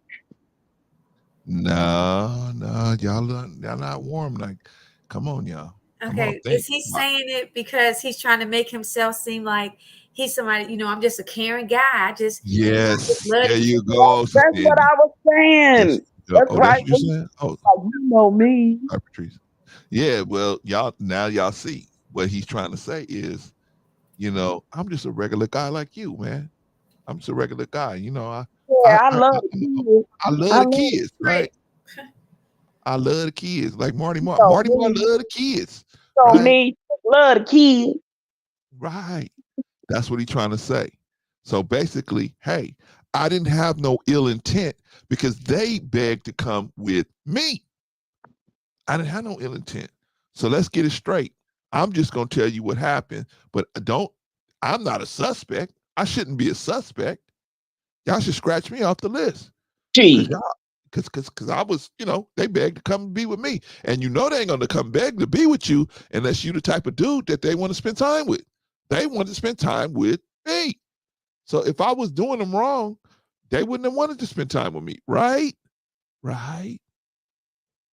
Yeah, dude, but this is your version of the story, right? This is your version. All right, so let's continue on with Henry Dinkins, but we got to watch what's being said and what's not being said, right? Oh, what time did you see them yesterday? I don't even remember. Was it early in the morning, late in the evening? It was probably around in the afternoon sometime. And this was at Aisha's house. I don't remember where we was talking, but I picked.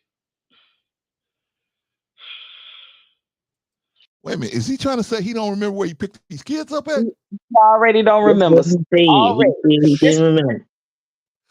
He already don't remember. It's early into the conversation and he don't remember already. Wait a minute. Wait a minute. Is he trying to say he don't remember where he picked these kids up? He don't That's remember what he said. pointed stuff. Pointed that this is important and he don't remember. He don't remember where and what time he picked these kids up. Okay, y'all. Let's continue. Let's continue. Wait. He didn't even know the address of where he was staying either. I mean, man. That's crazy, right? How do you not He know didn't your know his phone number. He didn't know nothing. He's a know-nothinger. He knows nothing. I mean, y'all. See, hey, y'all, those of y'all that got little kids and you're on the dating market, watch out. Watch out, man. There's guys out here like this. Please be careful. Picked them up from Aisha's mom's house at approximately what time? I don't remember what time, sir. Like evening, what time of day? Well, I think it was around the evening time. Evening time. So you picked them up from Aisha, and what car were you in when you picked them up? I don't know. I think it was the Impala. I don't remember. Wait. Now you don't know what car you was driving? Dang, man. Come on. Yeah. What do you remember, my ninja? What do you remember? Oh, man. I remember it wasn't me. It wasn't me. I didn't do it. Right? Yeah, listen, they should have just locked him up right then.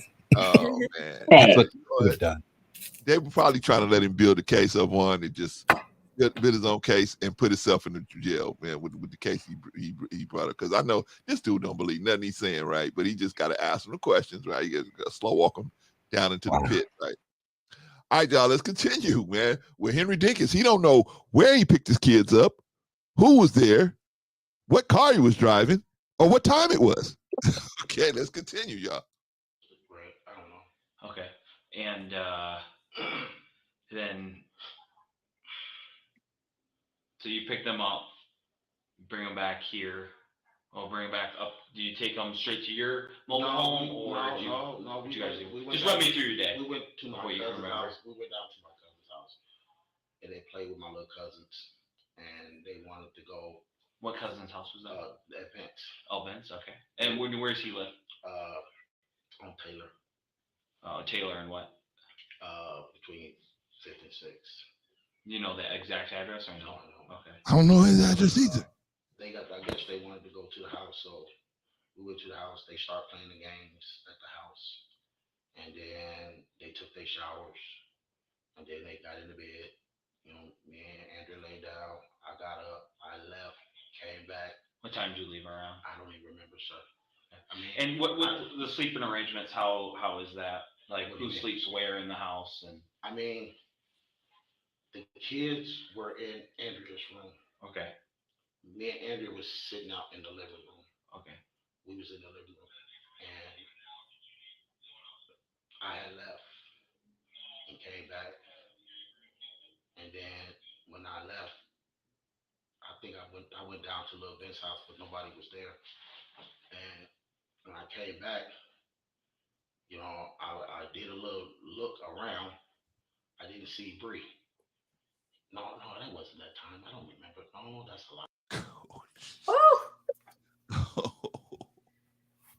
Oh, right. So he leaves, and he comes back, and he doesn't see the baby in the bed. Does that make sense to anybody here?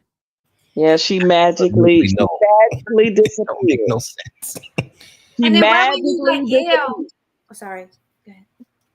No, I was just gonna say she evaporated. She magically disappeared in the middle of the night, and he didn't know. Yeah, must be. And if you see her missing, you don't say, "Hey, where's your sister? Hey, y'all, let's Right. look around." Right? That part. What's going on? Well, maybe he gonna tell us something else. Maybe he gonna say something else that give us why he didn't wake everybody up in a panic. Right? Let's continue. This is getting interesting. That's a ball face line. It wasn't even at that time.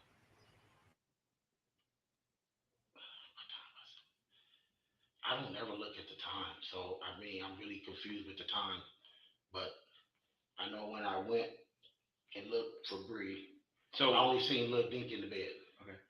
And I left.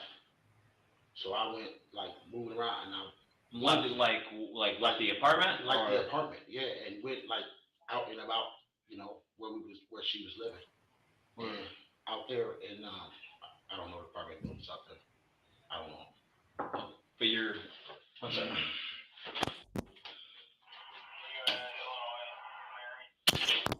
Hey, stop that for a second, Brother Clarence. All right, let me move it up here a little bit, y'all. Sorry, y'all. Just quick question. When that police officer called him out, could they likely have been like sharing some new developments or something about his record that they found so that he has access to that information while he's questioning him? Maybe. Oh yeah, absolutely. Okay. Maybe. And a lot of times they do that in integration when they divert, right, to try to give even the guy, the perpetrator, the suspect, time to continue on telling a lie, just allowing them to dig the hole for themselves. But it's possible he called them to give them some information on something for sure.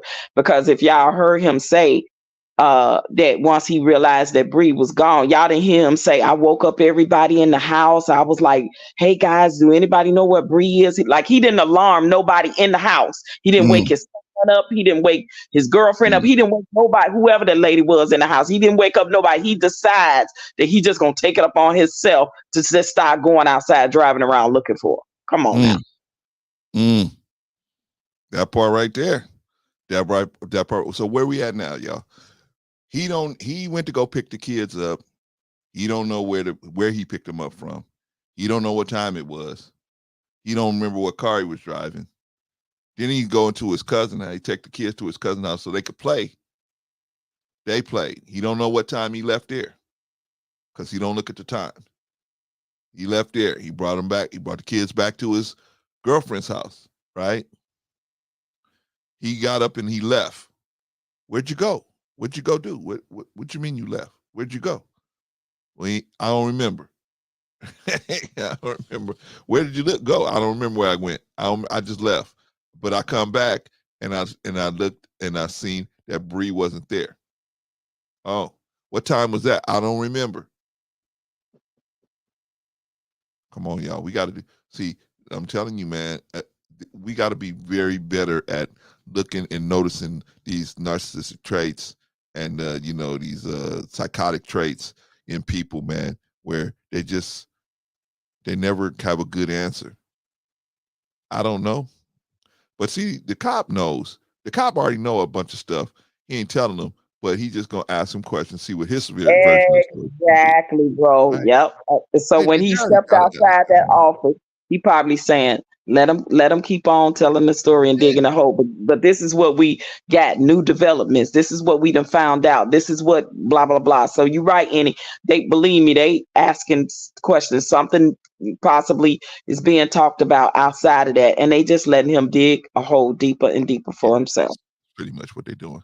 That's making it rough for his lawyer to come out and even say anything close to, oh, yeah, he thought the baby just left. No. And also, they have them doors and windows with the mirrors. So they actually, when they walk out, they actually still be watching you. Somebody be watching you all the time. They watching your body language. They watching what you're doing once they walk out that interrogation room. Is somebody still watching him? Even though he's alone, he's still being watched. All right, y'all. Let's get back to Henry Dinkins. Let's get back to him.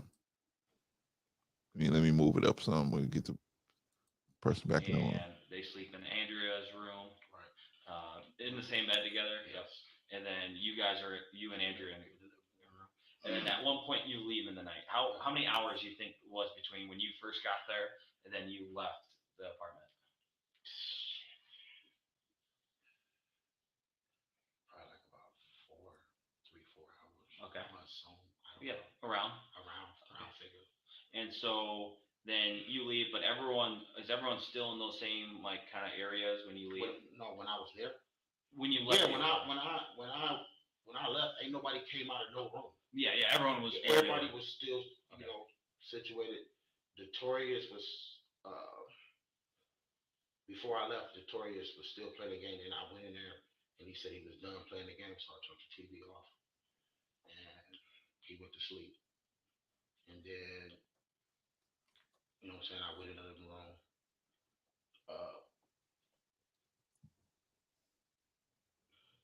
sat around for a while, bored, you know what I'm saying, left, came back, you know what I'm saying. How long were you gone for? I don't know, probably, so 45 minutes to an hour, 30 minutes, I don't know, something around there. Okay, and then you come back, and then kind of what do you do when you get back? Nothing. Did you like just go to bed, or did No, you I wasn't stay in the living room? I was in the living room. I wasn't even Okay. tired. Yeah. But I period like when I was there, you know, so I periodically checked them to make sure they was good in there because we had the air conditioner on, so I unplugged it because it gets too cold. Okay. So I pretty much, you know what I'm saying? Like I said, when I realized that, and it's kind of odd because I never known Bree to ever leave, ever. You know what I'm saying? Never, never, ever leave. I never. It was just odd. You know what I mean? And when I realized it, you know what I'm saying? Like I said, I went looking around. Then when I came back, Andrea was up. She like, what's wrong? I'm like, man, something ain't right. You know what I'm saying? I was freaking out a little bit. So she like, I'm like, man, I'll talk to you in a minute. I'll talk to you in a minute. I'll talk to you in a minute. Let me figure it out. Stop it right there. So again, bro, the girls are already missing and you the only one up. Or you said your son was playing the game. You don't ask him, has he seen Bree? You don't wake the woman up, ask nobody. So you just take it up on yourself to go driving for 45 minutes to an hour without saying anything to anybody. Then come back and still don't say nothing until she wake up and ask where Bree is. Come on. You are a narcissistic sociopath for real. Yeah, he's digging a ditch for himself, man, because that don't make no sense what he's saying. But I know like a lot of guys like this, they think that they can talk their way out of this situation, right? The kid comes up missing in your place, you as a SEX offender. And you figure out like, hey, I can talk myself out of being a suspect. But what you don't realize is these detectives they know a lot of stuff based on the evidence they got. They know a lot, but they're gonna let you keep on talking. Okay, keep on talking. Then Yeah, you want to explain. they definitely gonna let him keep on talking, and then what they gonna do is give him their version of what they know. and Well, then they gonna tell him how it don't line up with the story he just told. yeah, they're gonna tell you that don't make sense right there. They never gonna give up what they got all the way, but they're gonna definitely tell you, hey, now this don't line up with what we got going on. So something else must have been going on. Okay, so let me put Henry Dinkins down, man, because I mean, I think we got the point that he's just pretty much lying his way through the whole situation. And fortunately, you know, justice was served with him. You know, I don't know if he got life or 40 years. I think he got 40 years. So I don't know. I got to check and see. But he got a long sentence. So hopefully he's able to serve out most of that sentence.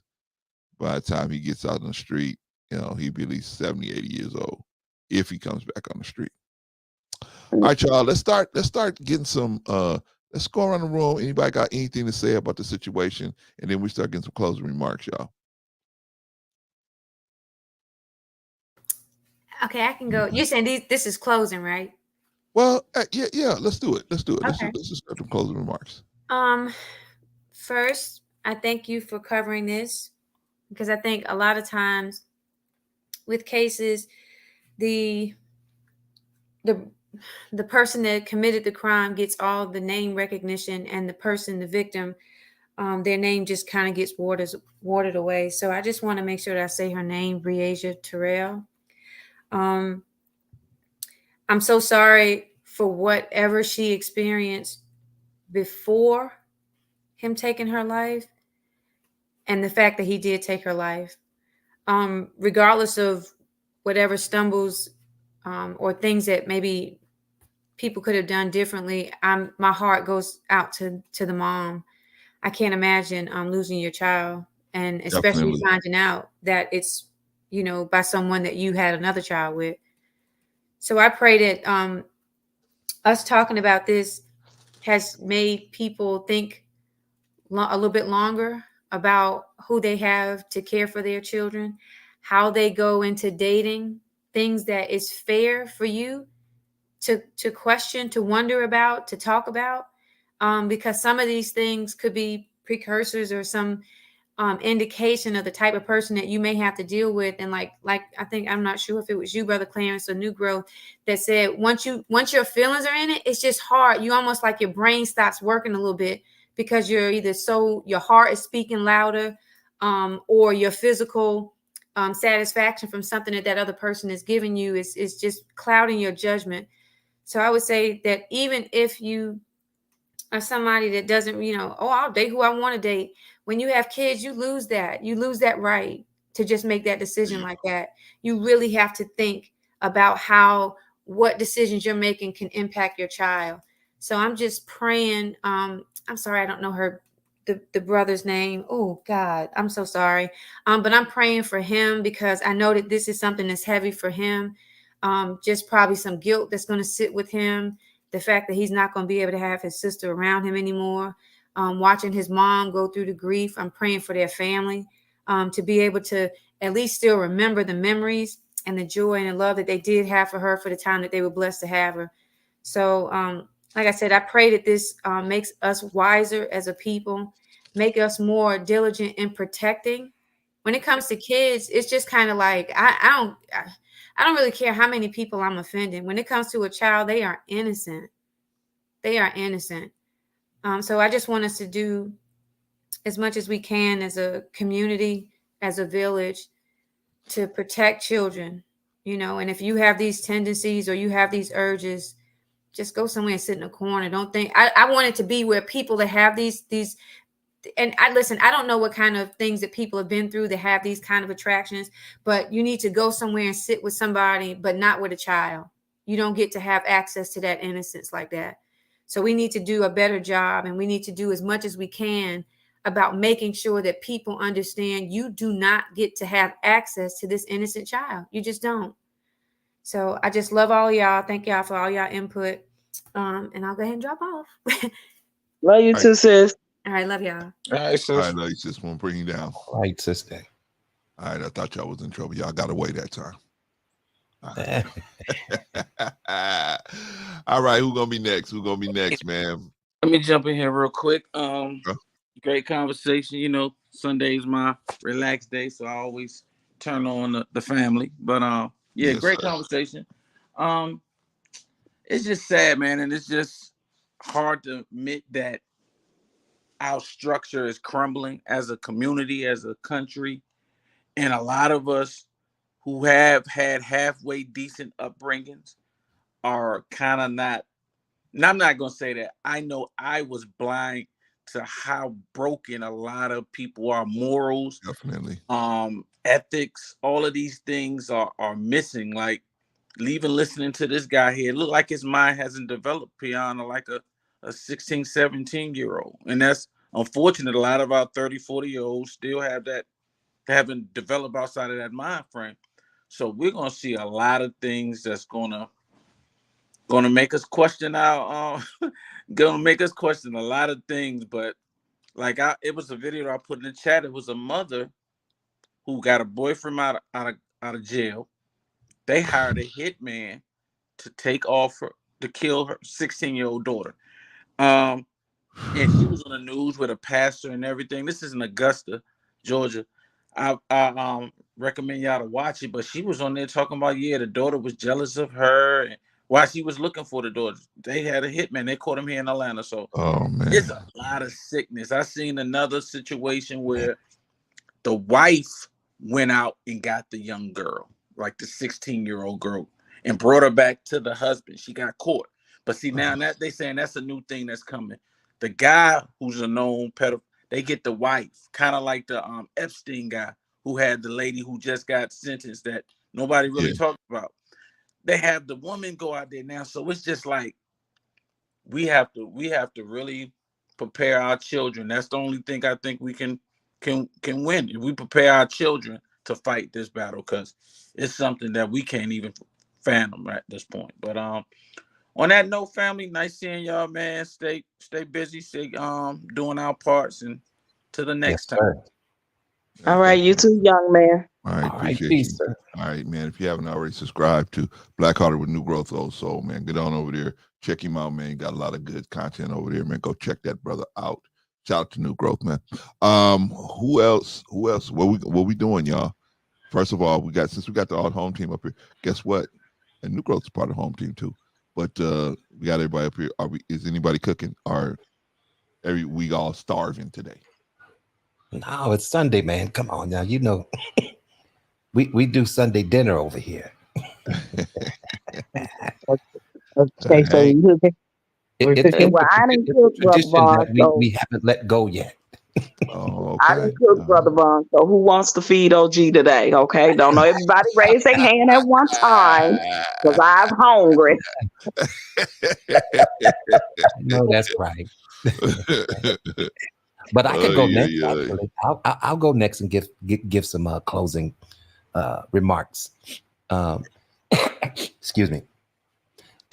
Listen, you know, we're living in a society that has become, and it has grown more and more perverse. You know, as the years go by, you know, it just seems like we get worse and worse.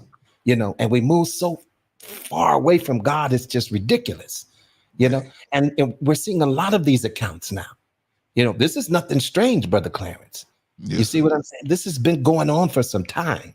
Mm-hmm. You know, and I just think it's a shame that you know, a grown adult would value a child's life that way. You see what I'm saying? What a sick individual in his mind. Yeah. You know, that would do such a heinous thing. You know, and my heart definitely goes out to the parents, you know, that mother who has to still live with this. What about the father? The father had nothing to do with none of this.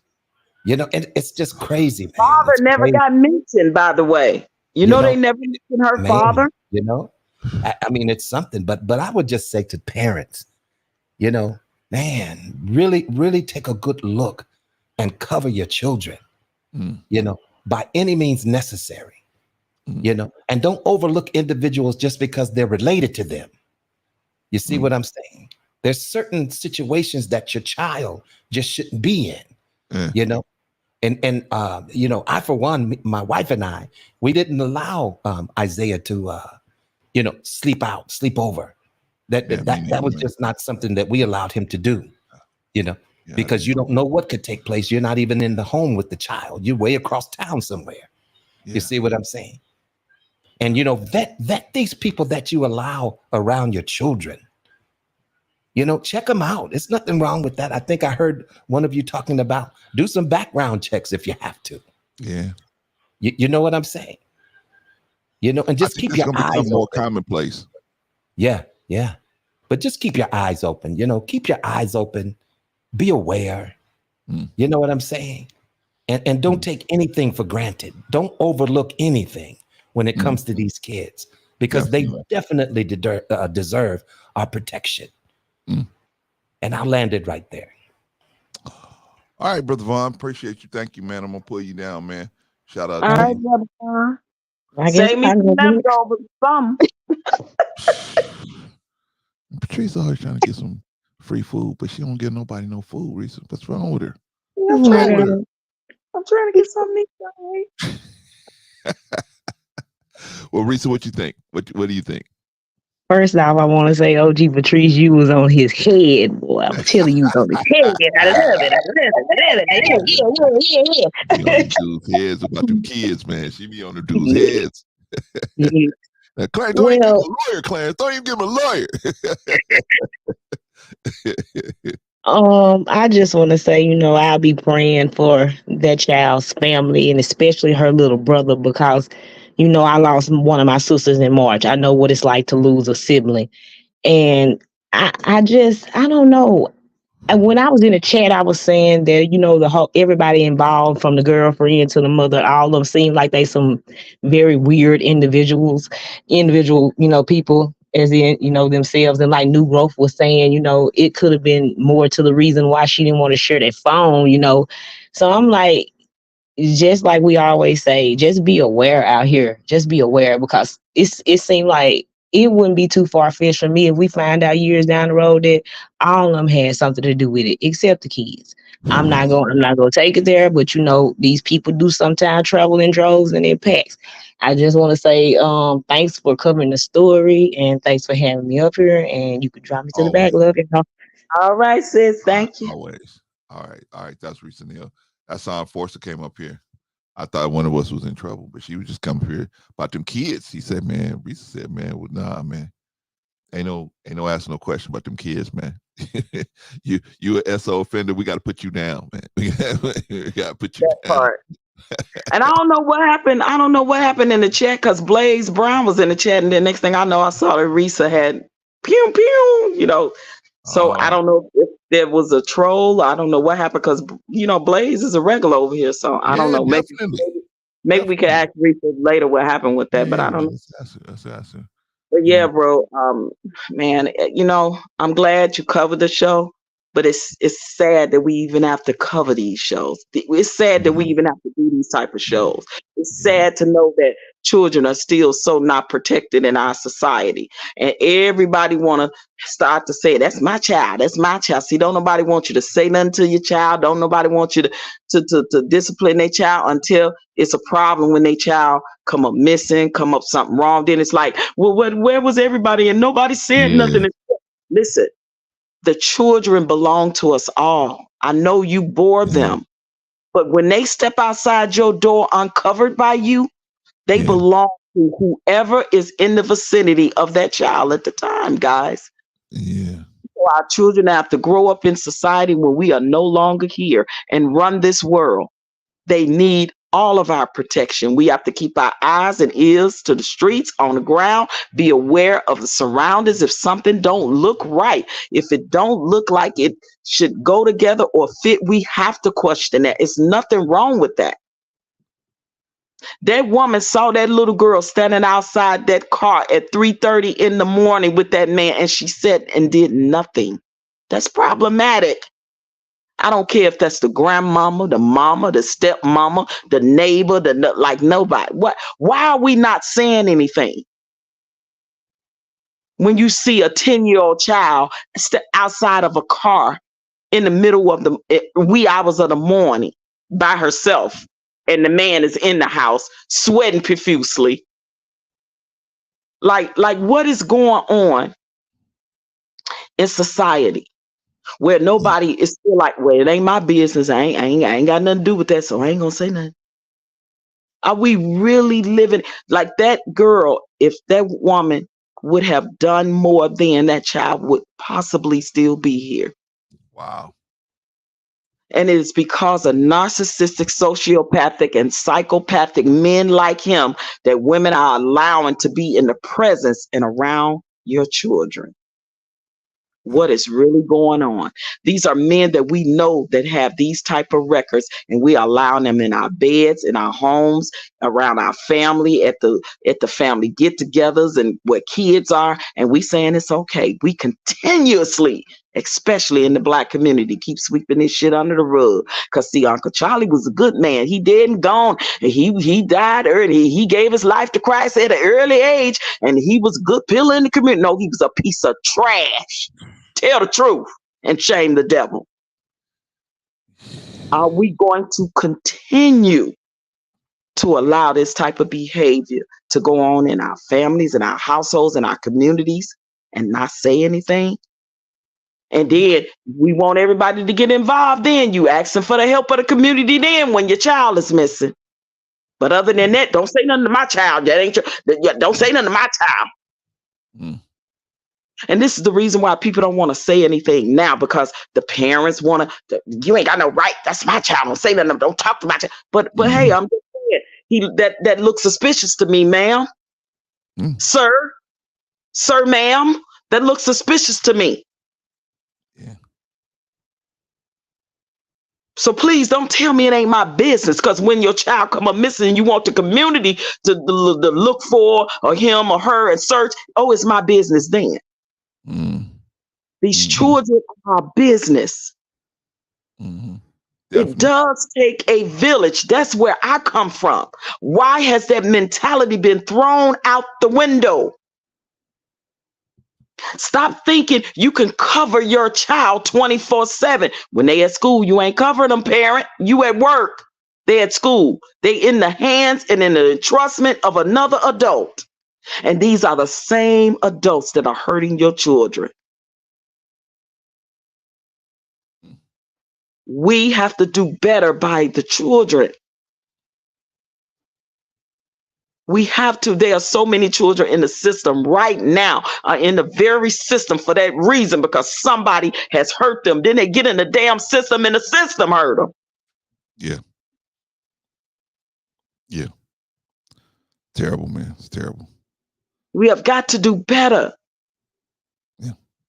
So that beautiful, beautiful angel, may her soul rest in peace. Yeah. Because there's no telling what agony that man did to her before he deleted her. Sick, man. And to involve his son in it, who's gonna bear that guilt for the rest of his life, that I wanted my sister to be with me, to go with me, to play with me. Yeah. You understand that his behavior has affected everybody that was involved in that for the rest of their life. And for the ones that didn't say nothing, that didn't question nothing, you didn't have a second thought in the back of your head about nothing, sis. Is this what we doing? Yeah, we have to do better by the children. Definitely. Definitely. That's all I wanted to say, bro. I'm totally upset because it didn't trigger something in me with my girlfriend. I'm so pissed off at her. I don't know what to do. Like, what is wrong with people? Do we want men in our lives that bad that we literally overlook the fact that they got these type of records?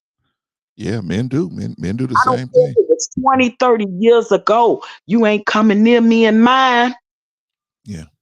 Because again, even though that happened in 1990, it's 2023. Okay, or whenever that happened, he did that to that girl. Them urges don't go away sometime for men like that. Especially if they don't address it with some counseling or something. It is some broken men especially in our community, in our culture, if these black men don't get their shit together and deal with their trauma. Yeah. Well, and the numbers are steady. Yes, the numbers are steady growing in our community. But you said something that's really on point. You said that, hey, we don't do like the whole, it takes a village, right? Because people be like, that's my kid. Don't say nothing to my kid. It's my kid, right? So people just say, well, F it, that's your kid. I ain't gonna say nothing. You know, I see somebody taking your daughter behind this house back here, but I ain't gonna say nothing because that ain't my kid. That's your kid, right? Right. You supposed to be watching. But I saw hey, where you going? I saw him with a guy. They went around the building, but you know, I mind my business. I don't say nothing. Remember back in the day, one of the people that knew your parents or just in the community, they say, hey, where you going with that girl? Right. No, you're not. Do Miss So-and-so know she with you? Do Miss So-and-so, because you know, Miss So-and-so at work, and Miss normally them kids are in the house. Miss So-and-so don't play that. You ain't taking that kid back behind that building. No, you're not. So bring that kid back around here. Exactly. And then when I interviewed brother Tyrone Muhammad in Chicago, the guy that heads up that, you know, to try to help stop all of the stuff that's going on. And when he said, you know what? He said, these women don't come to me until their child brains is blown outside. He said, but why aren't they coming to me before that happened? Why aren't they coming to me and showing up at the meetings and showing support in any way that they can? See, they not coming to me, Patrice, until after their son brains is half blown outside their face. See, you see what I'm saying? That's what we doing. Definitely. He said that is the problem. That's one of the people know. Yes, people know who the problematic family members in their family that's wreaking havoc in the community and their families. But these are the people we continuously cover. Don't say nothing. We don't say, shh, shh, shh, shh, shh, don't say nothing. That's our family business. Yeah. Stay. What happened in his house, stay in his house. We're still doing that shit in 2023. Yeah. And you wonder why the type of crap is happening the way it's happening out here. Yeah. These black men are murking, are deleting, unaliving babies and women like nobody's business.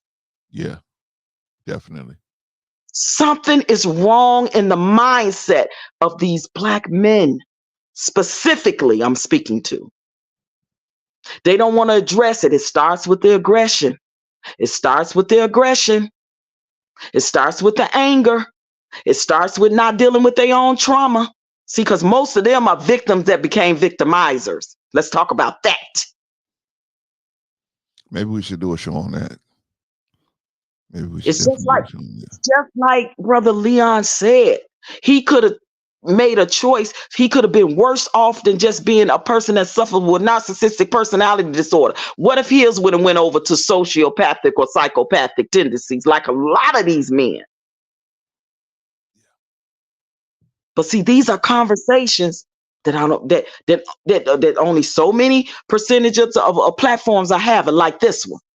See, but nobody don't want to talk about. Again, we want to talk about who are thought, who are 304, who are this or who are that, but we don't want to talk about the nucleus problem, and that is the trauma that is in our community that is causing this, and nobody want to address that because it's you got a family member. See, you got a family member. See. But nobody want to talk about what the real issue is. And it is problematic. The trauma that a lot of these men and women have went through that has gone undealt with. Agreed. I see all these black men on these platforms that's coming at black women, but they don't want to talk about the trauma they done had. They don't want to talk about their anger issue. I see all these black women sitting on platforms talk about how the black man is this, that, and that, but they ain't talking about the trauma that black man caused them to be the way that they are. See, these are conversations that people don't want to have. And this is why we are in the detriment that we are in. That's why it's important that this platform, Let's Talk the Better Black Life, got to do better with continuously having these type of conversations. Yeah, it seems like we're the only ones that want to have them. But all they want to talk about is celebrity. All they want to talk about is celebrities and reality TV and celebrity divorces and 304s and thoughts and but nobody talking about. Listen, the mind stopped when like Leon said, his mind stopped at 11 years old. Yeah, and he was chasing what he got and what he was feeling from those people that did that to him. Yeah.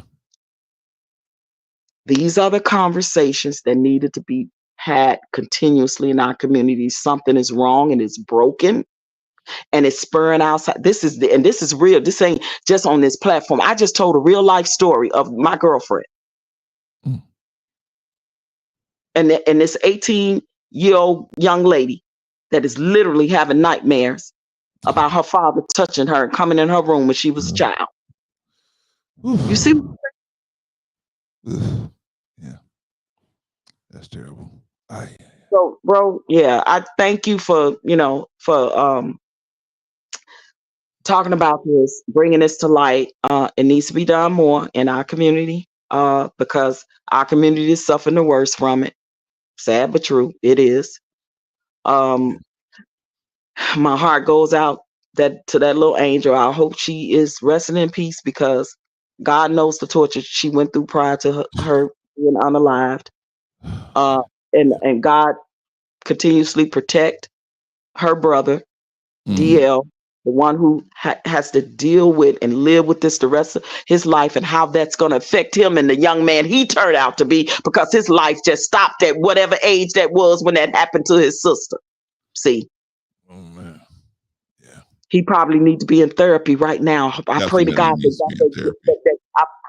they got that child in therapy. Definitely. And for the mother, sis, I pray for you, but do better in your choices and picking. We got to do better. Yeah. All right, bro. I'll land my plane there. Thank you. I love you. I'm triggered with this. Like, yeah. I know. It's hard not to be. It's hard not to be with something like this. Yeah, I love you too, sis. All right, so I'm gonna pull you down. Don't go All nowhere. right, bro. Don't go Later, nowhere. y'all. Okay. All right, bye. All right. Hard to not be triggered with something like this, man. And we have to watch this over and over and over and over again.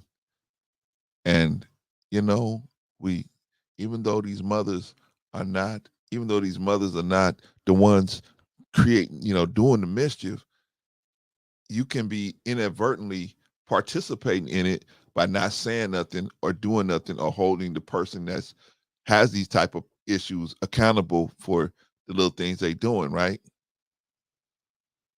It's just a little, you know what I'm saying? You gotta one time I was at a um I was at a union meeting and this dude was talking about how the cops ended up to his house, right?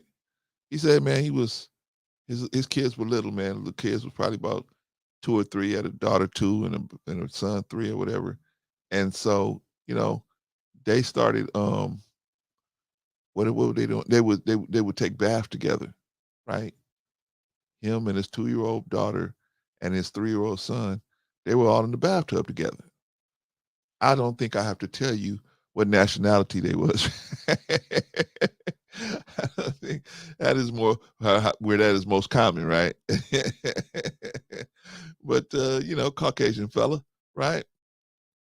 So he was telling this story about how, you know, um, his wife came in and while they was, in the tub, she's taking all these pictures. Now, y'all know y'all thinking this is like 2023. No, we talking about maybe this is probably in the 90s, man, early 90s that he was telling a story about how he was in the bathtub. So they used to have a place called Photo Mart, right? They used to have a little place you could drive up, drop off the film from your camera, and they would develop it and have it back to you in 24 hours, right?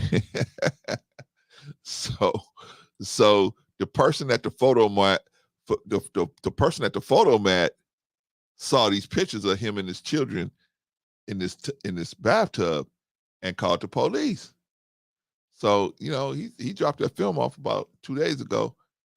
About a day or two later, this is the police, Seattle police. He was living in Seattle at the time. This is Seattle police. We want to talk to you about some of the things we came in contact with. Oh, really? What is it? These pictures of you in the bathtub with these kids. And your wife didn't do nothing but take pictures. What's going on? Right? So he's telling a story how he had to break all that down. Now, Caucasian fella, they let it go, right? No big deal. He just was in the tub with his kids. But did the photo mat lady do the right thing by reporting it? I think so. You never know, right? You never know. When you see something faulty, you can't just say, "Oh, that's just them. That's just how they do it." No. No, man. You got to say something. We got to say something. We got to stop letting stuff slide under the table because we figure, "Oh, this is my uncle. This is my cousin." Nah. If they got to go up the river, they got to go up the river. Our number one job is protecting these kids, man. That's our number one job. All right, y'all. I'm gonna end it there, man. We're gonna stop. We might do that. We might do that. Somebody brought in? Was it Don? Don Harden? I think Don Harden was the one that brought in saying about another kid that we need to check out. Jonathan Quillis. We need to check out Jonathan Quillis. We need to check that story out, y'all. Maybe we need to. Yeah, thank you, Patrice. Maybe we need to just look into that and look into that one and expose what's going on with that one. Because I think, y'all, if we stay on the gaps enough, if we stay on showing where there's gaps and everybody had a chance to do something, then I think people will get the idea that, hey, you know what? We can all do something. We can all do something. So let's do it. You know what I mean? And if we wrong, we wrong. We wrong. But me as a man, I don't got no problem with that, right? My son's, the mother of his child, man, she sent the sheriff to my house. She sent the LAPD to my house. She opened a CPS investigation on us. All of us had to go through a CPS investigation. I mean, we went through everything, but we was like, okay, no problem, because we know it's just gonna benefit us that you did all that. Ain't nothing happening. Ain't nothing we didn't have no problem nowhere. So I think a man in today's world will understand, especially if you have children, that if you will say to him, bro, I have no, so far we doing good. Okay. And I'm getting to the point where I feel like maybe we can go to another level. But before I do that, before I dig in and do that, would you mind if we both of us get background checks so that we can make sure that you can make sure there's nothing in my situation and I can make nothing in your situation, and maybe something that needs to be explained that may pop up later. I'll know about it already, and then I'll be prepared to deal with it. And same thing with you, right? I just think that should be the norm. It's going to get to be the norm. All right, y'all. Let me see. What's going on here? Okay. Just sit tight, Risa. Sit tight. Everybody's back here. Everybody's here. So just sit tight. All right. What else? Let's do the roundup and let's close out.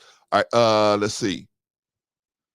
All right, y'all. The chat is where it's at. The chat is where it's at, man. You cannot have a good program if you got a chat that's off the hook, man. It's all crazy, man, because everybody's attention is gonna go off the panel into the chat because there's a whole bunch of different drama going on in the chat. So you got to have some enforcers. We got an enforcer. We got two enforcers, really. We got Risa Neal and M. Mills in the building, man, that can definitely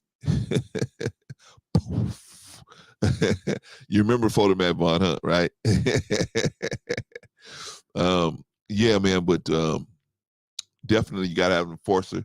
Got Risa Neal in the chat. Shout out to Risa. She always keep that chat nice and clean, and it makes us not have to worry about what's going on in the chat, and we can all focus on what's going on on the panel and give you guys the best of what we got to talk about.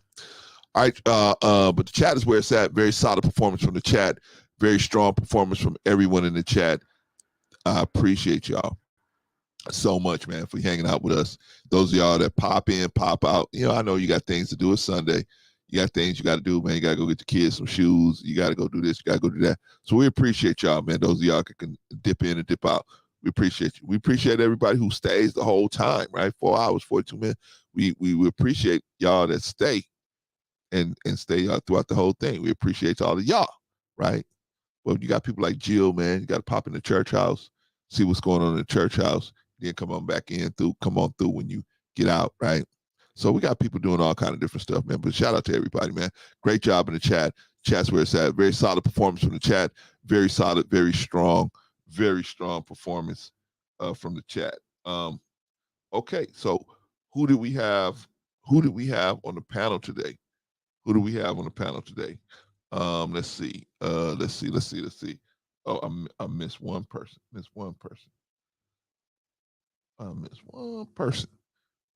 All right. So, who do we have on the panel today? Well, we had New Growth. What do I think about New Growth? New Growth also, right? Very solid dude, man. Very solid dude. And what I like about New Growth, man, and one of the things I like about him is that, he can put an argument out there. Whether he believe it or not, he's going to try to defend it, right? Or he just try to get to look at it from different perspectives. And shout out to New Growth for that, man.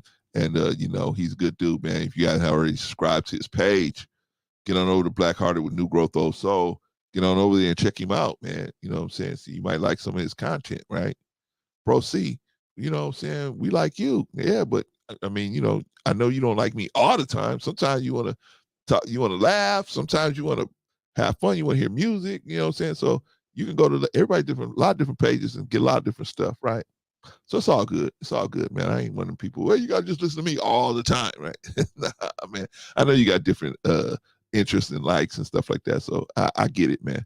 And you might rock with somebody I don't rock with, right? So it's all good, man. You know what I'm saying? It's all good. Long as I never try to disrespect them, and they never. And as long as they don't try to disrespect me, we're gonna be good. They can disagree with me. Clarence don't make no sense on that. Cool, no problem. But I just don't want to be disrespected, and I don't want to disrespect anyone else, right? All right, y'all. So, but New Growth. What do I think about New Growth and what he did today? His performance today, very solid, very solid. As always, man. New Growth, very solid cat, man. Always, always. I knew that from the beginning. Very, very solid dude, man. Very solid dude. Who else is on the panel today? Sister Annie. Excuse me. Y'all talking about them kids, man. Hey, I'm coming up swinging, Brother Clarence. I'm like, man, them kids, man. But you know what?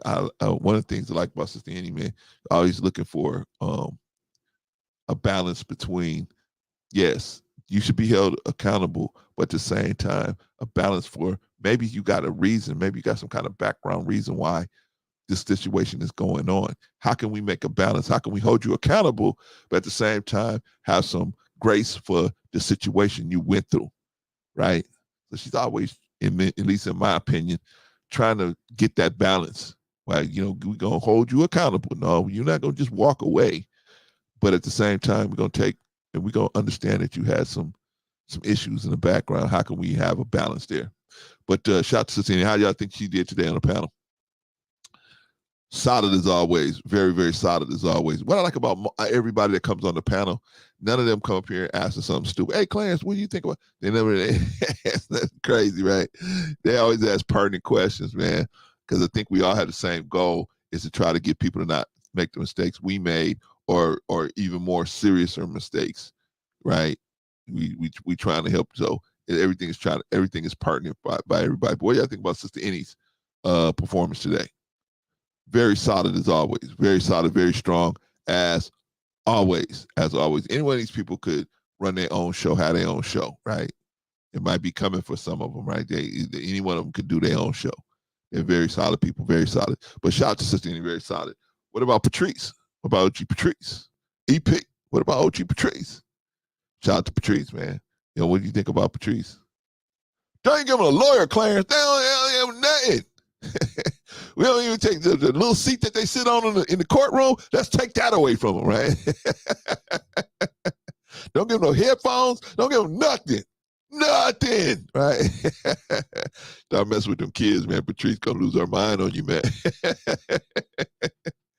What do you think about Patrice today, right? Shout out to Patrice, man. Very strong performance. As always, man. But I'm telling y'all, man, y'all around Patrice, man, you better leave them kids alone, man. If you even thinking about it, man, just leave them kids alone, man. Patrice gonna go get you. Like Risa said, she gonna get your head, man. She gonna jump on you with both feet, right? But shout out to Patrice. Very solid performance today. As always, very solid. As always, very strong. As always. Who else was up there? Risa Neal came up here. That's why I knew everybody was in trouble. Somebody was in trouble, right? Somebody was in trouble. No, but Risa came up here just to say, hey, man, look, this is getting ridiculous, right? It's getting ridiculous, man. We got to do something. We got to figure out a way to do something better, right? Because too many of these kids situations popping up. I mean, it's too many violent situations popping up with women as well. But, man, the kids are a whole nother step lower. They're a whole nother couple of steps lower when you're doing stuff to kids, man. This is a whole nother couple of steps lower. And, man, shout out to Risa, though. Risa came up here and, did her thing. And, as always, man.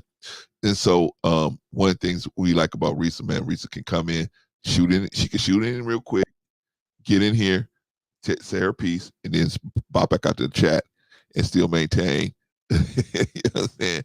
Still maintain the integrity of the chat. Shout out to Risa on that one. But she came up here. What do you think about her performance today? Very solid as always. Very solid as always. Risa's very strong. Just like everybody up here. Very, very strong, man. All of our people, man. To everybody today was a home team, man. So everybody's real strong, real strong. But shout out to Risa coming up on the panel today. Who else was on the face? And last but not least, but what about Von Bryant? What about Von Bryant? Von Bryant came up on the panel, right?